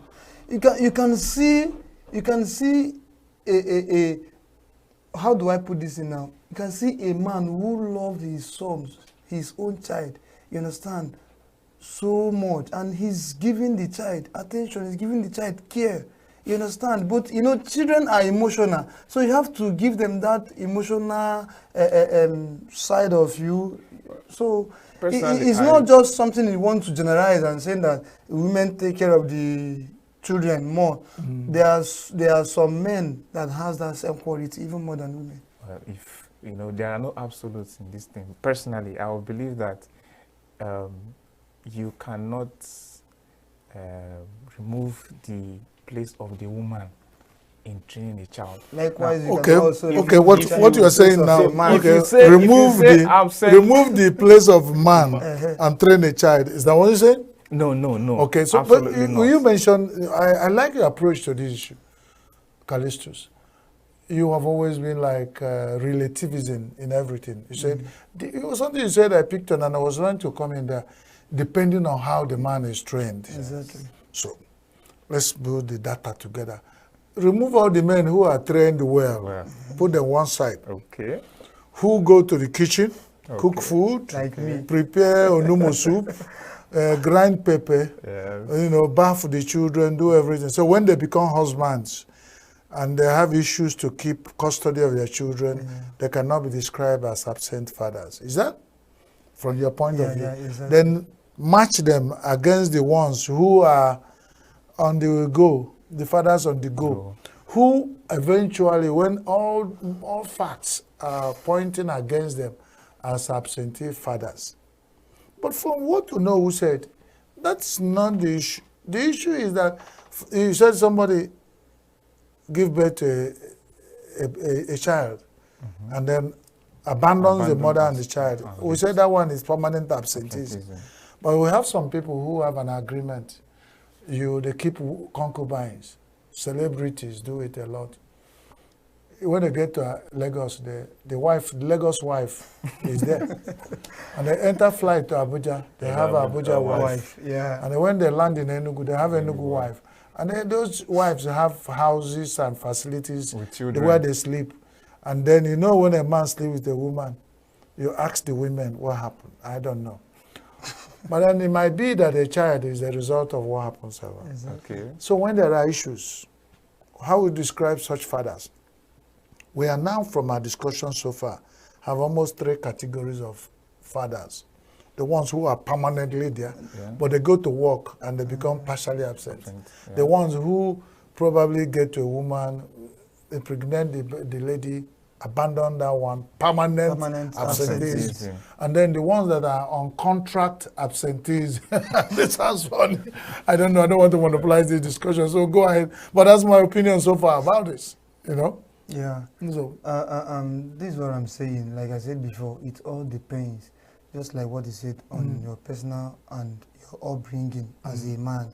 Yes. You understand? And I believe that any man who wants to take care and show care to the children, you understand, well, whether the wife is there or not.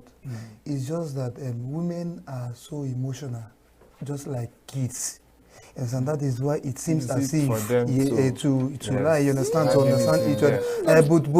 But men can be emotional, but we hide it. You will not know. You understand? They are emotional. I have something I want to say, that the world has, they constructed it over it, and they're now coming back to fight it, which so many gender students and scholars are working on. This social construction, you say how a man is brought up. 2 children are given birth in the hospital. Okay. The only difference is that biologically, one is described as a man, one is a woman. Okay. Both of them, if they are given chance to grow up, they won't even notice the difference. They won't notice the biological or structural difference in their life. And then that's it. But before I finish this gender issue angle of this discussion, I think we'll call for a break. Dear viewer, don't go away. Stay tuned. We're still on Unscripted on Signature TV. Don't go away.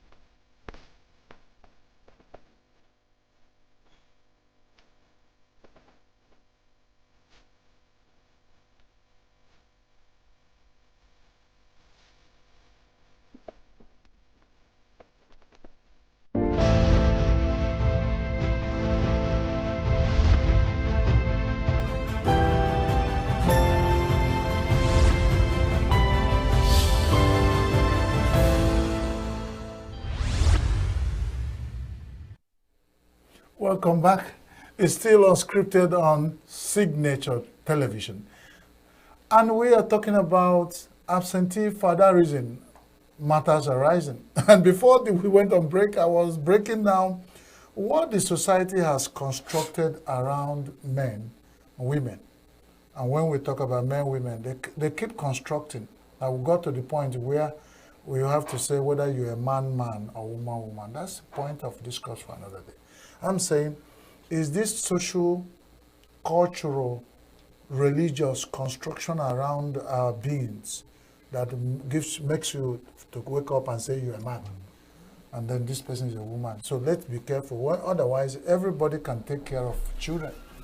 Anybody can be emotional about who you love and who are your children. So it's not like it's, I'll give it to the women, let's not, but it's not like it's their monopoly. The truth is, to take care of children. Is a cultural thing. The Then culture, culture has constructed yes, it. You agree with me, culture, Callistus? culture sees a man and begins to teach the man to act and behave like a man. Exactly. Now teach the woman to act and behave like a woman. That is your job to nurture a child. It is your job to be in the kitchen. You know, like. So if we begin today to nurture no to have a child and take care of the child, definitely he will do so. So over time, so those things is something the modern society is trying to wipe off our brain.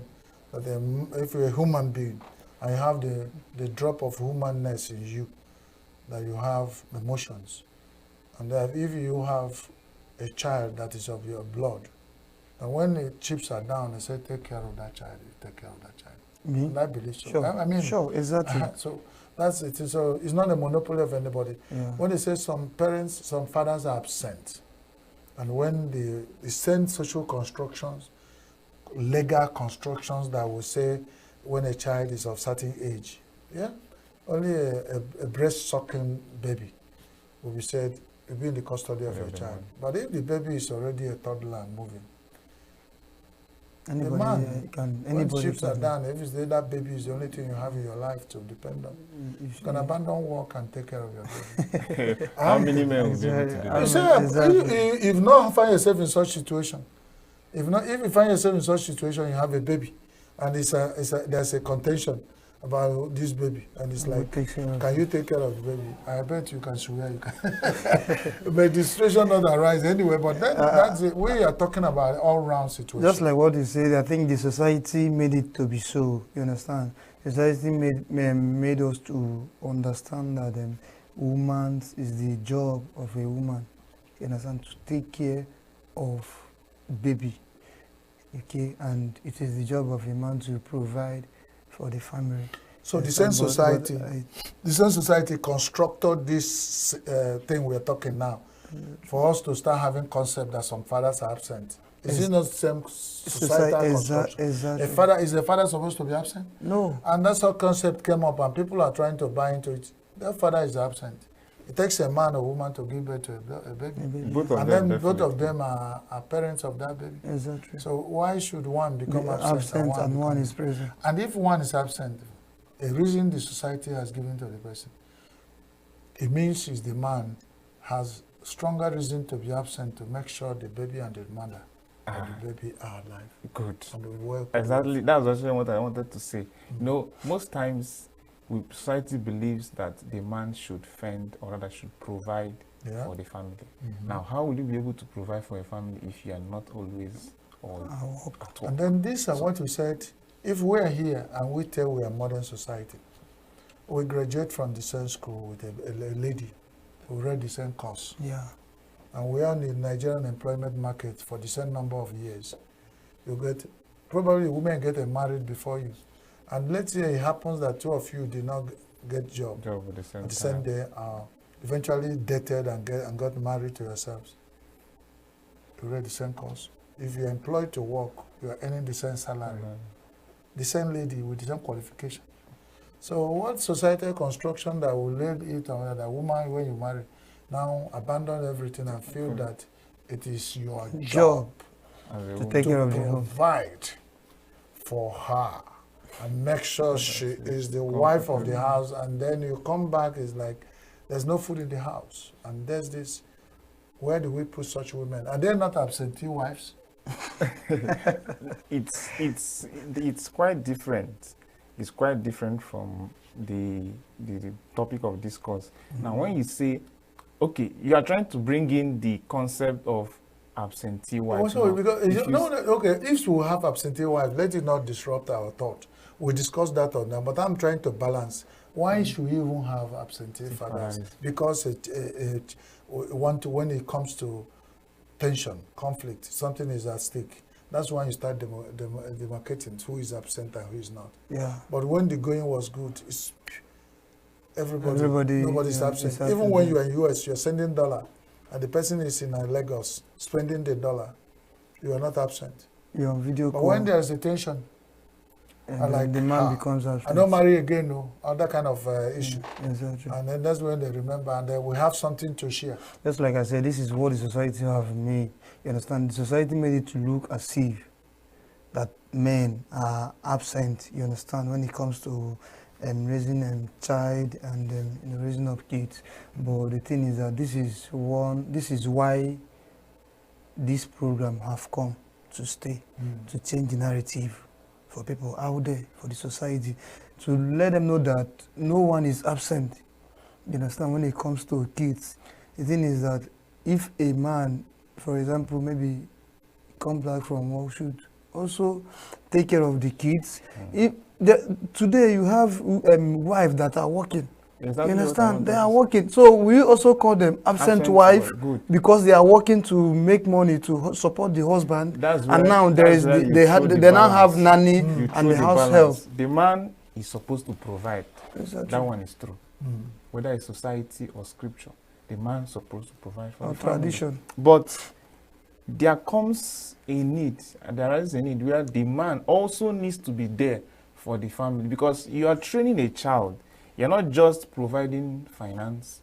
You need to emotionally be present. You need to be spiritually present. Exactly. You need to be psychologically present. It's when you are not doing all these things that will not say, yes, you are an absent father. Exactly. Just, not that you're just bringing money. Likewise, money. the mothers as well. Yes. So fathers, if you're absent, because the issue has arisen, the concept of absent fathers has arisen, and before you know it, I learned that anything you give a thought grows. Definitely. Now that we have given a thought to absent fathers, let it not grow. Let it die today. Or let's begin to solve it. If you're an absent father, begin now to become present, because time will come when you begin to swear to God. Now my children, somebody say no. You have to go and swear affidavit, and then you go to the court or something. But then this concept of whenever it comes issues, women always have this upper hand with children. Is it fair to men? I think it's not fair. You will not blame the kids. Sometimes the women don't take, the mothers don't take those decisions. It's because the child believes that the mom has been there for her or him all this while. Simple. You understand? More. So there is now a connection between the child and the mother. The child does not understand that the father is making the money. No, he doesn't see that. So let the society stop this thing that's making fathers absent. Because what that one is absent, no, you don't need to tell the society to stop. You only need to advise the fathers to also be present, to also show their kids emotional care, psychologically, to be there for them. You understand? Something happened when I was in medical school. My younger one came to stay over at my place. So usually I had all things planned. There was always food. Everything he needed was. So he stayed for 1 year, and then he went back to my mom. So I was telling my mom that in my brother's house, there's always food, there's only this one. He didn't know that it was not actually me doing the work. It was actually my mom sending the money, then I now do the planning. Yeah. You understand? So that's actually the construct of a child. Exactly. The mother is the one cooking. The mother is the one bathing him. The mother is the one buying things. Do you understand? So the boy sees the mother as everything. He doesn't understand because what they see is what they know. What they believe. It's only when the father now grows up, when the child now grows up and begins to understand, okay. So all this while it has been my dad that has been providing all those things. It's just like when it is due for a child for you to pay your child's school fees, and you are giving the wife the money to go and pay, and when your wife get to the school, your child will see that it's your mom that came to pay for the school fees. So at the end of the day, he or she believes that it is the mother. And that's why when the problem arises when these children are young, maybe the child is still in secondary school, and then there's a feud between the father and the mother. the children will want to side with the mother. With the mom. Because they believe she's the one providing. As against when this problem occurs when the children have all grown up, probably married. Exactly. There will usually be that. They will know that, okay, this is not actually my dad's fault, or this is not actually my mom's fault. I agree with all of you. Exactly. I think the only concern is there at a point where women are using these weaknesses of men as against the men to play what they call home politics, psychological warfare of condoning the children for themselves. Exactly. You know, because a friend told me the issue came when he bought a sandal for the children for the school, and they got there and they said his mother. When he came back, he said, "See shoe that mommy bought for me." He said, "I mean, give mommy money to buy for." He said, "No, daddy, you're lying. Mommy bought this one for me." So next time when the dad want to buy sandal, he said, "Come, what's your size? Let's go." He took them to where they buy sandal. I said, "Chioma, you can see it's daddy that is paying for. I'm giving them money. Now it's me that buy. It's not mom." And he followed the same pattern of going to the school to pay school fees, because earlier, like what you said, the mother was the person paying the school fees, and along the line, women find that this society has constructed this around men, and they use it as psychological warfare against men. Become a pattern in the home, where you come in, become the stranger, or become the monster. The father is around, the children will and be something scared. happened. Somebody there's a WhatsApp joke. Somebody was happening. A child convinced a friend. Instead of beating the child, he said, "Don't worry, when your father comes back, he will kill you." So when the father came, he realized that's a propaganda and plan, I guess. He said, "Hey, you reserve this as a killer." Then the killer comes back from work. After killing them at work, he come back home and become killer again. He said, "No, if a child does anything, punish her or him to the extent that he deserves. Don't reserve punishment for fathers." And this thing, and this is what happens. This is why they see their mom as their best friend. Because when she will say, when your father comes back, your father will deal with you. Then wait, the father comes back and deal with her. And the mom will go to the back and be telling the child, sorry. Then now the child will see the mom as a good person. So tomorrow when you keep the father and the mother, they want to follow the mom because they believe that their mom is their friend. Fathers keep going into absenteeism, extinction. Exactly. God forbid. They see their father as an enemy. Build a house and live in it. We deliver children and enjoy the benefit of children. I will not be absent. So the narrative we are trying to change out there to society is that both the children need the presence of the father and the mother. You understand? Definitely. And the children also needs to understand that there is a father role and there is also a mother role. And even at that, the father, being the head of the family, should be able to make out time to be with the children. Hold your thoughts. Don't just hold it there. Let's go for a break. When we come back, we'll continue on this discussion. It's getting more interesting, and it's still Signature TV unscripted. Don't go away.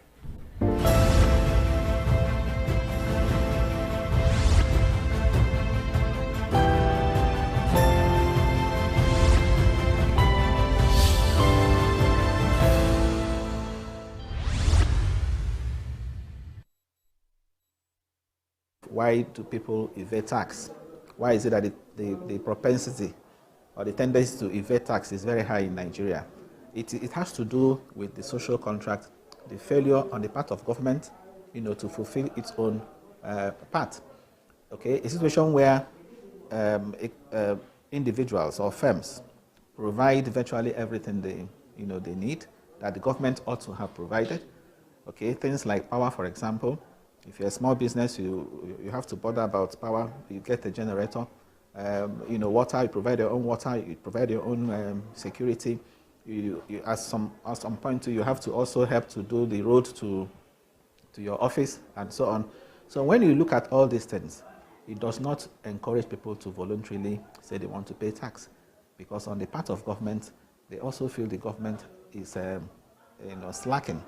Government is not meeting its own responsibilities. So that is the failure of the social contract, that has been with us.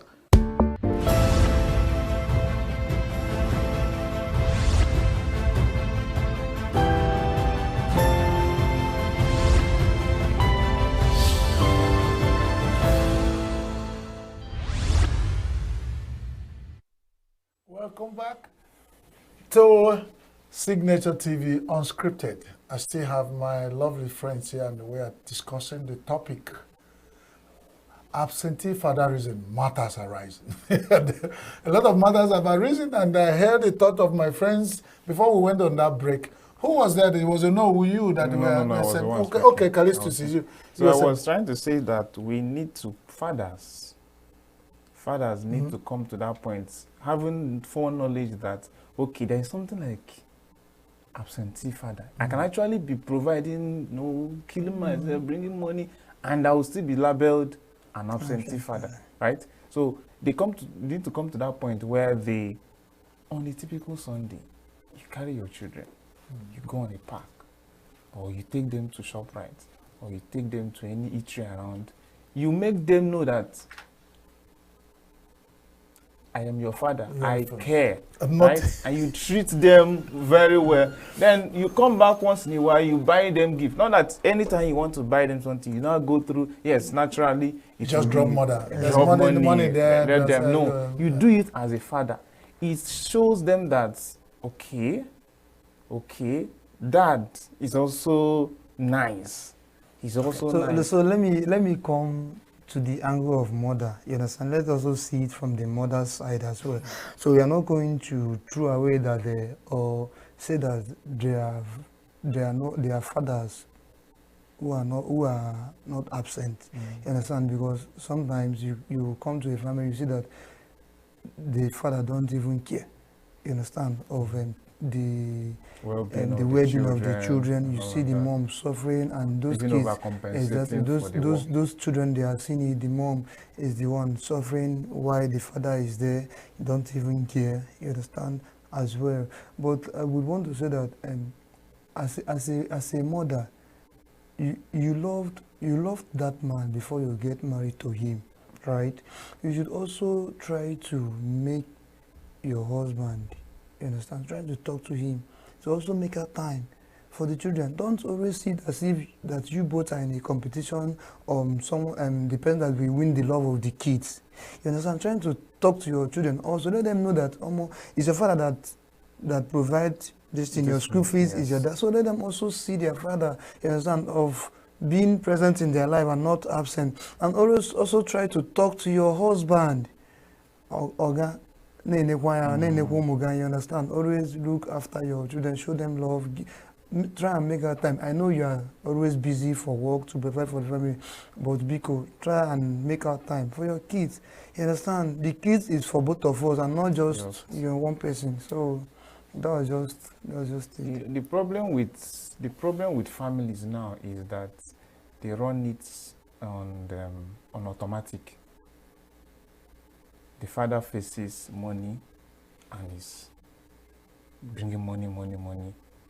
The mother faces the children. There is no blend. There is no blend of energy between the two. This one is just, and this one is just. That is not how you're supposed to run a family, right? In a modern society, the man, even though he provides fully for the house, he's not supposed to be the one carrying all the burdens. As a matter of fact, a man cannot fully cater for a modest woman.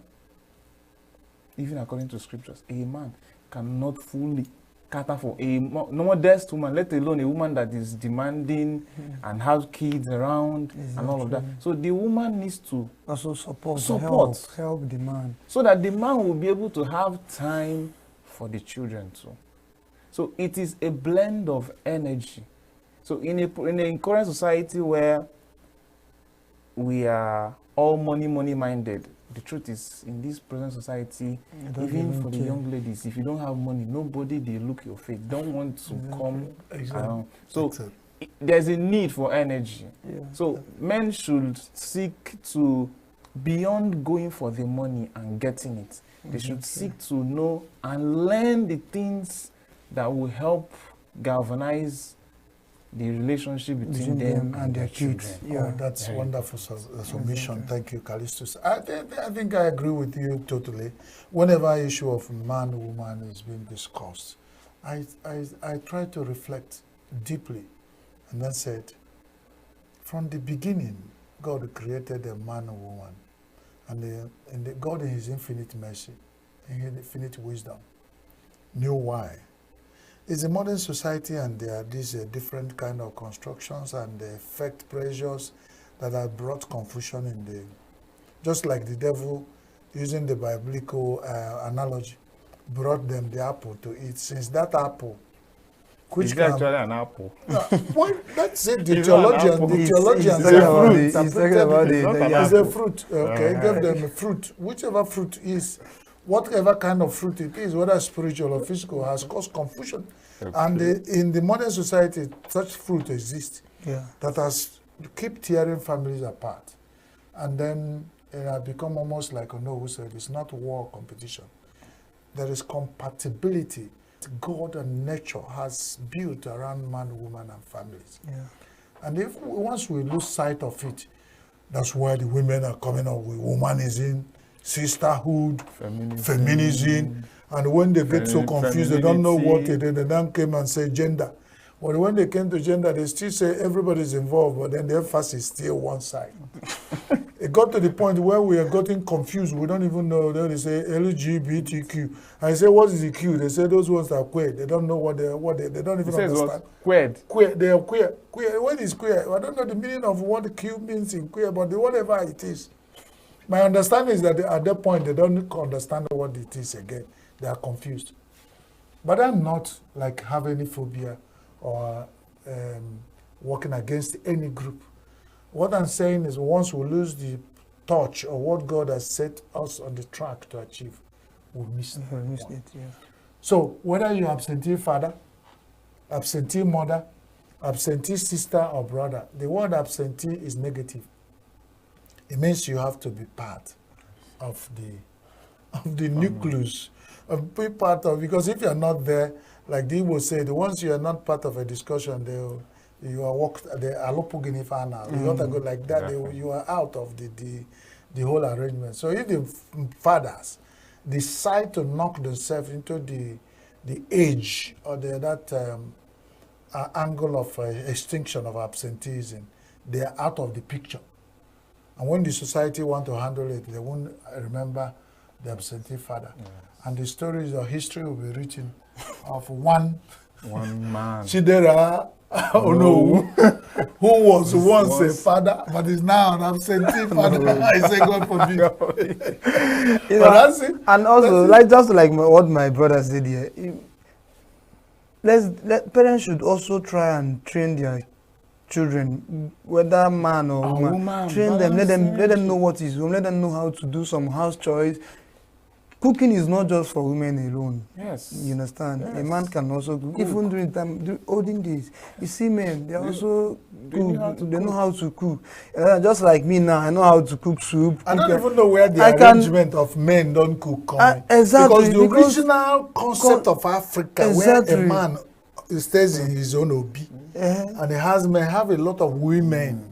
There are particular time of the month where no woman enters the obi. The man cooks what he eats by himself. Exactly. He roasts his own yam, brings out dry meat, finds his salt and pepper and oil, and eats. Because they are afraid the women coming in there will spoil so many things. If you know what I'm talking about, sure, you know? Sure, I know. I don't know. But then these are where is the concept? When they say there are certain things we are talking about, it's not cultural as far as we are concerned. Do you know the culture where I represent that men do not cook? They know how to cook, but they allow the women cook because, like you said, they can always the jobs is divided. But when the chips are down, there should be everybody know how to I cook. read it. I heard a documentary. It was actually what's his name again? Olumide Emmanuel. Okay. When he was talking about how the dichotomy came, that the man works, the woman is at home. So he was talking about the World War. It was actually during the World War that the men were co-opted into the military.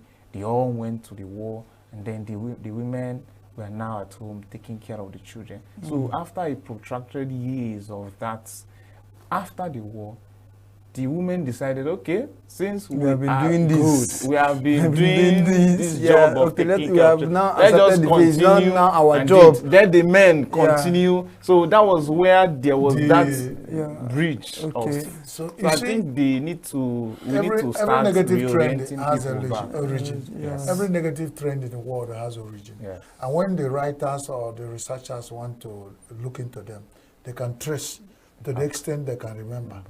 But it looks true, and at least the person cites a situation, a scenario of where this thing started. Just like what, sorry to cutting you short. Just like what you said, you understand? Where do this because this narrative of men don't cook?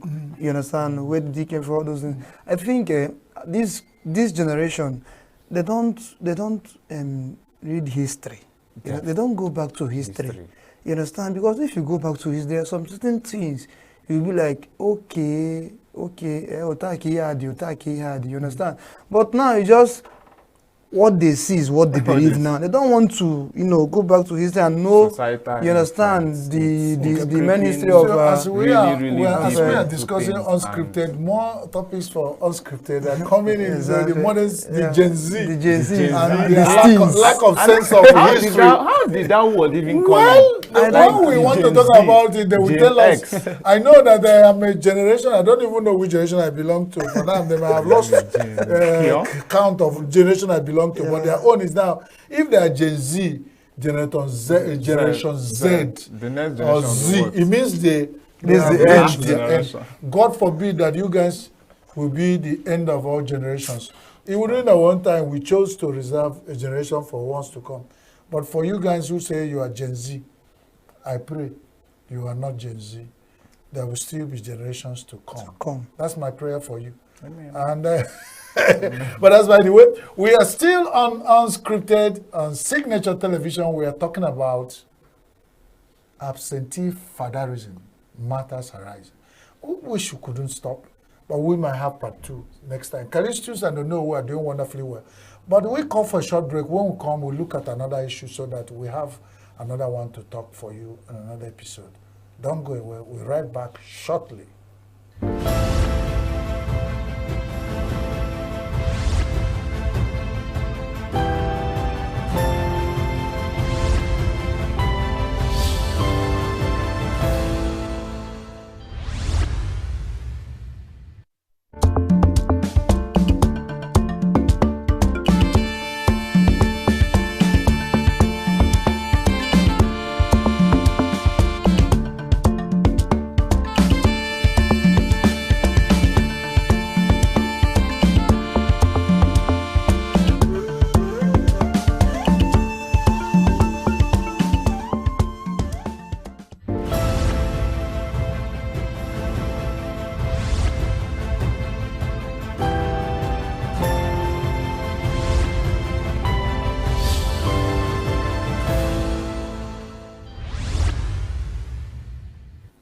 Welcome back to Signature Unscripted. And Signature Unscripted today, for the last few minutes, we've been talking about absentee fatherism, matters arising. And I'm here with my friends who have tried to unscript and then script on the topic. But then some other ideas came to our mind when we were talking about, even before the camera opened on us, we are looking at morality in our society, how people are cutting up from other cultures, bringing it here, whole line and sinker, swallowing all things, and trying to place what they cut from another culture into our culture when it comes to morality. And we want to look at it, morals, as it is by this present generation. Respect, appreciation, values, things that make up moral in a society as it used to be in Africa. Does it still exist? Because we can hardly say, I can hardly look at Callistus and say, Callistus, you are a typical African man. I can't see anything African on Callistus. I try to look at it. Maybe it's only your bed. There is not a blend. It's only your bed that maybe you're an African. For me, I'm trying to, maybe I'm still halfway into extinction out of culture and morals, and this is cause for concern. Yeah. Let's talk about morals.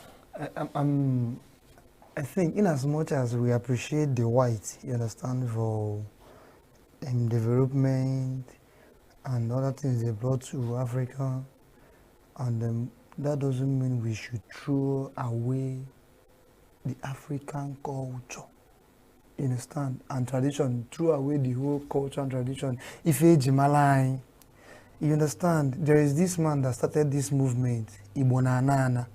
Yeah, when you mention Igbo, you're talking about Africa. You understand? Igbo man now. So no, it's just that he's trying to bring back all those things. You understand that it seems as if we are forgotten. And all those things I might blame social media.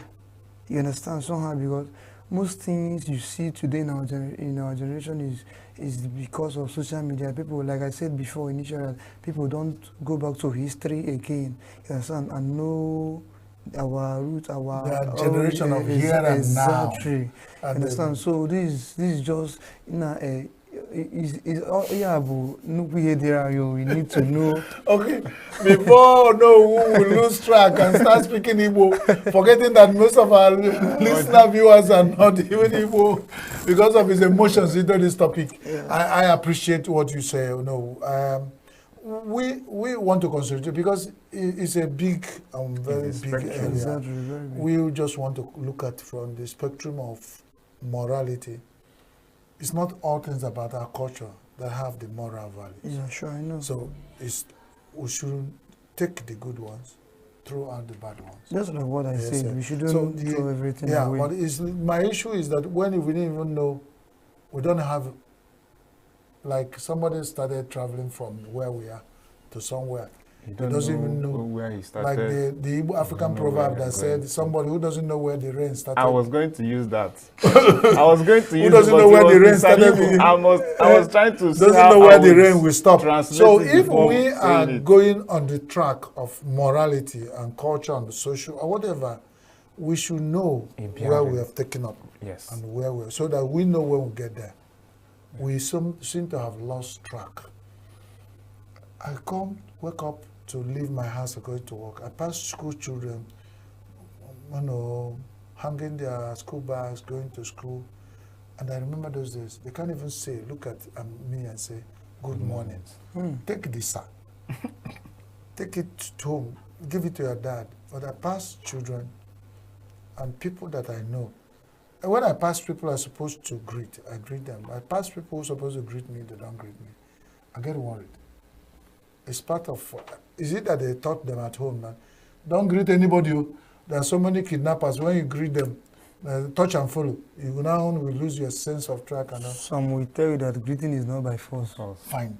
Greeting is not by force. Because we have lost it. But in the culture where we grew up, greeting and the blessings that are associated with such things where you greet others, goes with you beyond what you see. So those ones who are giving such instructions, do they still remember this? That's why we say we lost touch. I want us to talk about, I'm worried. But if I pass you on the road, can you say, don't greet me? And there are certain people I can turn back and put my and say, oh boy, me and you, they quarrel. Yeah. But I can't stop those small children. They will say, this man a kidnapper. Wow. They will start crying because they look at my face. They say, this man. But if I look at people, I can stop and say, waiting. In our society, we greet each other. I think... Even if you say hello, I enter public transport, I say, Una, good morning, I did this one this morning. All of them did not respond. My morning was spoiled. So was it a mistake to enter and say, Una, good morning? Because I'm using that to say, some people might not even understand my language. So if I greet them in my language, they will say, I didn't hear. But I enter and say, Una, good morning, a common countryman language. And somebody would have said, oh, thank you, or something, good morning to all. But I think we need to go back to the drawing board. Will we ever have an opportunity of everybody going back to drawing? Yes, there is a lot of work for the parents, you understand, to do. All those things start from home now. Like, sorry, I want to use this Igbo adage that says that Anis no maroma puanama. You understand? All those things start from home. The beauty comes from home. You have to make up at your home before, so that people outside will see you. I like your struggle to translate. No. You still have Igbo-ness in you. No, Go sure. Yeah. You understand? You make up in your home. Then once you come outside, people see that, oh, you look beautiful. You cannot come outside and be making up now. You understand? So the parents have a lot of work to do. Just like the Holy Book said that train up a child in the way he should grow. And when he's growing, he will not depart from it. So all those things start from the parents. How did you train your child? The thing there is... What morals do you tell, When a society is bad, or when a nation is bad, it's consequent on the society. When a society is bad, it's because the families have a problem. And when the family is bad, it's because the people in the family, the people that made the family, is actually faulty. So if we want to begin to salvage society, we need to go back to the grassroots and then begin to build a family or a home that makes a lot of sense. Because if a marriage or a family trains their child or their children, when you go back, greet. I remember when I was growing up as a child, my mom sat my siblings down and said, "Igana boya brother." Oh, exactly. Some people don't do that anymore. They no longer do that, right? And the society is, you come into the house, the mother is with her phone pressing. The dad is with his phone pressing. The kids with their phone. Or he's coming back from work. From the gate, he's pressing his phone and he's coming. He's making a call and he's coming in. He doesn't even care whether the children greeted him or not. He has lost that. It doesn't really matter. Like that, it doesn't matter. That fast lane, everything is now fast food, fast this one. Everything is now fast. So some important things, about important cultural values that ought to be are no longer. The first place you learn, you know what is called moral. It's from home. It's from the house. It's from the if home. The house is not very okay. But before we blame our parents, their own parents, you understand, lecture them or, I will not agree with you. Why? I will not agree because he asked a question. You can agree with him or not agree, but he said. But I think their parents, we lost it at a particular point. That's what I'm trying to say. Yeah. But can you place your hand to know the particular generation that we lost it? That's why I'm saying, before you blame these current parents, what about our we can. I think me, Anna, and Callistus can vouch for the parents of our parents. Okay. That they taught them to respect their elders. How shall you? And then the confusion. Why I'm worried is that whatever is replacing our culture and the moral, the components which include our morals, is what you can call the modern civilization. Yes, which has the base on Christianity. Has brought into the system. But it has its base on Christianity, sure. Which in the Bible they say, honor your father, your mother, as one of the canons, canon laws, the critical of Bible. Yeah. So at what point, if one is replacing another, even the one replacing has wiped up some.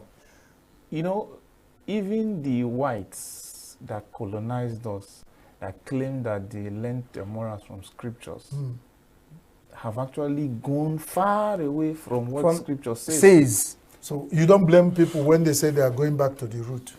And some people now, the rate that is going to be another point of discourse on scripted. The rate at which young Africans are going back to the root. My concern is that they're going back in the wrong way. Which root exactly? Going back to the African tradition. Okay. This man that look like Lucky Dube.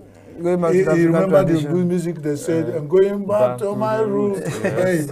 So when they get back to their root, may they make sure they're going on the right track. Because if they follow the wrong track back to the root, it will be total confusion. No, you're seeing someone that is saying he wants to go back to the root and he's citing instances of the white man. He has his principles, his ideologies. What drives his motive is we lost touch of our morals.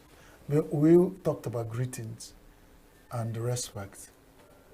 Do we in Africa, as it is now, value relationship, value that, you know, the nuclear family, is in Africa you have nuclear family and you have extended families attached to it.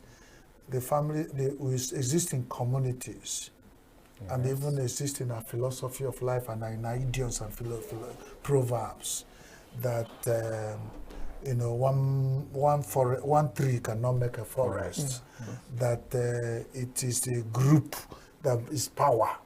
You know, that group is strength, and all that kind of proverb. You start reading how they existed. Does it still value today? Because it's now every man to himself. God for us all. Every man to himself. The truth is, even the way society has structured this environment has been an issue too. Before, our forefathers, or our grandfathers, they didn't have fences around their houses. So you come out, you're in front of your house, there's someone else the other side, you could just greet, cheer up, interact with them. But in the current society, see fence everywhere. So the children stay indoors morning till night. They don't have interactions with the environment. And when they come out, they're just going to the school. And then you read the news, you hear news, this person was kidnapped. We can't say we have done justice to this topic. You have just introduced it. We just introduced this because what Callistus, you're saying, we have phones to call our friends and say hi. So, but that, don't go away, because we are promising you that we'll come back with morals in our society where we lost it in our next edition of Unscripted. And then this is where we sign. My name is Chris Maduka, and then we have Callistus is Callistus, this your smile is wonderful. And this is my lucky demand. Okay, that's wonderful. And that's where we bring it. I call it quits today on Signature TV Unscripted. Join us the rest of our programs. Thank you.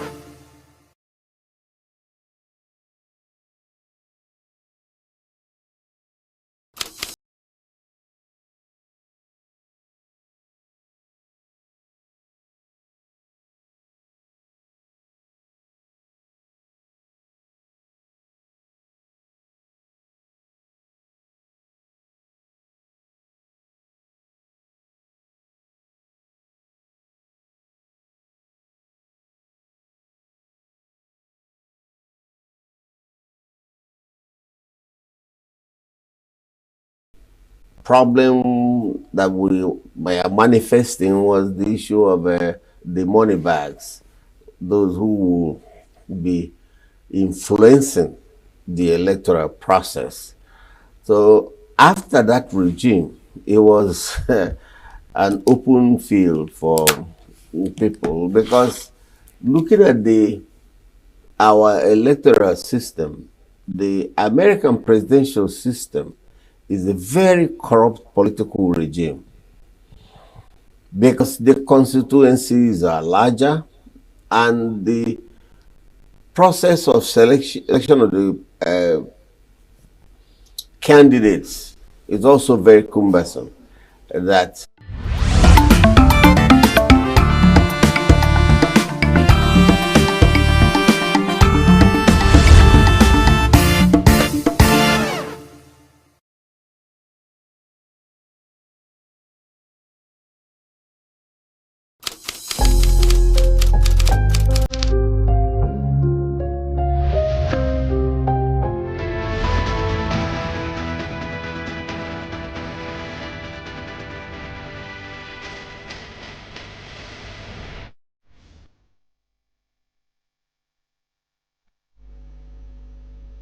Welcome to Global News on Signature TV.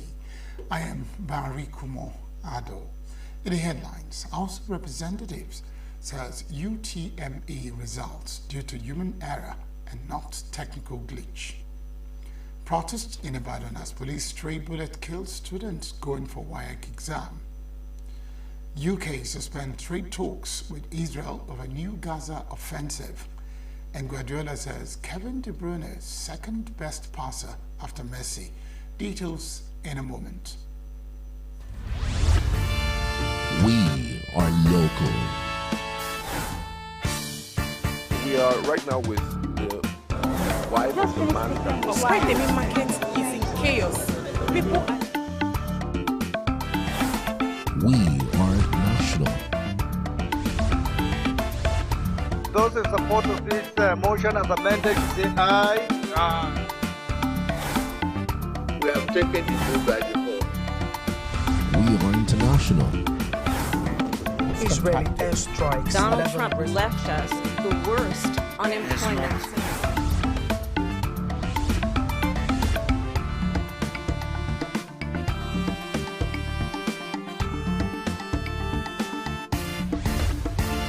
Signature TV, news in your pocket.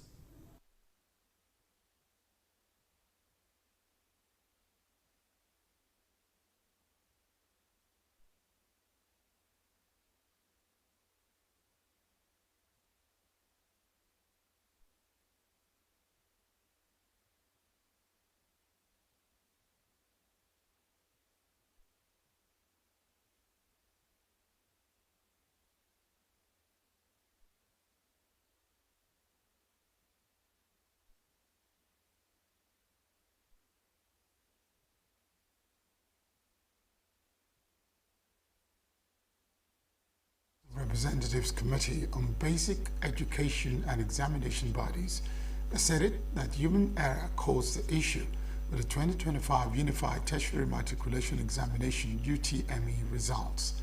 Briefing newsmen on Tuesday in Abuja, the chairman of the committee, Oboku Ofoji, said preliminary findings indicate that the error affecting over 300,000 candidates was due to human error, not technical failure. On May 15, the House resolved to probe the examination body over the alleged technical error. However, Ofoji, flanked by his colleagues, said the fault was caused by human error, not a technical issue as claimed by JAM. Sympathized with the candidates who were affected by the error. Said the community recognizes the courage and sincerity of the JAM registrar, Professor Ishaku Loyede, for accepting the fault on behalf of his team and apologizing to the parents, candidates, and the nation in general. Was said these human errors were avoidable because of JAM's negligence. Ofoji demanded an independent and thorough investigation into the matter, adding that the committee has proposed reforms to the board. Meanwhile, some youths in Ibadan on Tuesday protested at the Oyo State Government Secretariat over the killing of a student by a straight bullet allegedly fired by a policeman. The student, said to be writing the ongoing West African Examinations Council WAEC, was hit by a stray bullet around Baggy Market Road in the early hours of Tuesday. The student was on his way to write examination in company of his siblings and father when the incident occurred. It was then that a stray bullet was fired by a police officer who was pursuing a suspect. The victim was immediately rushed to Welfare Hospital but was pronounced dead on arrival. Protesters took the student's lifeless body to the Oyo State Government Secretariat, calling on Governor Seyi Makinde to intervene. The Nigerian Bar Association has condemned the proposed compulsory voting bill under consideration by the House of Representatives, describing it as unconstitutional and draconian. In a statement signed by its president, Alpha Mosigwe, on Tuesday, NBA emphasized that citizens cannot be punished for choosing to abstain from voting. The House of Representatives recently passed for second reading a bill seeking to amend the Electoral Act 2022 to make voting compulsory for all eligible Nigerians of voting age. The proposed legislation includes a provision for a maximum penalty of 6 months imprisonment or fine of up to 100,000 naira for Nigerians of voting age who fail to vote during elections. According to the bill's sponsors, the penalties aim to address persistent low voter turnout, which it claimed undermines democratic institutions. The NBA rejected a bill describing it as a violation of civil liberties and democratic principles. The NBA called on the National Assembly to immediately halt any legislative processes advancing the bill. It stressed that Nigeria's democracy requires trust, transparency, accountability, and inclusive reforms, not coercion. The statement also urged the government and political actors to focus on restoring the integrity of the electoral system, ensuring security on election days, guaranteeing the independence of electoral bodies, and conducting robust voter education to inspire confidence in democratic participation. The chairman of the House Committee on Pensions, Hussaini Jallo, says plans are underway to amend the Pension Reform Act, PRA, which was last reviewed in 2014.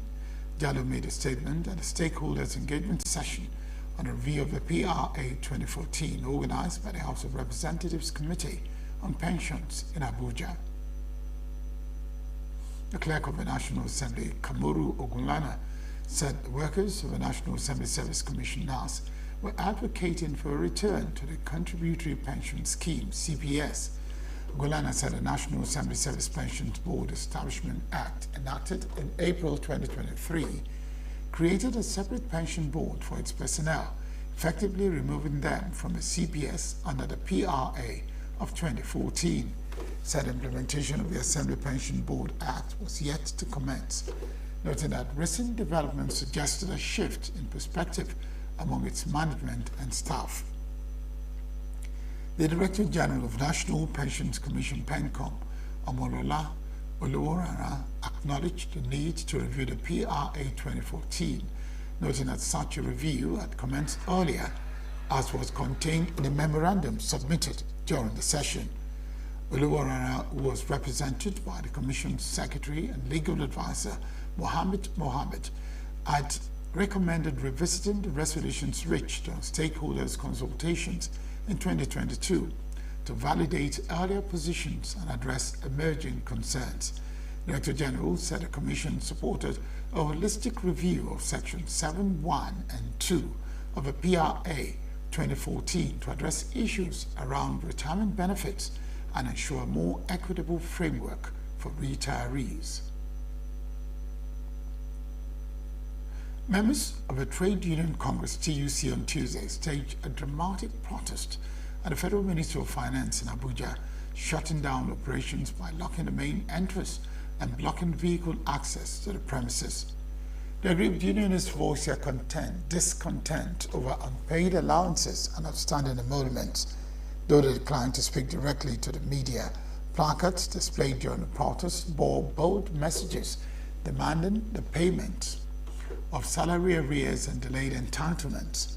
As of the time of reporting, government authorities had not issued any official response to the protests or address by the TUC's demands. The President of the Senate, Godswill Obot Akpabio, has called on the ECOWAS Parliament to work towards realizing the collective vision of a strong, economic and secured and united West Africa. Delivering a keynote address at the first ordinary session of the ECOWAS Parliament in Abuja, Akpabio emphasized the need for unity and solidarity among member states to overcome the region's challenges and achieve its aspirations. Akpabio highlighted the challenges facing the region, including economic instability, security threats, and the need for good governance. He emphasized the importance of a unified regional currency, economic reforms, and investment in modern infrastructure to enhance the region's global competitiveness. The Senate President also stressed the need for ECOWAS to strengthen its voice in international forums and demand fair treatment in global trade, finance, and climate negotiations. The President of the ECOWAS Commission, Omar Toure, while highlighting the key issues affecting the region, stressed the significance of the ECOWAS Golden Jubilee celebration, marking 50 years since the organization's founding. Toure also informed the Parliament that ECOWAS will commence direct discussions with Burkina Faso, Mali, and Niger on the methodology of negotiations regarding their withdrawal from the community. The Senate on Tuesday confirmed the appointment of Nana Kalu as a commissioner in the National Assembly Service Commission to represent the Southeast Geopolitical Zone. Confirmation followed the presentation and adoption of a report of a Senate Committee on Establishment and Public Service, chaired by Cyril Fasui during plenary. Kalu's confirmation was previously stepped down in March due to a petition filed against him.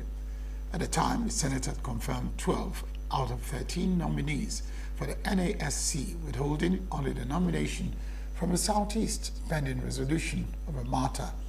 Presenting the report, Fasui explained that the petition had been thoroughly investigated and dismissed by the Senate Committee on Ethics, Code of Conduct, and Public Petitions. The committee found no grounds to disqualify the nominee. In his remarks, Senate President Godswill Akpabio thanked both committees for handling the issue with diligence and fairness, congratulated Kalu on his confirmation, and urged him to serve with integrity. River State Sole Administrator, retired Vice Admiral Ibok Ete-Bas, says his administration is laying a solid foundation for good governance in the state, driven by strong institutions, a result-oriented public service, and sustained capacity building. Bas stated this on Monday in Port Harcourt while declaring open a 4-day transformational leadership training workshop for sustainable development organized by the River State government in collaboration with the National Institute for Policy and Strategic Studies. The training brought together permanent secretaries, local government administrators, and directors from various ministries across the state. Ibas, in a speech, said the workshop represented a major step in repositioning River State's public service to meet the rising expectation of citizens in a fast-changing world. Ibas said his administration is committed to building strong institutions, promoting efficiency, and fostering a results-driven public service by laying the foundation for a culture of good governance. He stressed that only regular and relevant training can break the cycle of stagnation in governance and prepare public servants to adapt, grow, and transform service delivery. The Director General of the National Institute for Policy and Strategic Studies, Professor Ayo Motayo, described the workshop as timely and strategic, designed to bridge leadership gaps and equip participants with contemporary strategies for collaborative governance. Up ahead, suspected rapist marches teen into coma in Abia State. CBN retains 27.50% interest rate gain. Stay with us.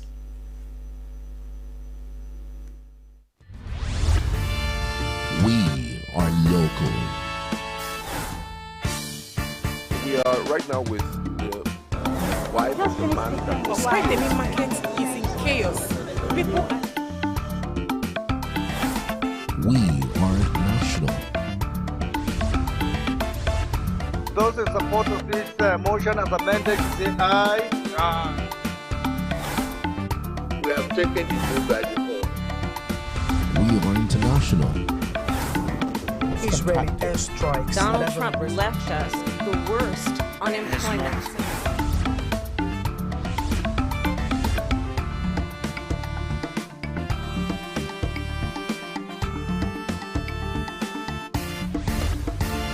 Signature TV, news in your pocket.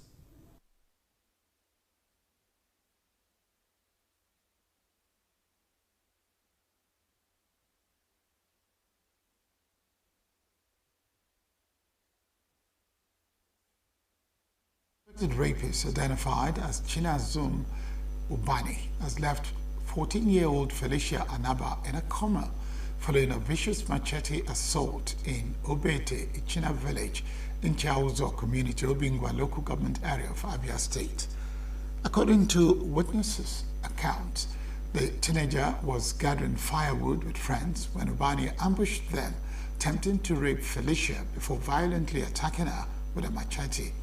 Attack inflicted deep cuts on Felicia's head, leg, and hand, leaving her unconscious from severe blood loss before fleeing the scene.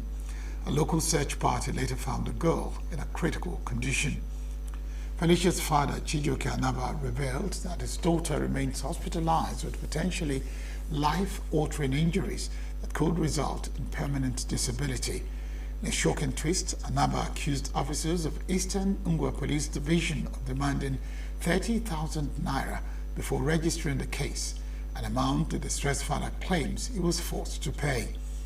As at the time of filing the report, authorities have yet to issue an official statement regarding alleged police misconduct or provide updates on the investigation. The FCT Emergency Management Department said no lives were lost in the accident. In a statement on Monday, the spokesperson for the FCT Emergency Department, Nkechi Issa, confirmed the accident, adding that the accident involved a J5 sachet water truck and a Dangote trailer. She added that the driver of the sachet truck sustained injuries and had been taken to the hospital. The recent accident is the third in 2 months along the same route of the two previous accidents in March. Lagos State Police Command said it has summoned a policeman, Inspector Obik Modestus, after viral video showed him assaulting a driver. Police officer Inspector Obik Modestus has been summoned by the Complaint Response Unit at Lagos Police NG. In a video, the policeman was heard saying, "Are you mad?" as he slapped the driver while in the car. In response to the video, the Lagos State Police Public Relations Officer Benjamin Yundeni said Modestus will be handed over to the Provost Department for appropriate disciplinary measures. Former Ekiti State Governor Ayodele Fayose has filed a no-case submission in response to the 6.9 billion fraud charges brought against him by the Economic and Financial Crimes Commission. Justice Chukwujeku Aneke of the Federal High Court in Lagos had a no-case submission and subsequently reserved a ruling on it. Fayose was represented by former Attorney General of the Federation, Chief Kanu Agabi, while Olalekun Ojo represented Sportless Investment Limited, joined as a second defendant. The FCC, through its lawyer Rotimi Jacobs, pressed 11 counts bordering on stealing and money laundering against Fayose and the firm. Fayose's counsel Agabi argued the no-case submission dated July 16, 2025, insisting the EFCC had failed to establish a prima facie case against the ex-governor. Second Defense Counsel Ojo adopted the no-case submission filed on March 21, 2025, and supported by further documents on May 16. He argued that the credibility of the prosecution's 13th witness, former Minister of State for Defense, Senator Musiliu Obanikoro, had been seriously eroded. Ojo noted that Obanikoro had admitted under cross-examination there was no direct communication between Fayose and the former National Security Advisor, Samuel Dasuki, undermining the prosecution's narrative. In response, EFCC prosecutor Rotimi Jacobs urged the court to dismiss the no-case submissions. The Nigerians in Diaspora Commission, NIDCAM, has received another set of 13 trafficked Nigerians from Ghana and Mali. Director of Media, Public Relations and Protocols Unit, NIDCAM, Abdul Rahman Balogun, in a statement on Sunday, said the victims, 12 girls and a 5-year-old boy, were received by NIDCAM chairman Abike Dabiri Erewa. The girls were said to have claimed that they were tricked and forced into prostitution under the guise of helping them to get jobs in Ghana and Mali. Statement noted that the victims also narrated how they were sexually abused, physically assaulted, and emotionally traumatized by the traffickers, both in Ghana and Mali. She also called for a crackdown on the human traffickers and agents through naming and shaming them after necessary prosecution to curtail modern-day slavery. Girls were later taken to NAPTIP by NIDCAM for necessary profiling and documentation. The Dangote Petroleum Refinery said that a naira for crude deal allowed it to reduce the price of petrol, which translates to reduced costs at the pumps. A statement by the Group Chief Branding and Communications Officer, Anthony Chiejina, said the decision to maintain price stability reflects its unwavering commitment to supporting the Nigerian economy and alleviating the burden on consumers from the increase in fuel prices by maintaining price stability. Dangote said the decision to maintain price stability despite crude price fluctuations underscores its dedication to providing affordable, reliable, and high-quality petroleum products without compromising operational efficiency and sustainability. The company assures all stakeholders, consumers, partners, and the government of its continuous dedication to operational excellence and national service. The Monetary Policy Committee of the Central Bank of Nigeria has retained the country's interest rate at 27.50% for the second time in 2025. The governor of CBN, Olayemi Cardoso, disclosed this during a press briefing on Tuesday after the 300th Monetary Policy Committee meeting in Abuja. The second pause in rates comes after 6 consecutive hikes recorded in 2024. The Central Bank of Nigeria dismissed bankruptcy claims making the rounds on social media about a Nigerian bank, Fidelity. A statement on Monday by the Apex Bank's acting spokesperson, Akama Ali, assured that Nigeria's banking sector remained resilient, safe, and sound. Clarification comes amid reports that suggest that Fidelity is facing bankruptcy as the Supreme Court had ordered the financial institution to pay 225 billion naira in damages to Sankacon Concept Limited. The CBN described a claim making the rounds as misleading and urged the public to disregard sensational and unverified claims. The CBN remains dedicated to fostering a secure banking environment where depositors can be fully confident in the safety of their funds. Fidelity Bank also clarified that it's not under any form of bankruptcy proceedings. Still to come, UK PM Starmer says UK-EU deal puts Britain back on world stage. Taiwan's Foxconn says AI data center with NVIDIA to have 100 megawatts of power. These and more after the break. Every second, every minute, every Britain's Prime Minister Keir Starmer said on Tuesday that Britain is back on the world stage after striking deals with the EU, the US, and India. Britain and the EU on Monday agreed to trade with vastly reduced paperwork and border checks on plant and animal products while maintaining high food standards under an agreement that is part of a wider reset in relations. The UK did, however, concede concessions on fishing rights with the two sides, agreeing that British and EU vessels would have access to each other's waters for 12 years. Britain's food sellers and producers, both large and small, welcomed a deal with the European Union to cut border red tape, saying it would reduce costs and ease trade for both sides. But the agreement on fish, which removed one of UK's strongest hands in any future talks, was condemned by the fishing industry, who said it had been sacrificed in order to secure better terms elsewhere. Mr. Speaker, it also strengthens our borders because, again, the previous deal left a huge gap, weakened our ability to work together to tackle illegal migration, the ultimate cross-border challenge. This partnership closes that gap, including joint work on returns, preventing channel crossings, and working upstream in key source and transit countries, cooperating along the whole migration route to strengthen our hand in the fight against the vile smuggling gangs. I don't have time to run through the list of supportive quotes from businesses, but this, fine. All right, but this new partnership. EU Foreign Policy Chief Kaja Kallas said in Brussels that while a 17th sanctions package against Russia still has to be agreed upon, the EU is already preparing another sanctions package. She said measures included were aimed at Moscow's shadow fleet of oil tankers and measures related to human rights and hybrid threats.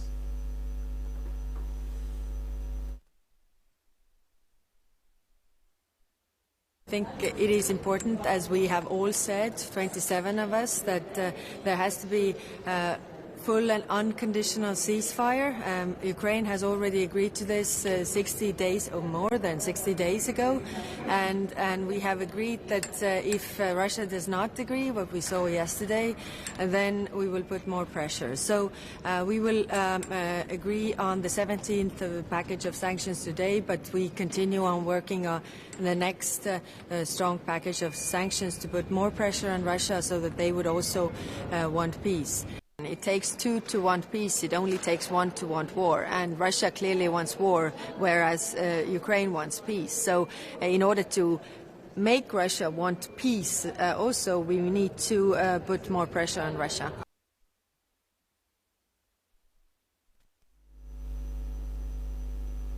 Russia and Ukraine are set to start negotiations after Putin spoke to U.S. President Donald Trump on Monday. But Putin said the process will take time.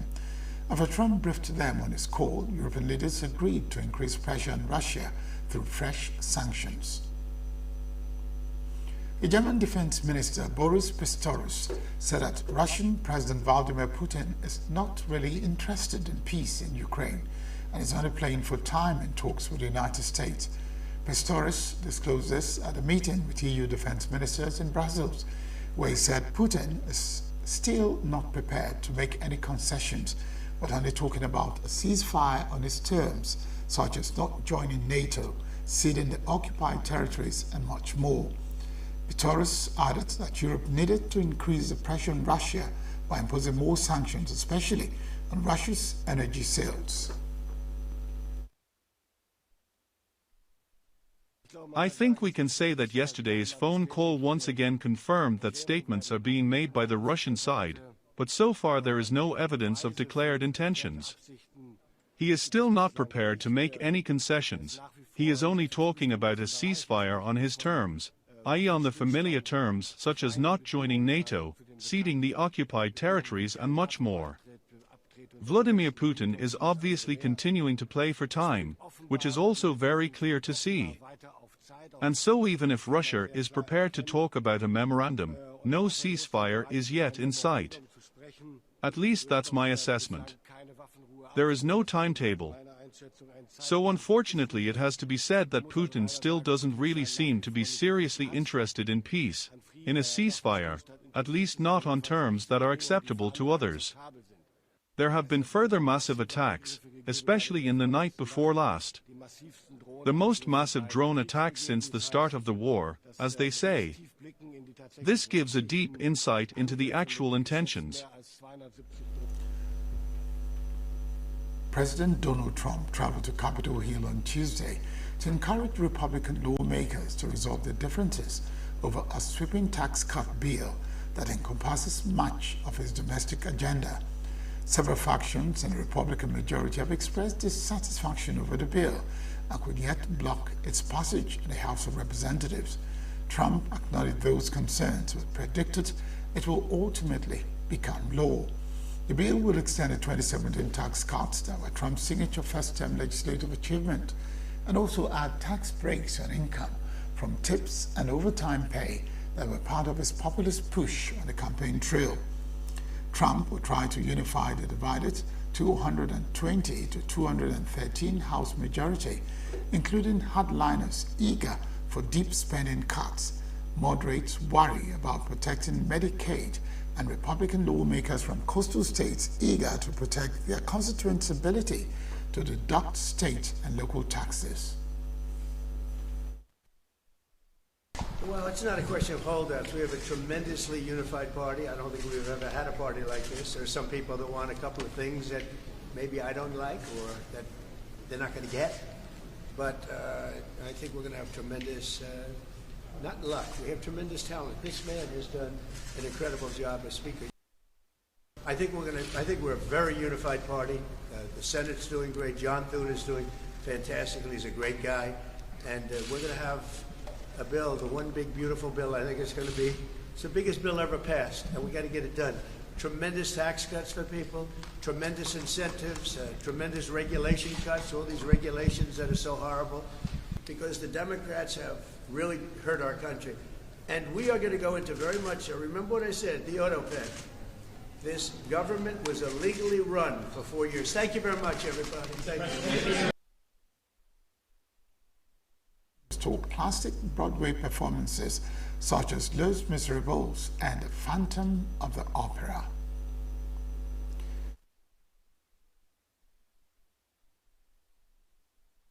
Visible and audible from southern Israel. Israel's military said it has conducted a wave of strikes on over 670 Hamas targets in Gaza, Over the past week, as part of Operation Center mission Gideon's is to be Chariots, a new operation the crown aimed at jewel of the eliminating Hamas military capabilities, and has killed dozens of Hamas fighters. According to local medical workers, Israeli strikes have killed more than 500 people in the past 8 days, as the military campaign has intensified, with at least 40 people killed on Monday. The Israeli campaign has devastated Gaza, pushing nearly all of its 2 million residents from their homes and killing more than 53,000 people, many of them civilians. The 5th edition of the Qatar Economic Forum kicked off in the city of Lusail in Qatar on Tuesday, with multiple speakers, including Qatar's Prime Minister Sheikh Al Thani.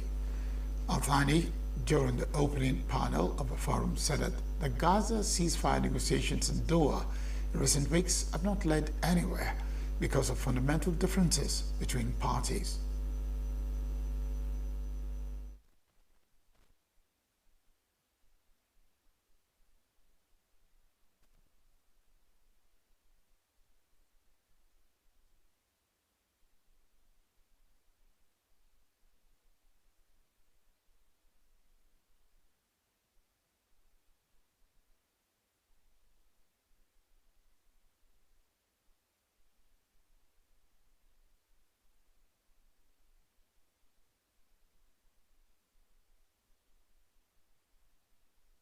The delicacy of that situation in the region right now is critical. And basically, we have seen that the continuation of this campaign and this way and this behavior, and it's not only in Gaza, but Gaza, West Bank, Lebanon, Syria, is something becoming unbearable. Yet you have seen that all of us as governments, as countries, we are calling for peace, we are calling for peaceful resolutions. During that visit, we had a wide range of topics that's been discussed, whether it's on the regional security. During different panel, Qatar's Minister of Energy, CEO of Qatar Energy, and Chairman of Qatar Airways, Saad Al-Kabi, spoke about oil and buying new planes, saying if oil fell below $60 a barrel, there will be a decline in investment and power requirements will not be met, and added that Qatar, one of the largest LNG global exporters, was not worried at all about a supply glut in liquefied natural gas, LNG.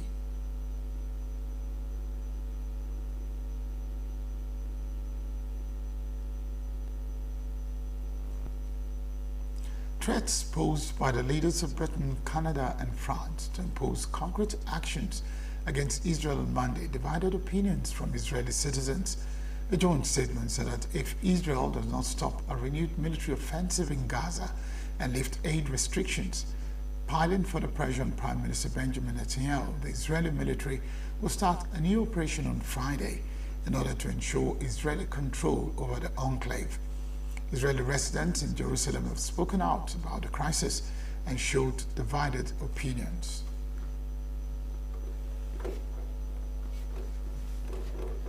I think they're a bunch of hypocrites.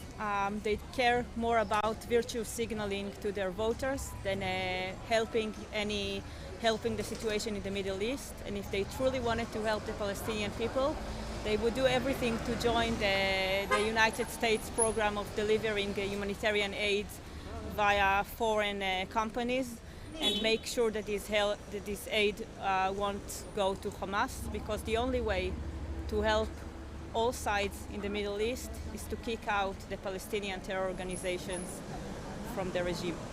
I think it doesn't matter. I mean, it's not about the other countries in the world. It's not about the other people in the world. It's about us. It's about the Jews, and about us understanding our place in the world and our meaning and our purpose. And if we know, if we are willing to commit to who we are and what we're supposed to do and how we're supposed to behave, for better or for worse, then things will be better. And it doesn't matter what other people think. What matters is how we act, how we behave. Britain's Foreign Secretary David Lammy has announced that Britain had paused free trade talks with Israel, summoned its ambassador, and announced further sanctions against West Bank settlers after Prime Minister Keir Starmer said he was horrified by the military escalation in Gaza. The Israeli military announced the start of a new operation last week, and Prime Minister Benjamin Netanyahu has said Israel would take control of the whole of Gaza. Foreign Secretary David Lammy said the offensive was not the way to bring remaining hostages home, called for Israel to end the blockade of aid, and condemned what he called extremism in some sections of Israel's government. Regrettably, Madam Deputy Speaker, despite our efforts, this Israeli government's egregious actions and rhetoric have continued. They are isolating Israel from its friends and partners around the world, undermining the interests of the Israeli people, and damaging the image of the State of Israel in the eyes of the world. Therefore, today, I'm announcing that we have suspended negotiations with this Israeli government on a new free trade agreement. We will be reviewing cooperation with them under the 2030 bilateral roadmap. The Netanyahu's government's actions have made this necessary. Madam Deputy Speaker, today, my honourable friend, the Minister for the Middle East, is summoning the Israeli ambassador to the Foreign Office to convey this message. Britain also sanctioned a number of individuals and groups in the West Bank who it said had been linked with acts of violence against Palestinians. The move comes after Britain imposed sanctions on a number of settlers and settler organizations in 2024, targeting individuals and groups which it said had sponsored violence against Palestinian communities in the West Bank. India's Army Bomb Disposal Squad on Tuesday neutralized an unexploded shell found in Punch in Indian-administered Kashmir. The shell, which local media said was a remnant of recent intense military clashes between nuclear-armed rivals India and Pakistan, was found in Dara Baghal village of Punch district. India had conducted military strikes in retaliation for an attack in Indian Kashmir that killed 26 Hindu tourists, which triggered cross-border fightings for 4 days before a ceasefire was declared. India and Pakistan have fought 3 major wars and have been at loggerheads since their independence. Residents of India's Bengaluru were wading through knee-high flood water on Tuesday as deaths related to the floods rose to 3, according to media reports. Local Municipal Corporation Commissioner in Bengaluru said the downstream canal lacked sufficient carrying capacity and directed his team to identify a solution to prevent further clogging. According to the Indian Meteorological Department, moderate to heavy rainfall is expected to persist until Thursday. Meanwhile, in the northeastern city of Guwahati, heavy rainfall left several streets submerged, forcing residents to wade through flooded roads. India, with 1.4 billion people, relies on rainfall to support its population, many of whom live off and rely on farming. However, excessive rainfall can cause floods, especially due to poor drainage systems. The State Administration of Foreign Exchange, SAFE, has said China's foreign exchange market saw generally stable operations in April, with a net inflow of cross-border capital. According to SAFE, in April, China's non-banking sectors, such as enterprises and individuals, received a net inflow of cross-border capital of $17.3 billion and a net inflow of cross-border capital from the trade of goods totaled $64.9 billion, maintaining a relatively large amount. In addition, SAFE said foreign holdings of domestic bonds increased by a net total of $10.9 billion last month, and in late April, foreign investors turned net buyers of domestic stocks.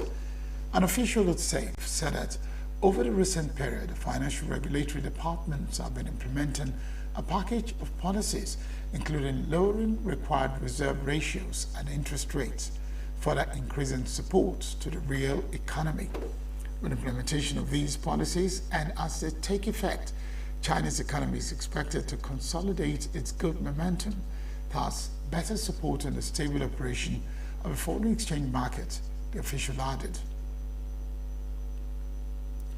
Taiwan's Foxconn, the world's largest contract electronics maker with NVIDIA, has announced it will build an artificial intelligence center in phases targeted to have 100 megawatts of power.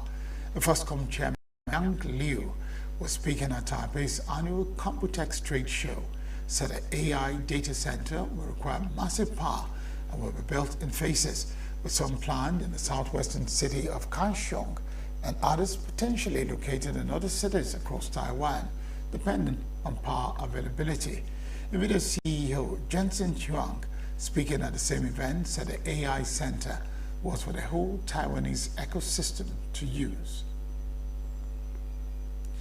Hundreds of ride-hailing drivers staged protests on Tuesday in several cities in Indonesia to demand higher pay and reject a planned merger between the country's largest tech company, GoTo, and US-listed ride-hailing firm, Grab.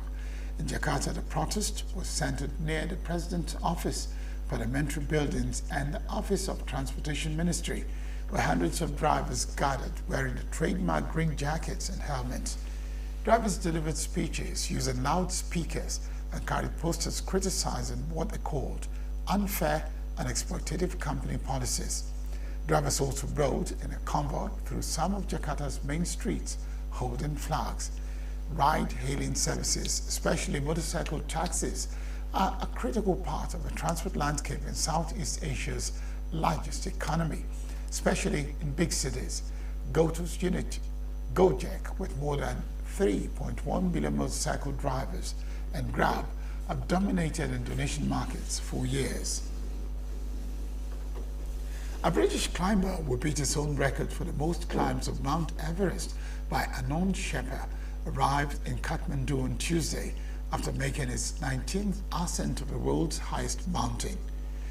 Kenton Cole climbed the 8,849-meter peak on Sunday, accompanied by a Sherpa, Doji Gangjen, who logged his 23rd climb.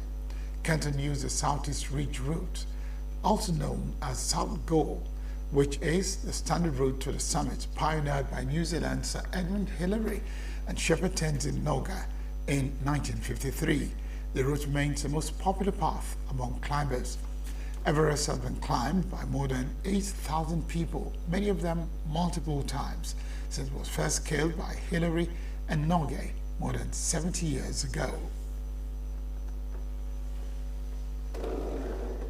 Well, the biggest issue was the numbers of people. Everest is a super popular mountain, and just because of the weather, everybody came together on the 18th.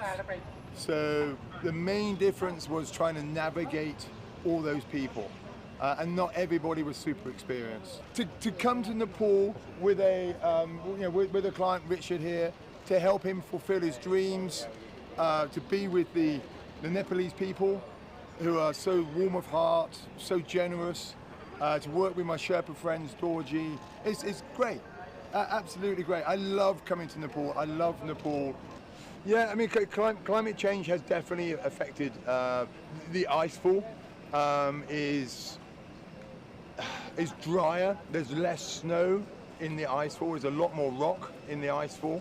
But the higher part of the mountain is as snowy as it's ever been. There's a weather station near the top, and that's been buried by snow over the last 2 or 3 years. The site of the US Open would undergo an $800 million transformation with a top-to-bottom modernization of a famed Arthur Ashe Stadium and a new player performance center planned for the sprawling Queens campus.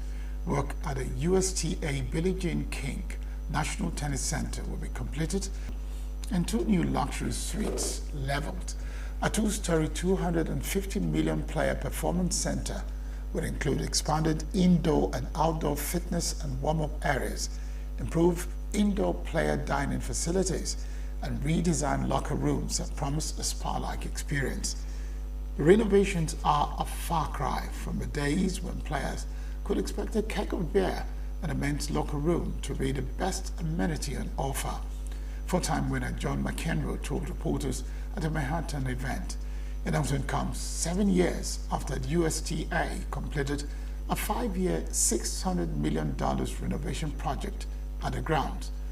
The more than 14,000 capacity Louis Armstrong Stadium opened in 2018 to replace the 1978 stadium of the same name, boasting a retractable roof.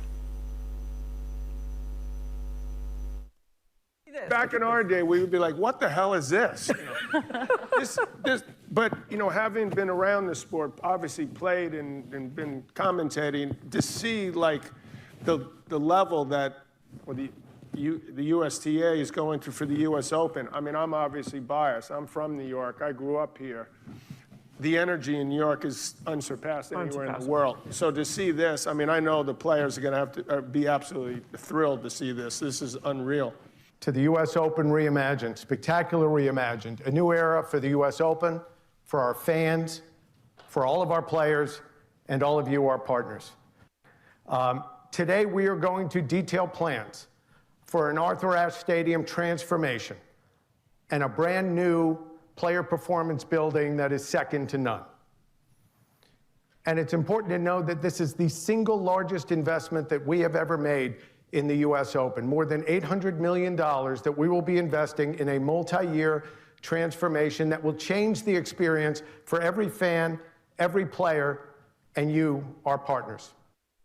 Manchester City manager Pep Guardiola said on Monday that midfielder Kevin De Bruyne is the second best passer he's ever worked with after Lionel Messi. The match against Bournemouth would also mark Belgian playmaker De Bruyne's last home game for City, with the 33-year-old having announced that he would leave the club at the end of the season after 10 successful years. City will take a trip to 10th place Fulham for the last Premier League round on Sunday.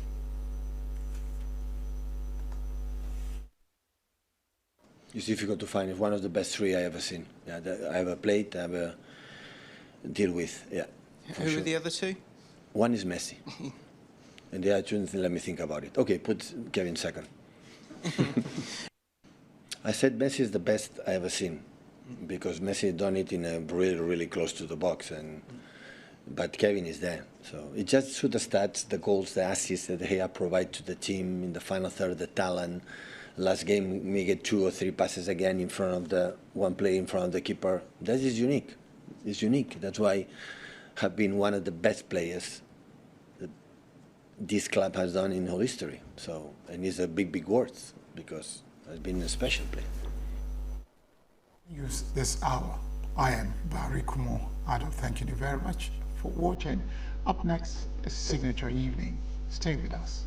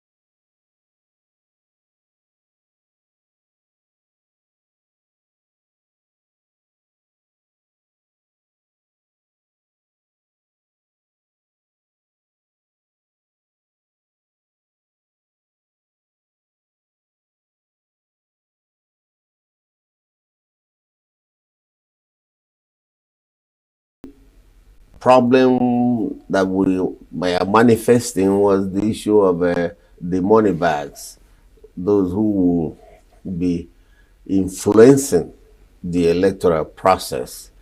So after that regime, it was an open field for people, because looking at our electoral system, the American presidential system is a very corrupt political regime, because the constituencies are larger and the process of selection of the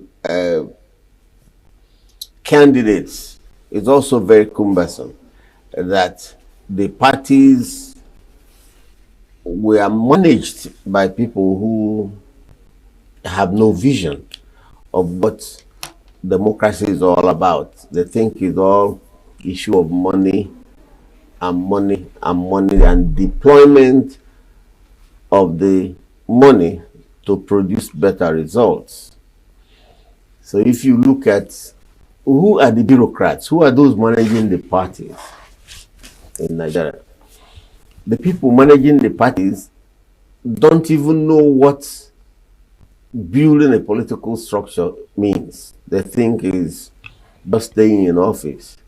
I had the minister of FCT saying that the PDP were able to sell, form, and made about close to 14 billion naira, but they couldn't pay ground rent for their property of 7 million. So that shows you the reckless. The party system here is from top to bottom. It's not from bottom to top. The party system we are practicing is not the way the American presidential system run in the United States. So there's no idea. It's all about money, money, and money. So how do you, the average earning of the top civil servants in Nigeria, for you to earn 3 or 4 million naira a year, and somebody will pay 50 million to buy for? Politics is based on constituency interest. It's not based purely on the platform you're running. That will also have some tribute to your success. Let us look at the 3 candidates. 1, where do they come from in Anambra State? Soludo comes from Isuofia. He has only 1 ward in his political parish. The Okachukwu, his constituency, has about 2 wards coming from the neighboring town in Nnewi. So then the man from Nnewi, who is Dr. Moralo, has close to 20 wards in his primary constituency. Then look at the local government distribution. Soludo comes from Old Aguata, which are 3 local governments. Moralo and Okachukwu, Dr. Okachukwu, are sharing 4 local governments within themselves. Now, Anambra is a place where most of the politicians have no constituency. You have to have a constituency. Where do you think your votes will come from? Is it the youth? Is it the intellectual group? Is it the working class? Is it those who you feel that can do mobilization? Soludo is a governor in Anambra State with less than 115,000 votes, where the registration is about 1.8 million.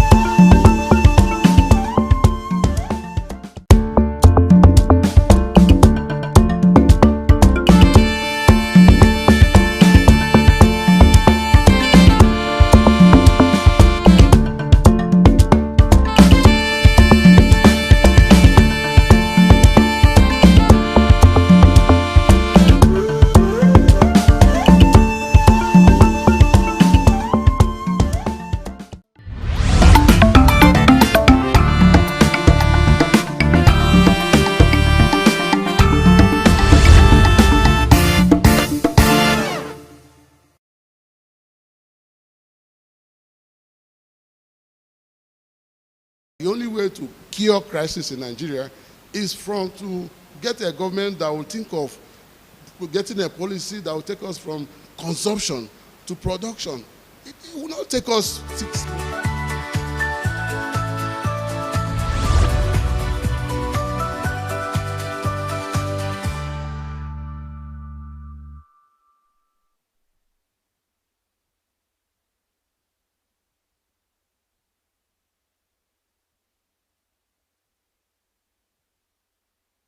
It is the Tuesday edition of Signature Evening. You're welcome to the show. 3 hours of power-packed outing, ranging from the discussion segment to Fashionista and, of course, the chat box that closes it all for the day. My name is Ngozika Mba. Good evening and welcome to the show. My name is Quincy Rowland. On the discussion segment, first off, we'll be looking at the rural road infrastructure and economic development, and thereafter the legality of compulsory voting bill will come up. Something that sounds odd and negating what democracy should be, and of course human rights will be the second discussion segment, and the third will be on alternative economic models. Like we're looking at two economic situations on Signature Evening it would be. After the break, we will return to be on the very first discussion point this evening. But don't forget to follow us on all our social media handles as are currently displayed on your screen. We'll be back shortly. Every second, every minute, every pocket.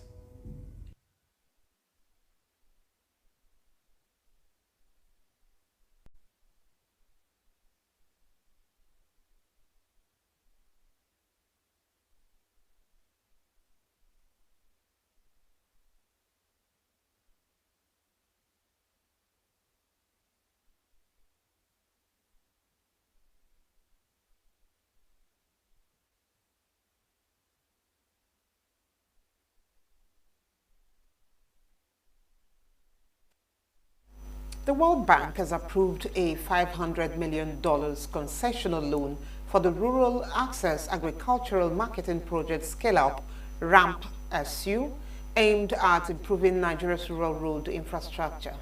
According to a statement from the World Bank, this financing, alongside an additional $100 million contribution from the Nigerian government, will help address the pressing infrastructure challenges faced by rural communities across the country.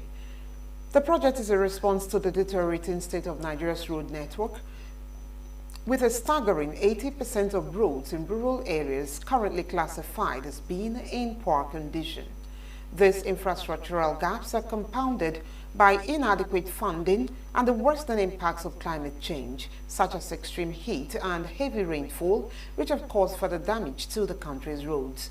By focusing on climate-resilient infrastructure, the project seeks to mitigate the long-term effects of these climate risks while improving connectivity in rural regions. And on this subject matter, rural road infrastructure and economic development, our guest right here live in our ENUGU studio, a political scientist and a public affairs analyst, Dr. Jeff Okoro is here with us. Doc, thanks for joining us. You're welcome. Good evening, Doc. And good evening, viewers. Most Nigerians living in rural areas have limited access to paved road networks. And so I think we'll begin this conversation by, trying to measure our success so far. In the past decade or thereabout, how much improvement has Nigeria recorded in terms of road infrastructural,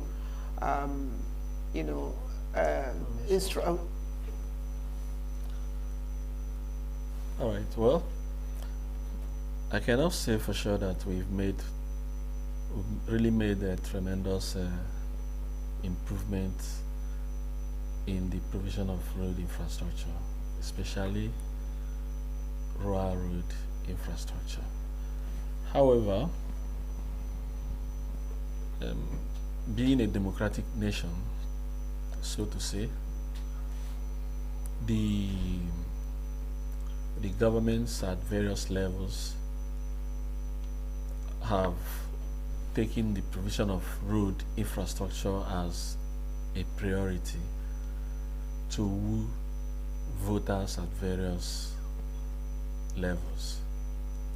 So, given that, I would say, okay, there has been some improvement in some states of the Federation, but not in every case. Road construction happens to be one of the underlying factors in political manifestos. They always want to talk about how they'll pave ways, repair the roads, and so far, do you think that they've been able to meet up with the expectations of people, especially in the rural areas? Well,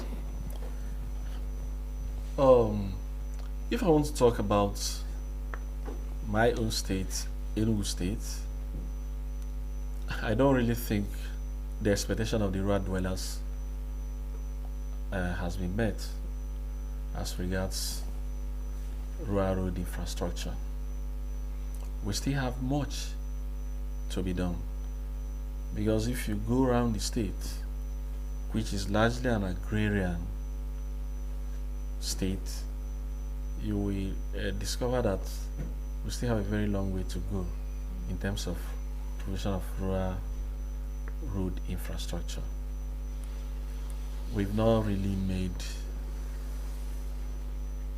what I can call tremendous improvements. Okay, so can you provide like specific examples of cases that illustrate this impact? Okay, yeah, like we all know, and the topic of discussion states,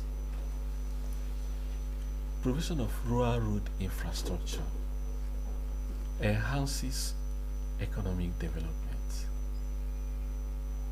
The impact of rural road infrastructure cannot be overemphasized.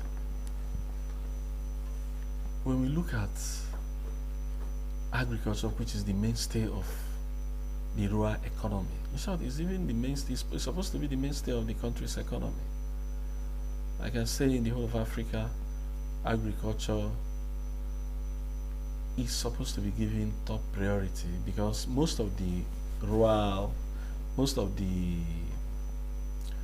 dwellers in Africa engage in agricultural activities to sustain their living, and most of raw materials for agro-based industries are sourced from Africa. They are sourced from the rural areas. And if we have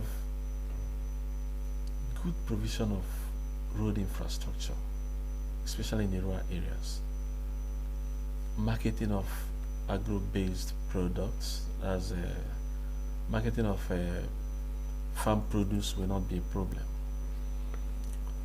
And from all indications, when you have good roads that leads to rural areas, farmers will not incur losses, because they know that whatever they get from their farm produce can easily be transported to bigger markets, urban areas, and all that. And this will act as incentive for people to go into farming. And when people go into farming, when people have the zeal to go into farming, definitely it will reduce poverty. It is going to create employment for a lot of people. And when employment is created for a lot of people, it has the propensity to reduce poverty among the rural dwellers. Okay, Doc, we will return to the impact of infrastructure development in rural areas. I'm sure you're not exhausted with some of the benefits if this is enhanced, but there is something. You know, recently the World Bank approved a loan of hundreds of $1 million, $500 million to be precise, for basically for rural access agricultural marketing project scale up. That will also involve rural roads and the like. So let's actually look at the financing. Basically, it is the money. It is the absence or presence of money that determines how far a government can go in providing these roads that we're talking about. And so the question really here is, are we really restrained financially, or is that a creation of politicians? Well, I don't want to say we are constrained financially. We are not. It is all about priority. It is all about what the politicians, what the governments take as their priority. Because there are so many other projects that are not more important than provision of rural. So possible that they can ensure that this progress are sustainable in terms of environment. You know, every locality has peculiar environmental challenge. You see some places that are enamored by erosion, for instance. I know that it is not the level of work that is put there that can also be put elsewhere. Is it something that community can come together to do for themselves, get prepared for the government to do the rest? No, let me tell you, when we talk about rural road infrastructure, it doesn't mean that there are no passable roads, at least roads that are existing. There are existing maybe track roads. Yeah, not track roads. There are roads, motorable existing roads in rural areas. Created by who now? The community? No, not really the community, created by government. Are you getting it? But not paved. When we talk about, yes, okay, they are not paved or tarred. So when we talk about roads, it's not enough to grade roads. You and I know that if you grade roads without asphalting them, in less than 1 year, most of those roads will be destroyed by erosion or other factors. So, but these rural roads, like you're saying, it's not as if they are not in existence at all. Most of them are in existence. Like my own place in Isuzu local government area, precisely, Neke. When you look at the road that connects Neke and Nsukka, a straight road that connects the whole of Isuzu local government to Nsukka local government, and even Nsukka town, as big as it is. That road is very important. But the road economically, right? Economically, it is very important. Like I said initially when we started, that when rural roads are attended to, it will create a lot of opportunities, both economic opportunities and, development-bound opportunities. For instance, the road I'm talking about, if such a road is given attention, rural dwellers from Isuzu local government area can access Nsukka so easily. If they bring their farm produce, they can take their farm produce to bigger markets in Nsukka and other places. Then, apart from, selling and their that particular agricultural road you're produce, talking about is dilapidated as we speak. it is actually dilapidated. It is not motorable. Not that doesn't mean that vehicles don't ply it, but the vehicles ply the roads with so much efforts. The road is not asphalted. The road is not even expanded. It's not even graded. I wish if I had known, I would have given you a picture of that road for you to see. But this is a road that can actually open up opportunities, a lot of opportunities to the people of Isuzu. It can enable them to go to the University of Nigeria easily.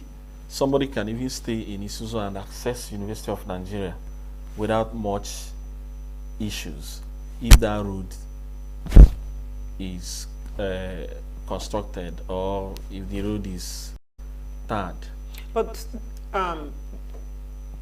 do communities get involved in decision making when it comes to provision of infrastructure in Nigeria? No, see, some of these rural roads, you know, we have three known types of roads in Nigeria. We have Trunk A road, which belongs to the federal government.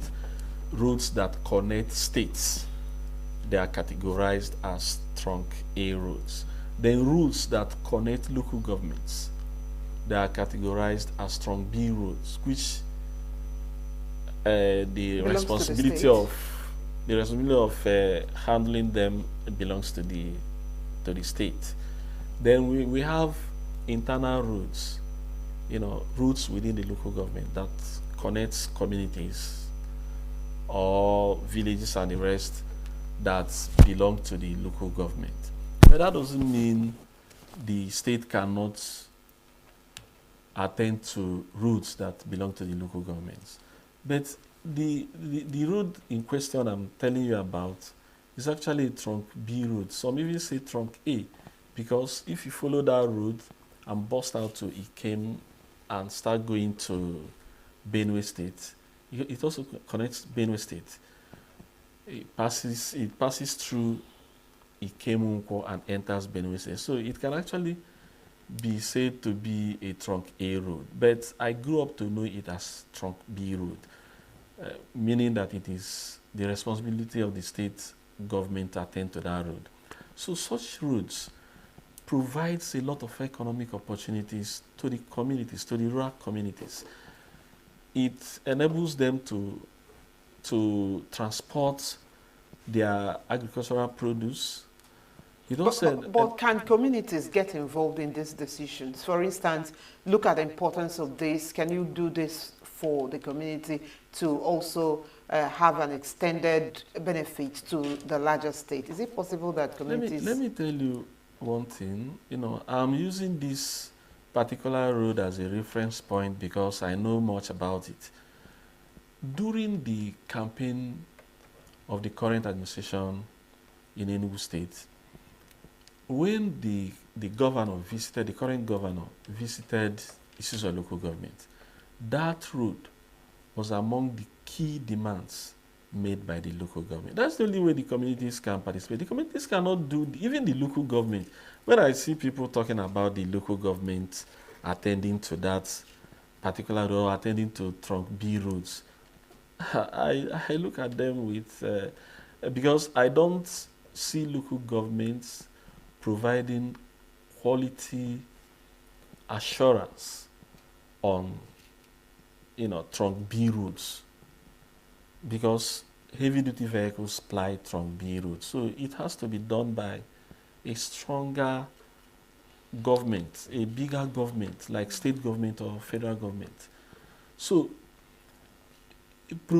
see, like at the inception of our discussion, you talked about RAMP program of World Bank. You know, World Bank knows the economic importance. World Bank knows the benefits of providing roads, you know, for rural communities as regards economic development. And that is why they are making the efforts, you know, But have we had such efforts, such interventions, international interventions for rural development in Nigeria? And how much implementation did we record? Okay, just like I said, that the issue is lack of commitment on the part of governments, not really... Because there is no funds. No. It's not because there is no funds. Okay, you asked a question, I'm coming to answer you. I say it takes us to lack of commitment on the part of government. Yes, RAMP has been there. RAMP, during the previous administration of Enugu State, the administration of Governor Ifeanyi Ugwuanyi, there was this RAMP program that kind of did earthwork to a lot of rural roads. What did it,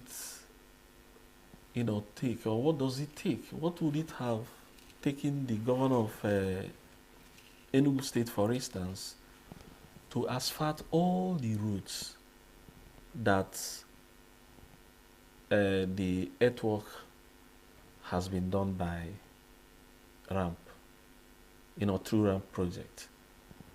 But that was not to be. The road I'm talking about now, 70% of that road was actually attended to through ramp project. But the state reneged, probably because the road was not, because the road was not asphalted. If the state had probably paid money, part of its own bargain, why didn't it asphalt the road?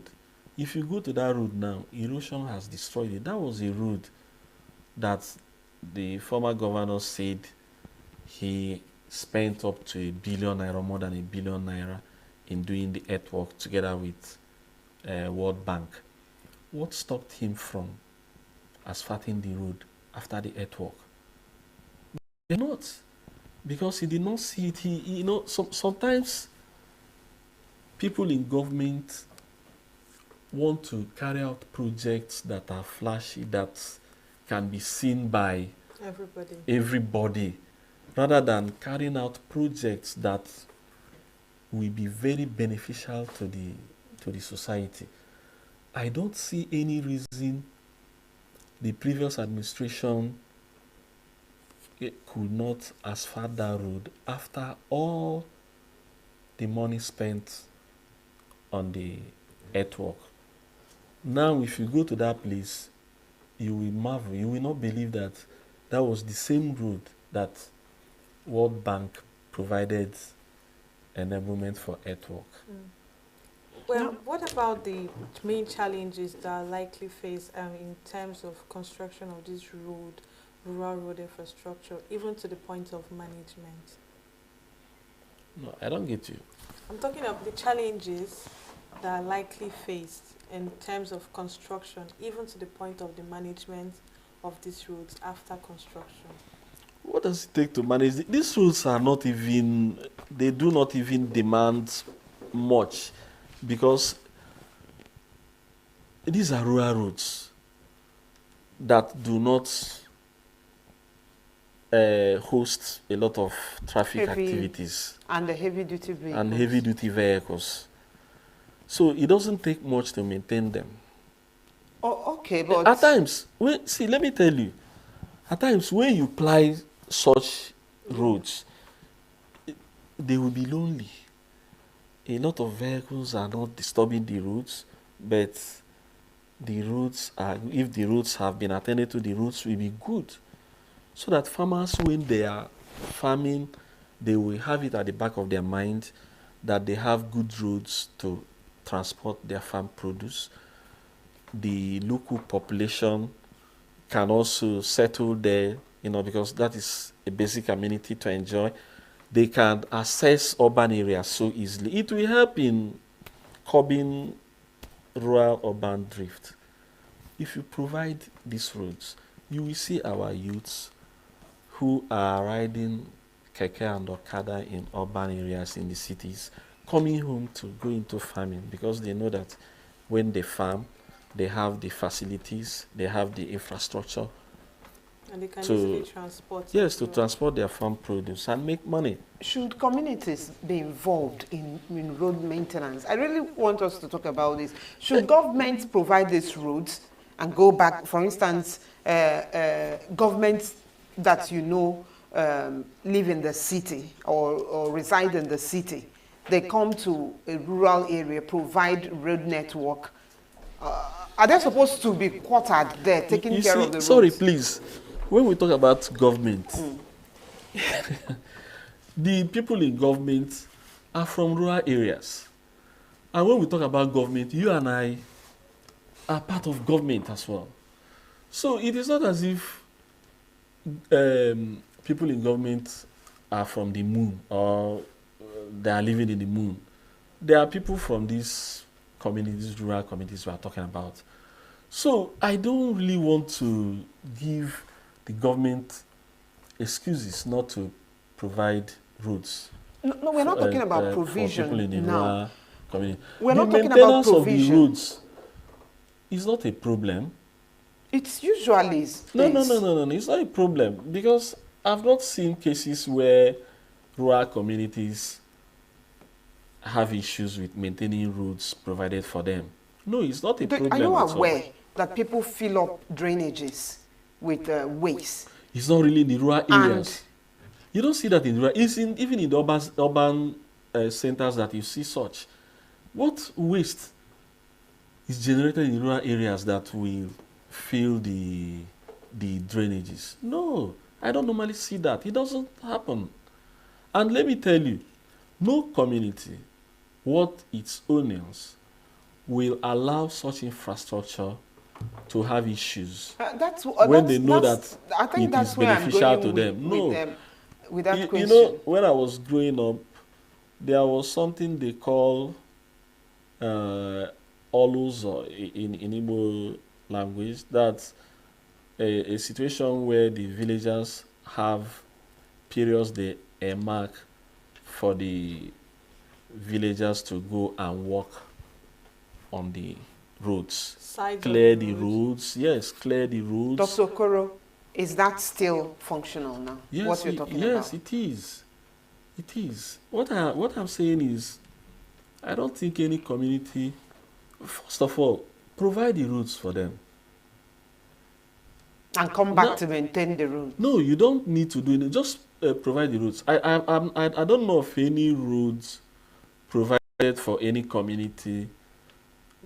A good road, you know, a quality road provided for any community that we wash it off. Provide and before quality then, we would roads. have clapped for that government. Of course. And provide quality roads and see there are some roads done by the last administration in his local government. In which states now? Enugu State. In Udenu local government. Those roads are still, they are still there. They are still enduring. I don't see, I apply them and I don't see any problem with those roads. Okay. So, but this issue I'm telling you, there are communities that don't even have roads, let alone talk about the maintenance. Now that you mentioned my own community, we don't have roads. That road is one of the most important routes for my community. Okay, you have said that. Yes, let's not dwell on that. I'm emphasizing it because it is a very important road. It's a major link road that should not be abandoned. But is there any rural road around your local government that was at least paved? Because the question should be why that particular road is neglected. It's just a lack of commitment on the side of government. But Governor Peter Mba is doing well in terms of infrastructure, and my people have cried to him. We have been crying to him as regards that particular road I'm talking about.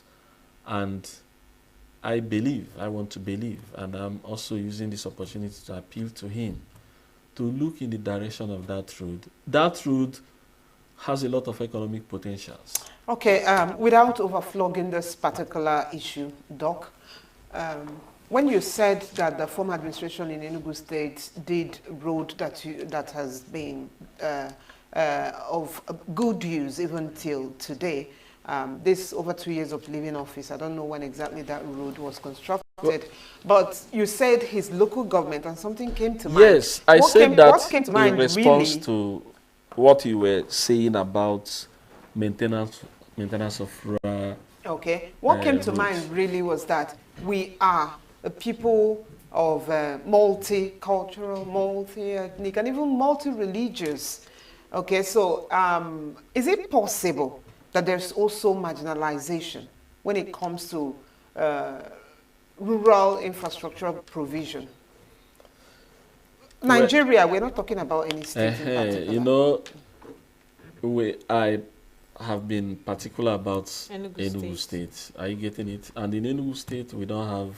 We can't be particular about Enugu State. It's a global viewing station. I'm coming to about Nigeria. You know, in terms of Enugu State, we don't have multi-ethnic nationalities. But we have zones. Yes, we have zones. We have that one zones. is a.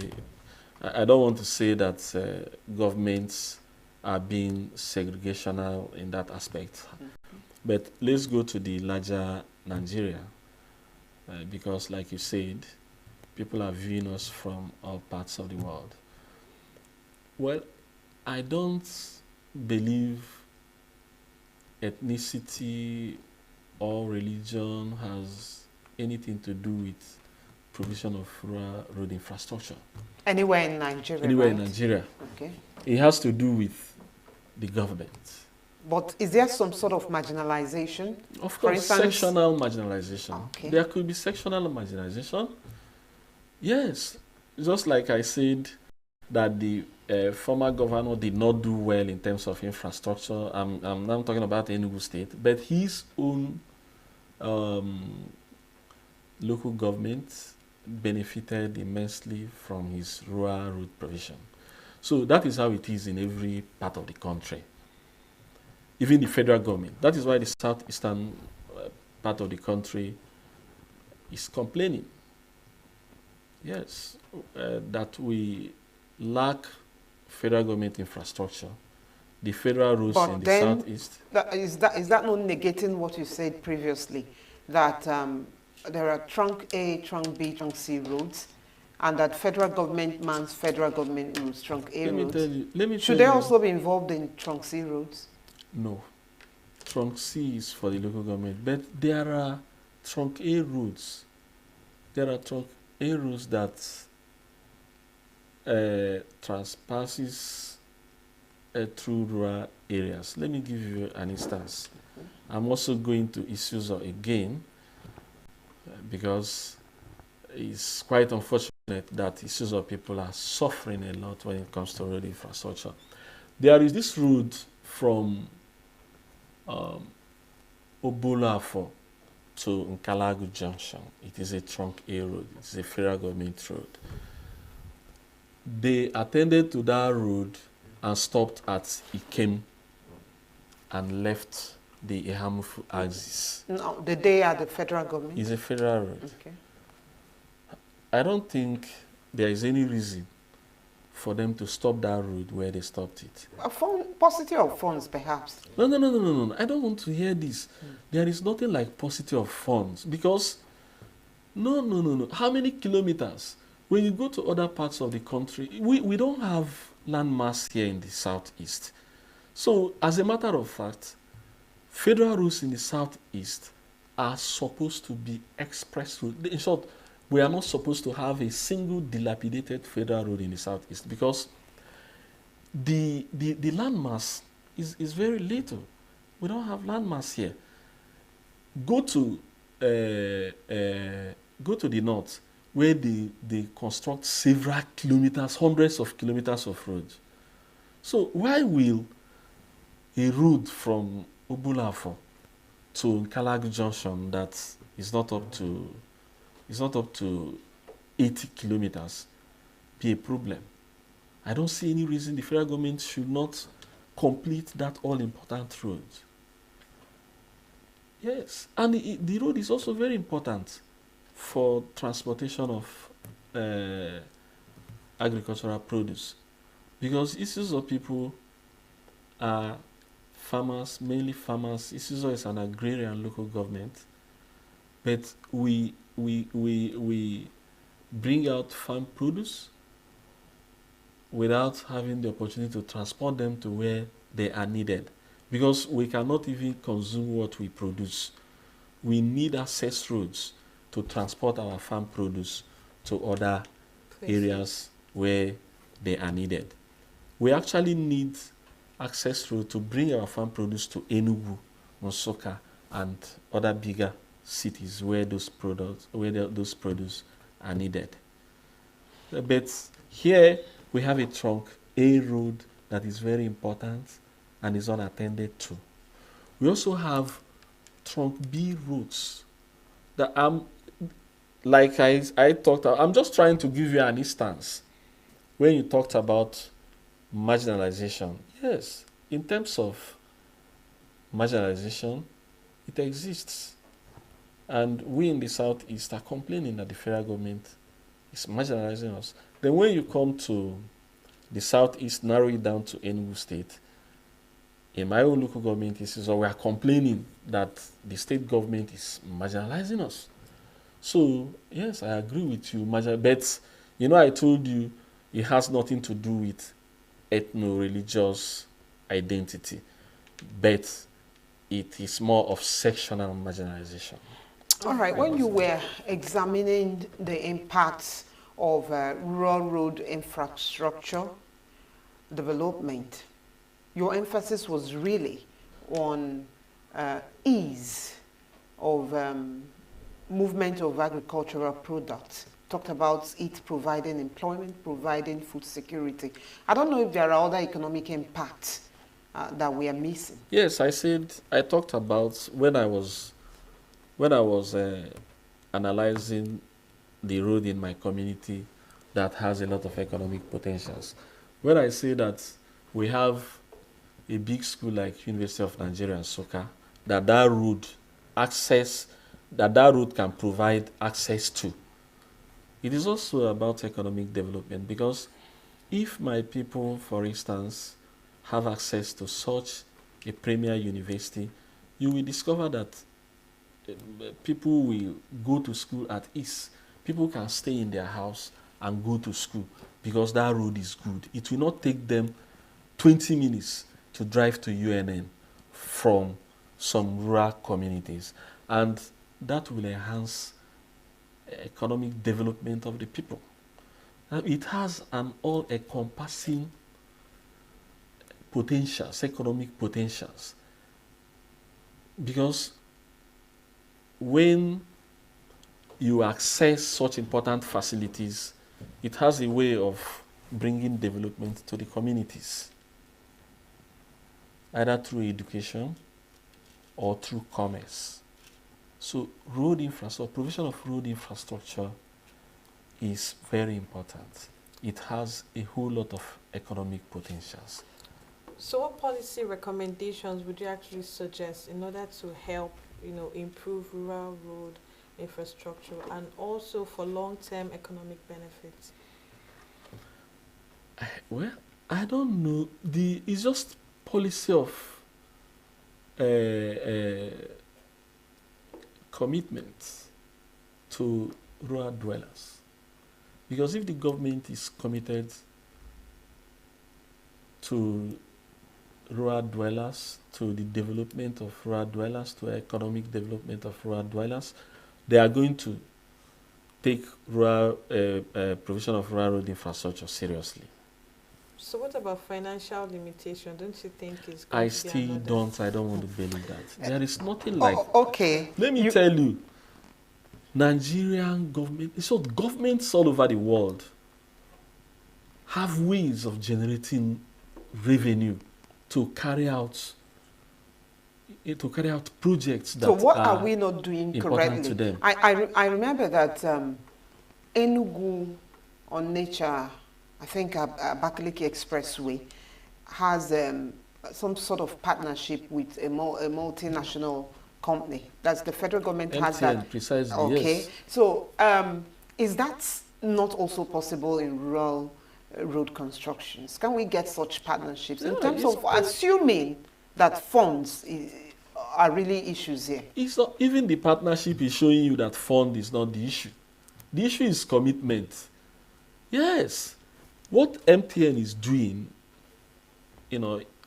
through that partnership, it's not as if MTN is giving the federal government money or is doing it free of charge for the federal government. No, it is tied to their tax. Are you getting it?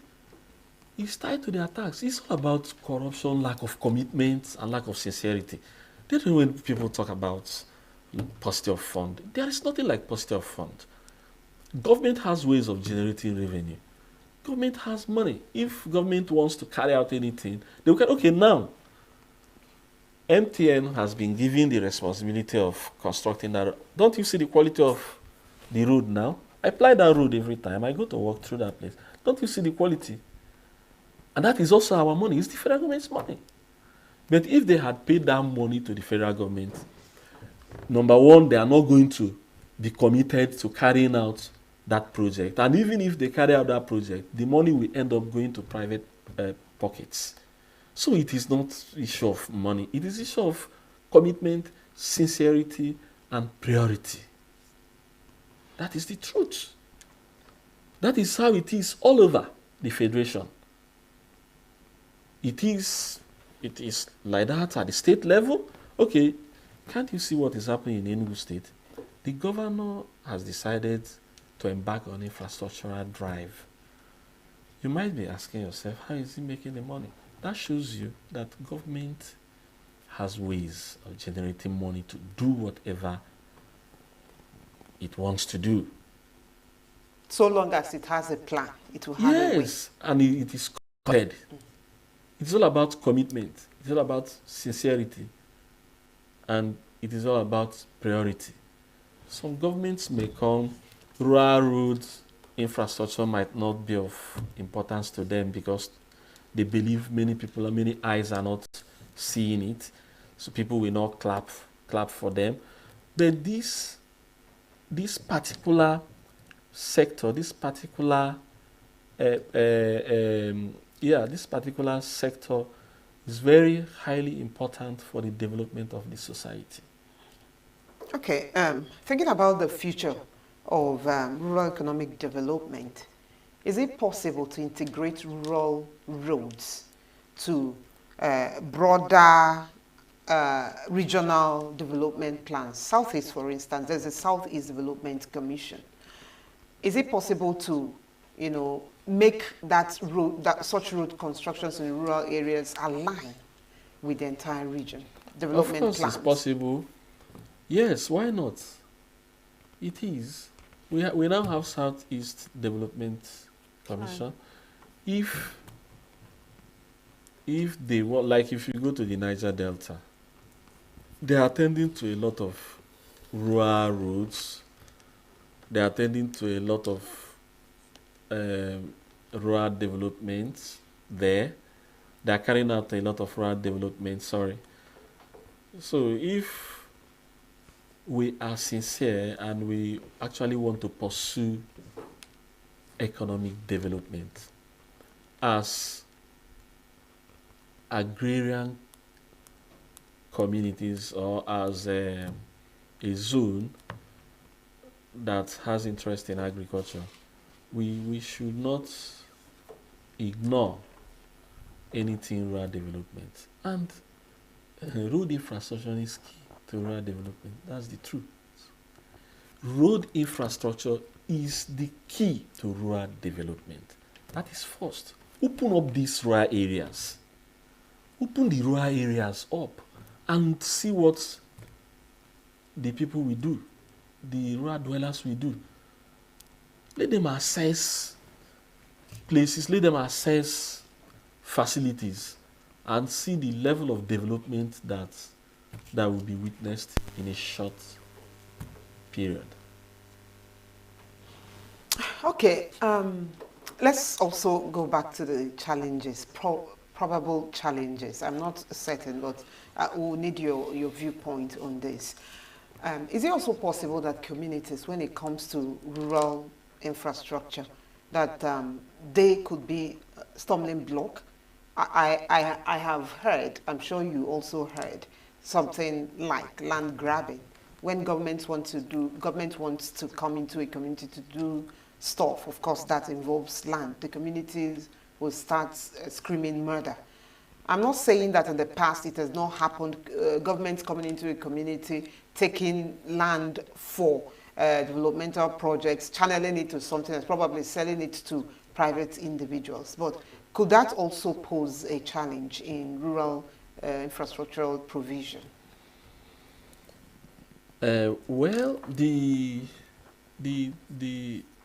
just like you said, lack of sincerity on the part of government has eroded confidence. A lot of problems. Yes, it has eroded the people's confidence, and it has been causing a lot of problems. So it's not as if any community, any sane community, let me put that, any sane community will go against genuine development from the government because of land and all that. No. But, because of this lack of commitment, lack of sincerity, a lot of people are skeptical that they don't know when government is serious over certain issues or not. Or deceptive or not. Or deceptive, yeah. So, yes, let me talk about where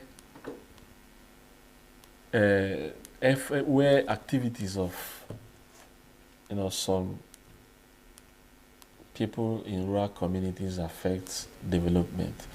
It happens more when it comes to power infrastructure. That's the only time I hear something like people going to vandalize transformers and all that. Apart from that, I don't know of anybody who goes to vandalize roads.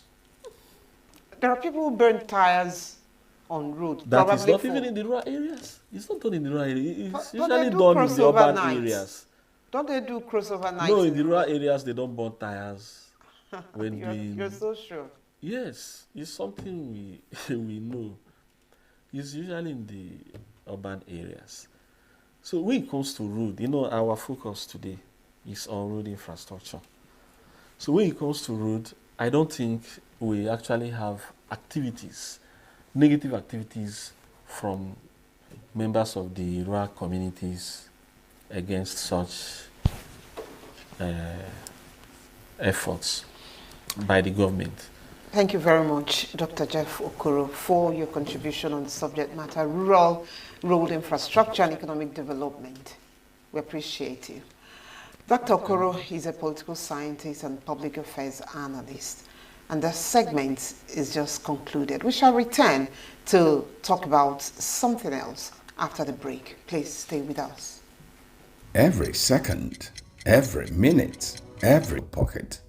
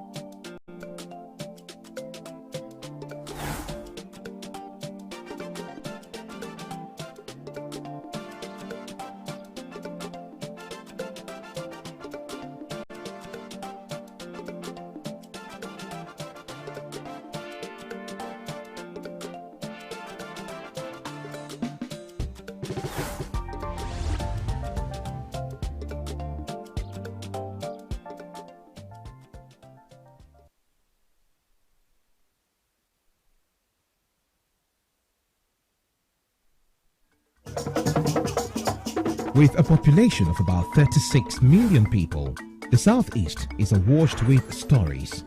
Every day on Southeast News, we tell the peculiar story of the Southeast and her people. Our Southeast should be the Silicon Valley of Nigeria. Their successes, achievements, and daily challenges.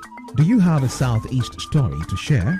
Community achievements and challenges, completed and uncompleted projects, bad roads, water scarcity, erosion, flooding, insecurity, or even disagreements? Bring it on to Southeast News.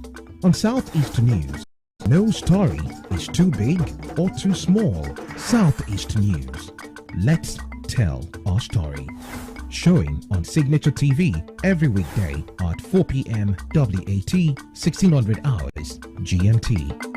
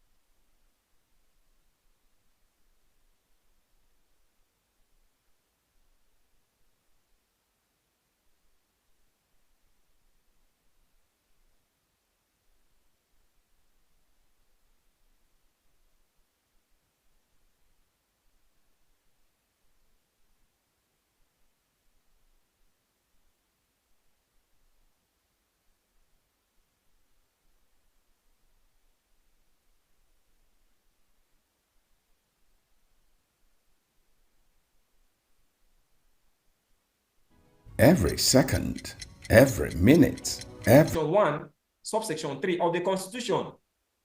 You cannot force people to exercise their rights. You cannot.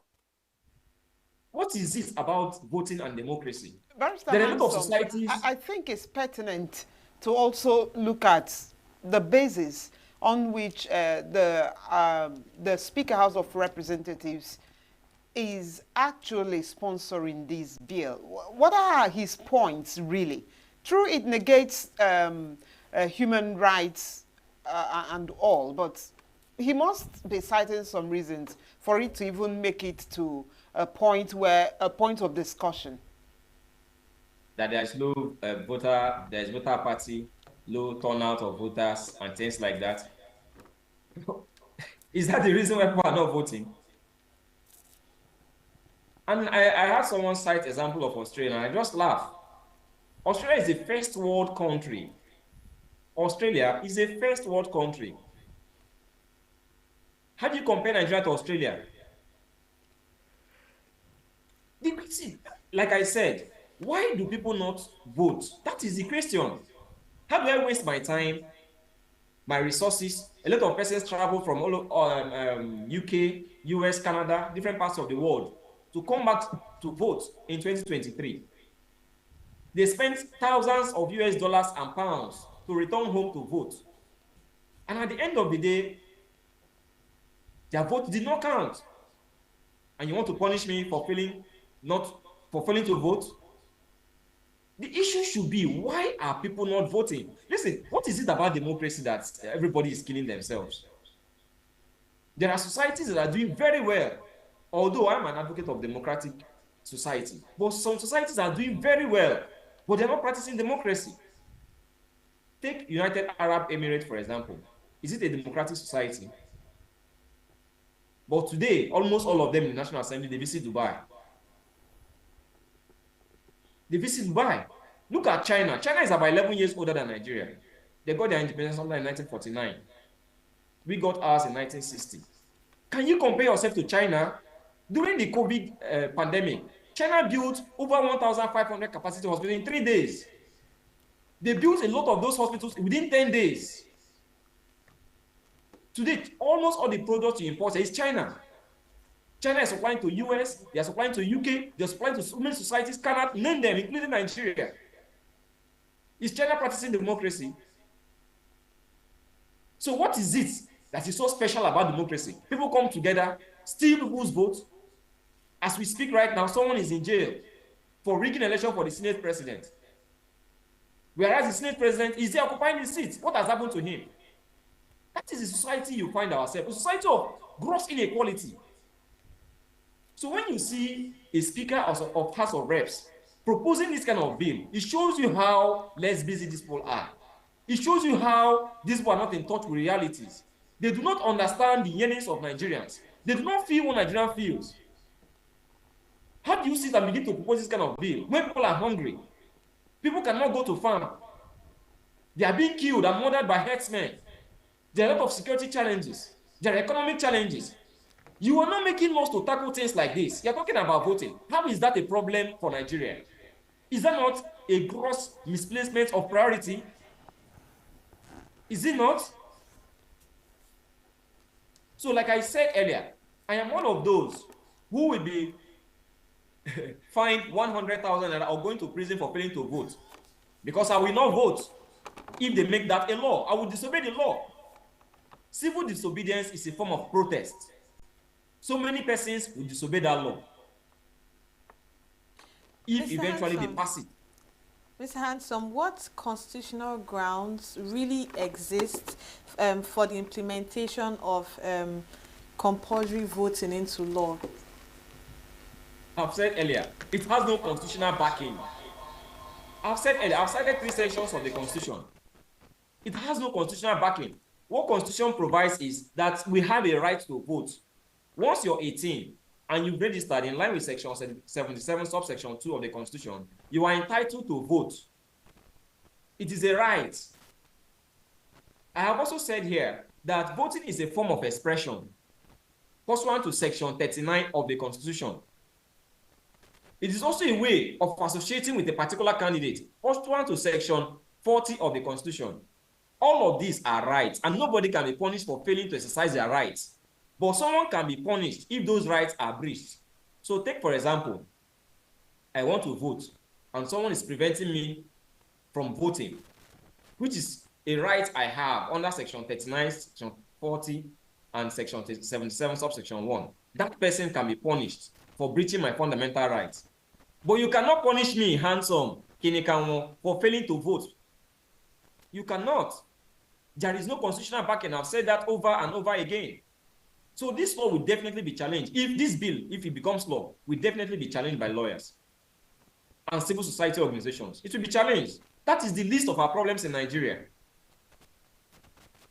If things do not change in the areas you're expecting them to change, that there's a probability you may be disobedient to the law, and that civil disobedience is a form of protest. You are one person. There are others who may share the same view with you.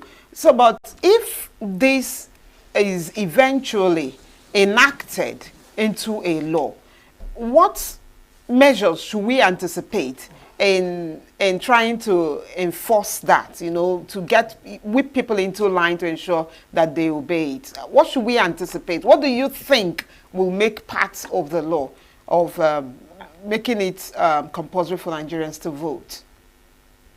I think all of the mechanisms for enforcing the law will be contained in the bill. I've not read the bill in its entirety, so I do not know what the enforcement mechanism would be. But I'm just wondering, we are over 200 million Nigerians. How many security men do you have? A lot of, over 50% of them, or even 70% of them are there securing the VIPs. How many is left for Nigerians? So how many Nigerians will you flog, for example? How many of them will you kick out of their house? How do you even enforce such a law? That's what I'm saying. This is a misplacement of priority. In fact, I listened to my former NBA president, Olisa Bakuba, ACN. He is one of those that is expressing the kind of view I'm expressing. Many of us are willing to end in prisons. How do you even enforce such a law? When you make a law that is unenforceable, it's a waste of precious legislative time. It's a waste of taxpayers' money, because as they are sitting there, they are being paid their sitting allowances.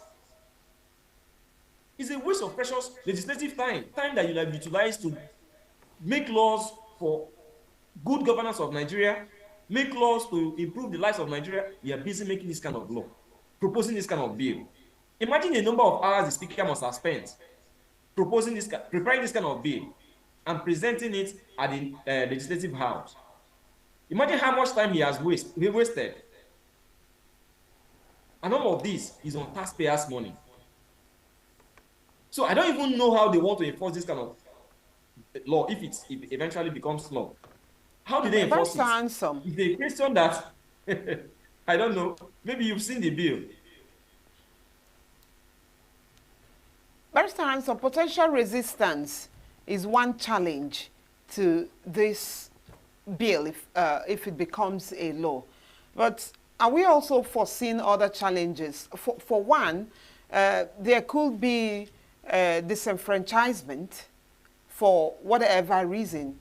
There are Nigerians who are living in remote areas and may have limited access to polling booths. We also have marginalized populations, that's in terms of numbers. Will this change the total voting system, voting outcome in Nigeria? You see, I can tell you for free, if there is one thing politicians do not fail to do, it is to ensure that the ballot paper and ballot boxes get to the remote parts of Nigeria. They cross the ocean, they cross the sea to ensure that voting materials get to polling units. They do that a lot. So that has never been a problem. The getting to remote areas and villages, it has never been a problem. What really happens is that most times, on their way to deliver these materials, they are being hijacked by political thugs on their way to the various polling units or maybe rack center, as the case may be. But every polling unit in Nigeria, their materials, electoral materials, are usually provided for. So that has never been a challenge. The question is, I think in the last election, about the people came out, about 22% or so of registered voters came out to vote. So you can imagine over 78% not voting. How many judges do you have? How many magistrates do you have? Is that the only matters we have in courts? Can you imagine the number of persons that will be prosecuted? Let us assume that this is actually a law based on the last election. Can you imagine how many persons will be prosecuted in court? How many courts do you think can contain all of this?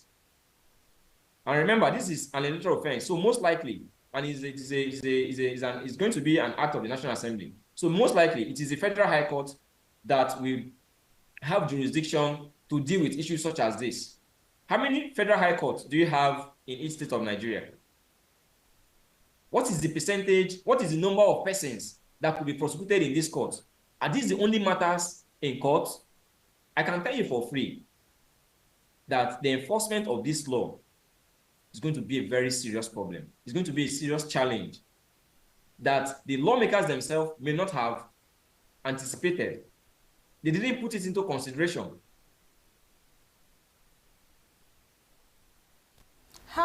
What ways might compulsory voting also alter the political landscape and also the behavior of political parties? Also, how can it be, unintended consequences? Okay, I take that to mean that you are asking whether it will improve the relationship between the politicians and the electorate. I take that to be your question. Yes. If that is correct, it will do nothing. Absolutely nothing. See, we are in a society where results are written before, days or weeks before elections are conducted. That's the kind of society we find ourselves. So you go to a lot of polling units, the presiding officers, the electoral officers do not have result sheets. In 2015, I was a presiding officer. Then I was a serving youth corps member. I did not see result sheets on the presidential election, the first election. I did not see result sheets. And all the presiding officers in the local government where I served did not see result sheets. So how do you enter the results at the end of the elections? This is what happens across Nigeria. It will change nothing. What we should be talking about is strengthening our institutions. See, why can't I vote from my office? Why can't I just use my phone and vote? Why must I queue somewhere to vote? If you really want the electoral system to work, why don't you come up with a system that will ensure confidence so that if I vote from my office, and of course it shouldn't be a one-day thing. All of us followed the November election in the United States of America that happened last year. It's not a one-day thing. A country as small as Ghana has a very wonderful electoral system. The sitting president lost his re-election bid. The sitting president of Ghana, he lost his re-election bid. This is the second tenure. He had served in the first tenure, but he was not re-elected because they had a system that was working before he came back and now won his election. So why can't I just sit here, dial a particular code, like all of us have BVN, all of us have ATM cards. Why can't we just vote like, we have our NIN? So once you've used it, you've used it. I don't need to go queue somewhere where my life will be under threat because I want to vote for someone who does not even know I exist. Is this not a clear example that the legislators, our politicians, do not even know that we exist? This kind of bill is not a clear example that they do not know, they do not feel our pains. They're not talking about industrializing Nigeria. They're not talking about building more refineries to make it functional so that we can reduce the cost of PMS and then crash down on other goods. They're not interested in things like this, but they want to make people vote compulsorily. So, like I said, it will change nothing. Provided the institutions are very weak, we keep having strong men, they will keep manipulating the system. So many persons look to this country, like you have a country where about 2% of the population, they are richer than 98% of the population. So they get away with almost and everything. Someone sits somewhere without working at any place, without any business, but he has houses here and there across the world. Allegedly, how many estates have we seen that is traceable to the CBN governor who is under trial? Former CBN governor. You can see one person, only a whole lot of properties in Nigeria, whereas Nigerians, in fact, as I'm leaving my office going home, I will see people sleeping on the road. It is like that everywhere. Go to Lagos, go to Abuja, go to Port Harcourt, you see people sleeping on the road, they are homeless. Whereas we have people who own a lot of properties within and outside Nigeria. These are the kind of issues that should bother these people. Mr. Hanson, what of public perception? How has the public reacted to this particular compulsory voting law that has passed the second reading? Of course, I'm a member of the public. And this is my view. I read my NBA president, Mazi Afamusigwe. He's expressing the same view I'm expressing. He's not happy. I've told you about our past NBA president, Olusabakoba Esen. He's not happy. I've read newspaper, I've looked at the pages of social media, televisions. People are not happy about this kind of bill. It just shows you how, with due respect to them, how unserious our National Assembly members are. It shows you how unserious they are. The public, nobody is happy. Civil society organization, people are kicking against it. How do you make this kind of law? When it's just like someone is sick, rather than going to maybe have malaria parasite and things like that, rather than going to the hospital so that they will give you proper malaria drugs, possibly typhoid drugs and other routine drugs, you buy paracetamol because you have headache and fever. How does that take care of the malaria in your system? The next time the malaria will come, it will definitely hit you down. That is why many Nigerians are still dying of malaria. Because they have this symptom. Rather than taking care of it, they probably take paracetamol and other drugs. They feel better and they move ahead. So Nigerians are still dying of malaria. So that is exactly what these people are doing. How does making compulsory voting put food on my table? How does it ensure that roads are working? How does it ensure that there is power supply? As I'm talking to you, I'm in the office, there is no light.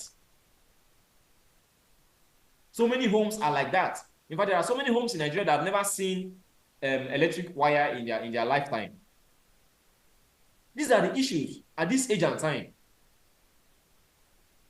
So how does making people, you must vote, how does it take care of all of this? How does it curb corruption that has eaten deeply into Nigeria? How does it? People sit for scholarship exams, they don't get it. People apply for jobs, they don't get it. Because they do not know one senator or one commissioner or one president or one minister. How does this kind of bill solve all of this problem? This is the list of the problems of Nigerians, and the National Assembly members should channel their effort towards the problem of Nigerians. That's the point we're making.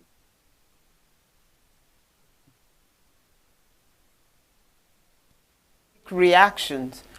How is the international community reacting to this particular bill?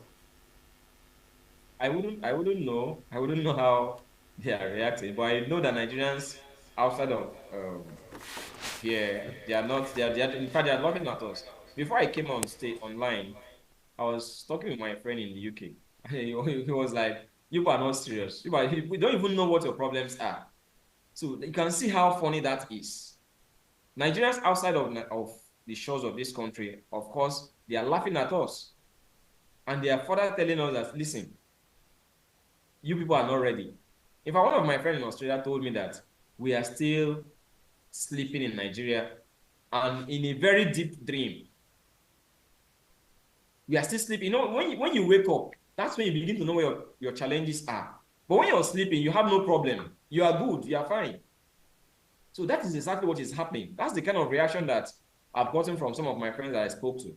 But for the international community, I wouldn't be in a position to speak for them.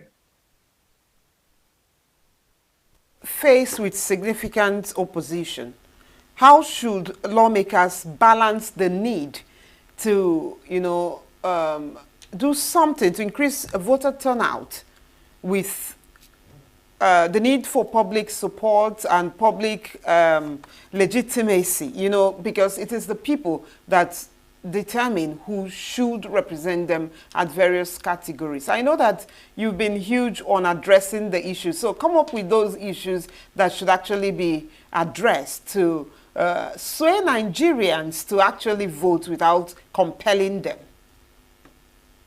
Okay, I for one, in the last election, I voted in the last election because I got some level of assurances, and I believed INEC when they said we are going to transmit results electronically. Otherwise, 2019 election, I did not vote. I voted in 2011 and 2015, I was an electoral umpire. I think that was just it. So I came out in 2023 to vote because I believed that the process was going to work. See, once Nigerians know that the process is going to work, automatically they will come out to vote. They will come out to vote. You don't need to force anybody. You don't need to coerce anybody to come out and vote. Once we are sure that if I vote, these people are already planning for 2027 elections. This is 2025 and we are still in May. The conversation is all over there. Let there be confidence in the institution. Let us have a very clean and clear electoral process. People will vote. Let there be stiff punishment for beneficiaries of electoral offenses.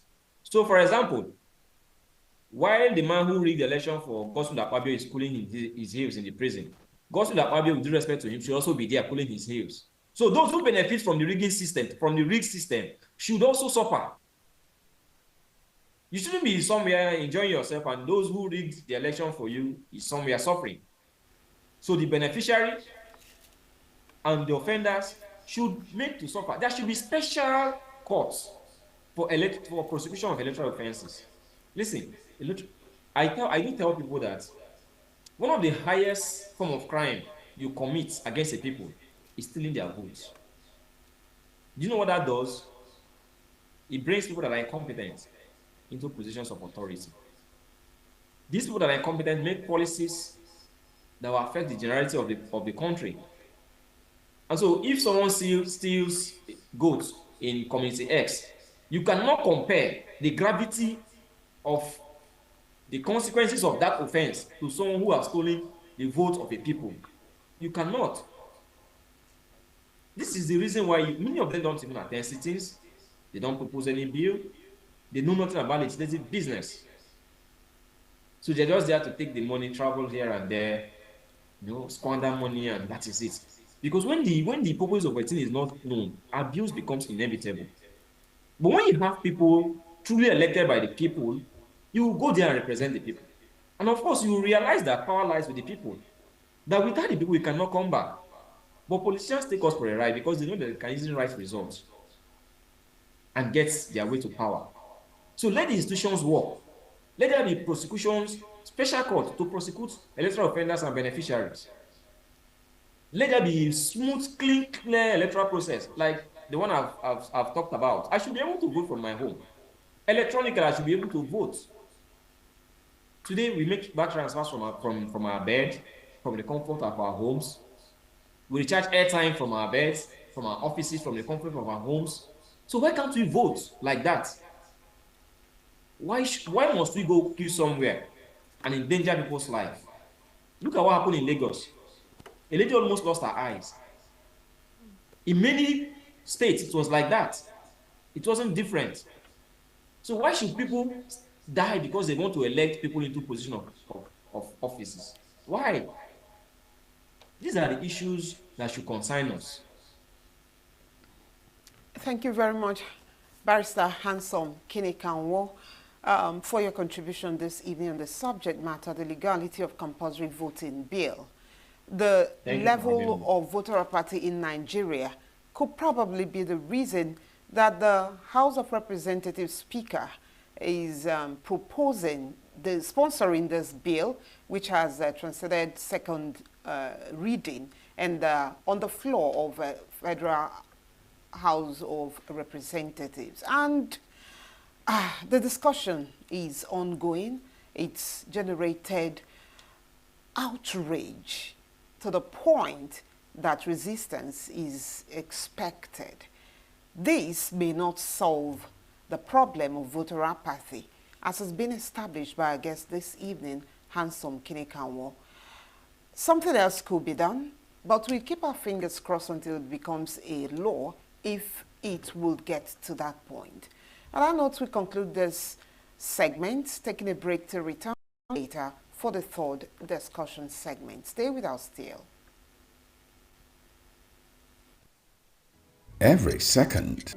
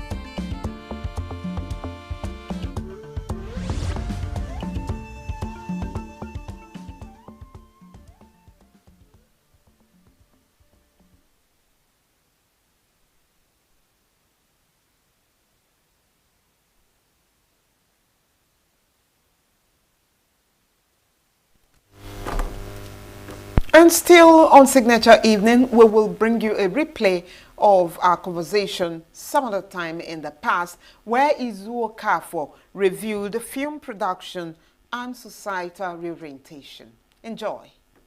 From the early flickers of silent movies to the vibrant hues of modern digital filmmaking, cinema has always been more than just a source of entertainment. It is a powerful medium that captures the essence of our times, portraying the complexities of human emotions and the nuances of cultural diversity. Films, from blockbusters to indie gems, offer a unique lens into different societies, providing not only a window into other cultures, but also a mirror reflecting our own. Cinema transcends borders, facilitates cross-cultural dialogues, and continues to evolve in a globalized world. Our conversation shall center on film production and societal orientation.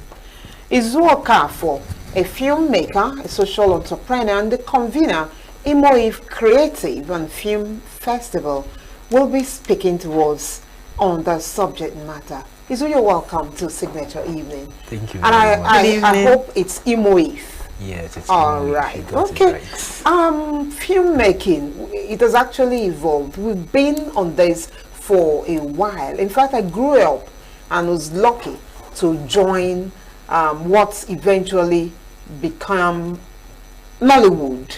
Wow. Before then, it was stage dramas, waiting for NTA at 4 p.m. to resume, and we saw drama, a lot of sitcoms and the likes. But over time, it evolved. I don't know how it is for you. I just shared my own experience about Nigerian film industry. Okay, I think I grew up here. I was born here in ENUGU, so I grew up here. So growing up, I remember seeing all those big buses, location buses. I remember seeing Ramsey Noah, Akiaboko. Right here in ENUGU. Yes, right here in those buses, and they were going to locations to film. And I didn't at that point in my life that I was going to be a filmmaker. There was nothing in my life that was pointing towards filmmaking. I was saying, oh, maybe you're going to be... No interest at all? No, there was not. Like, if you want to be a filmmaker, what do you go to school to study? Theater arts. Theater and film studies. Okay, right now. Is there any film study anywhere in Nigeria? They have movie schools. Currently now, I think there is theater and film studies. But before, it was just theater. Like 10 years ago, there's nothing like film studies. So strictly stage performances. Stage, performance, dance, and the like. So people were taught how to act for the stage, not for the screen. So it was different. And so I didn't know. It was like, oh, film happened after my service here. I was trying to get a work. It was a recommendation, actually. Someone just told me, why not learn video editing? I think that was my ascent into the industry. Like, why not learn video editing? So I was like, okay, no problem. Because I think how long ago was that? That was like not so long ago, 2021. Okay. 2021. So I've not been here for that long. Oh, okay. I've not been here for that long. I served in Adamawa. Okay, the story was this. I studied at Imo State University. I wrote JAM like 4 times. So it was like, you know. You were trying to study aeronautic engineering perhaps. No. I can't just imagine why you were resistant to writing JAM. So I think the first at least Imo BK is something you should have just considered. I think that's the mistake we make in our educational system, that there is dangerous counseling in school, and I don't know if they're actually doing the job to tell young people, okay, it's not in the line to go. It's not, because at first I wanted to, I think at first in my junior secondary I wanted to be an accountant. In my senior secondary I had to change. I think I was thinking towards computer engineering, computer, and it's a serious deviation. Yeah. Then in SS3, JAM form, I now wanted to study radiography. Of all courses. Because it was exciting at that time. Nobody was doing radiography. It felt, oh, this is something new. So it's going to be a radiographer. It makes sense. It sounded, I'm sure that's what happens to every young people out there. What makes sense for your pair and what sounds good to you? You guys are like, okay, why not let me do this? So I think that's what happens, because I don't think 15 years. So it's just before he's still on. Okay, he's still on. Okay, don't worry, finish. So okay, what happened was I got animal and environmental biology, And to God, that must be UNM. No. I've never heard of that course before. Imo State University. Okay. I've never ever in my life. I saw it on I saw my name. I was looking for my name because I finally applied for geography. Okay. Finally, because after JAM from radiography. It's a long story. So, like, when you started this narrative, I need to explain this guidance and counselors gap. Yeah, there is. I think there's a huge gap there. So, I applied for geography and environmental management. That was my last JAM. Before then, that particular JAM that year, I chose Michael Obara University because since I wanted to leave ENUGU. Where is that? Obviously. Yeah, it's Umudike. Okay. So when the JAM cutoff mark came out, I was like, oh, I got up to, was it 197? It was enough for, I think it was cutoff was 180. I was like, okay, interesting. But then my uncle told me then, why not IMSU? Why don't you want to go to Imo State? I've never been to Owerri all my life prior to 2014. I've never ever been to Owerri prior to 2014. So it was my first time going to pick up that form, going to write the post-UTME, and God, it was not a nice experience. If you grew up in ENUGU, there is this vibe to ENUGU. ENUGU has the life. Like, for me, I feel ENUGU is the life. Okay. So, but when you are coming to Owerri, can imagine, anytime, like my first day in school, I was telling someone, my first day in school, every weekend, Fridays, immediately after classes, I enter the nearest bus back to ENUGU. Oh. Monday morning, I'm back to I thought Owerri was such a bubbling state. Comparatively. Yeah, Owerri is actually bubbling. It's bubbling. For people that, where you are used to, ENUGU is more like a comfort zone for me. Okay. So I'm used to ENUGU. And then Imo State University at that time was not anything like UNEC or ASUT or IMT. It was looking, at that time, at 2013, 2014, it was nothing, it was not interesting. It was looking something else, like, I don't know. So, but now it's upgraded. Like, I don't want to shock you, but I live in Owerri now. Oh? Yes. Eventually. I live in Owerri. I live in Owerri now. I do films in Owerri now.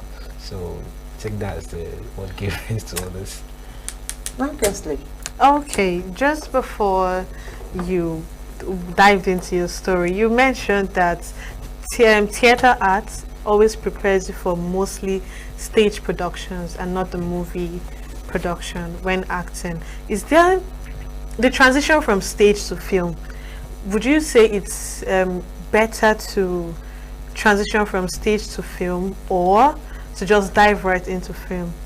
Because I feel maybe it gives you a certain grounding, doesn't it? Yeah, it gives you a certain ground. It actually gives you a certain ground. But because of I wouldn't blame the educational system in Nigeria. It's, oh, you want to study this, oh yeah, focus on this. Now keeps you around that box of what you want to study. Right now, I don't even know if they're teaching content creation in school. Content creation is now big. Maybe it's infused in one of the courses. It could be, maybe it could be part of the courses or modules or part of a particular course, but it's big now. So, but theater arts right now, I think it's now getting that. Like I said, 10 years ago, I don't know if there was theater arts and film studies in any school. What I know was theater arts. Okay. I think some years back, it's now getting to film studies, and now they're now understanding them. Like there's been always the media part in theater arts, but film is not. I'm not so sure. There is there is currently film studies, like a study of film, but the practical aspect, the production, I don't think any theater artist can actually produce a film as at 20 years ago. As at 20 years ago. Yes. I don't think any theater artist can actually produce a movie. But the narrative has changed today. Yes. Okay, in recent years there's been a push for more inclusivity. I don't know if because we're talking about the transition from stage to the screen. And so I don't know if there are significant barriers that still exist, between those two. And how do you think filmmakers, I don't know if today's filmmaker can handle both screen and stage? Okay, so truth be told, theater is a world of its own. most filmmakers can never handle theater. Theater. If you don't study theater, you can't. You can't. It's different. And film, to an extent, you get, like, let's say you learn stage acting, you just need to be pointed out for you to know how to do it. In stage, it's your voice. You need to show. Project. Yeah, it's project. But for stage, for screen, you're acting for the camera as an audience, right? So you need to accommodate whatever you're going to do. It's more like an internalization of your emotions and trying to express it for the camera, not for the crowd. In stage, that's why in stage you see people demonstrate and all those kind of things, and it makes sense. They exaggerate actions. But then in film, you can't do that. It loses the essence of film. Films brings life, the way we live. You know, when you do stage shows us what we want to see.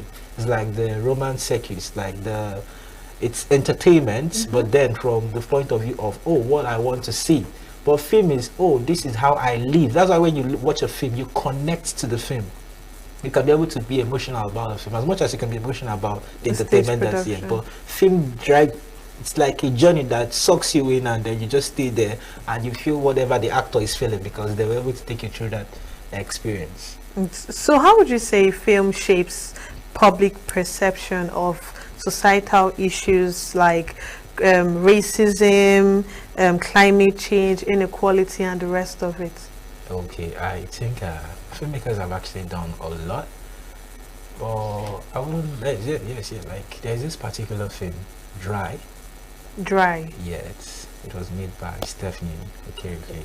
So I think it focused on female genital FGM, female genital mutilation, and as a film, I believe in film for social change. Like film has to be a tool that we could use to drive social change. So we need to tell stories that can impact lives, not just about the entertainment part of it. Stories that can influence a generation.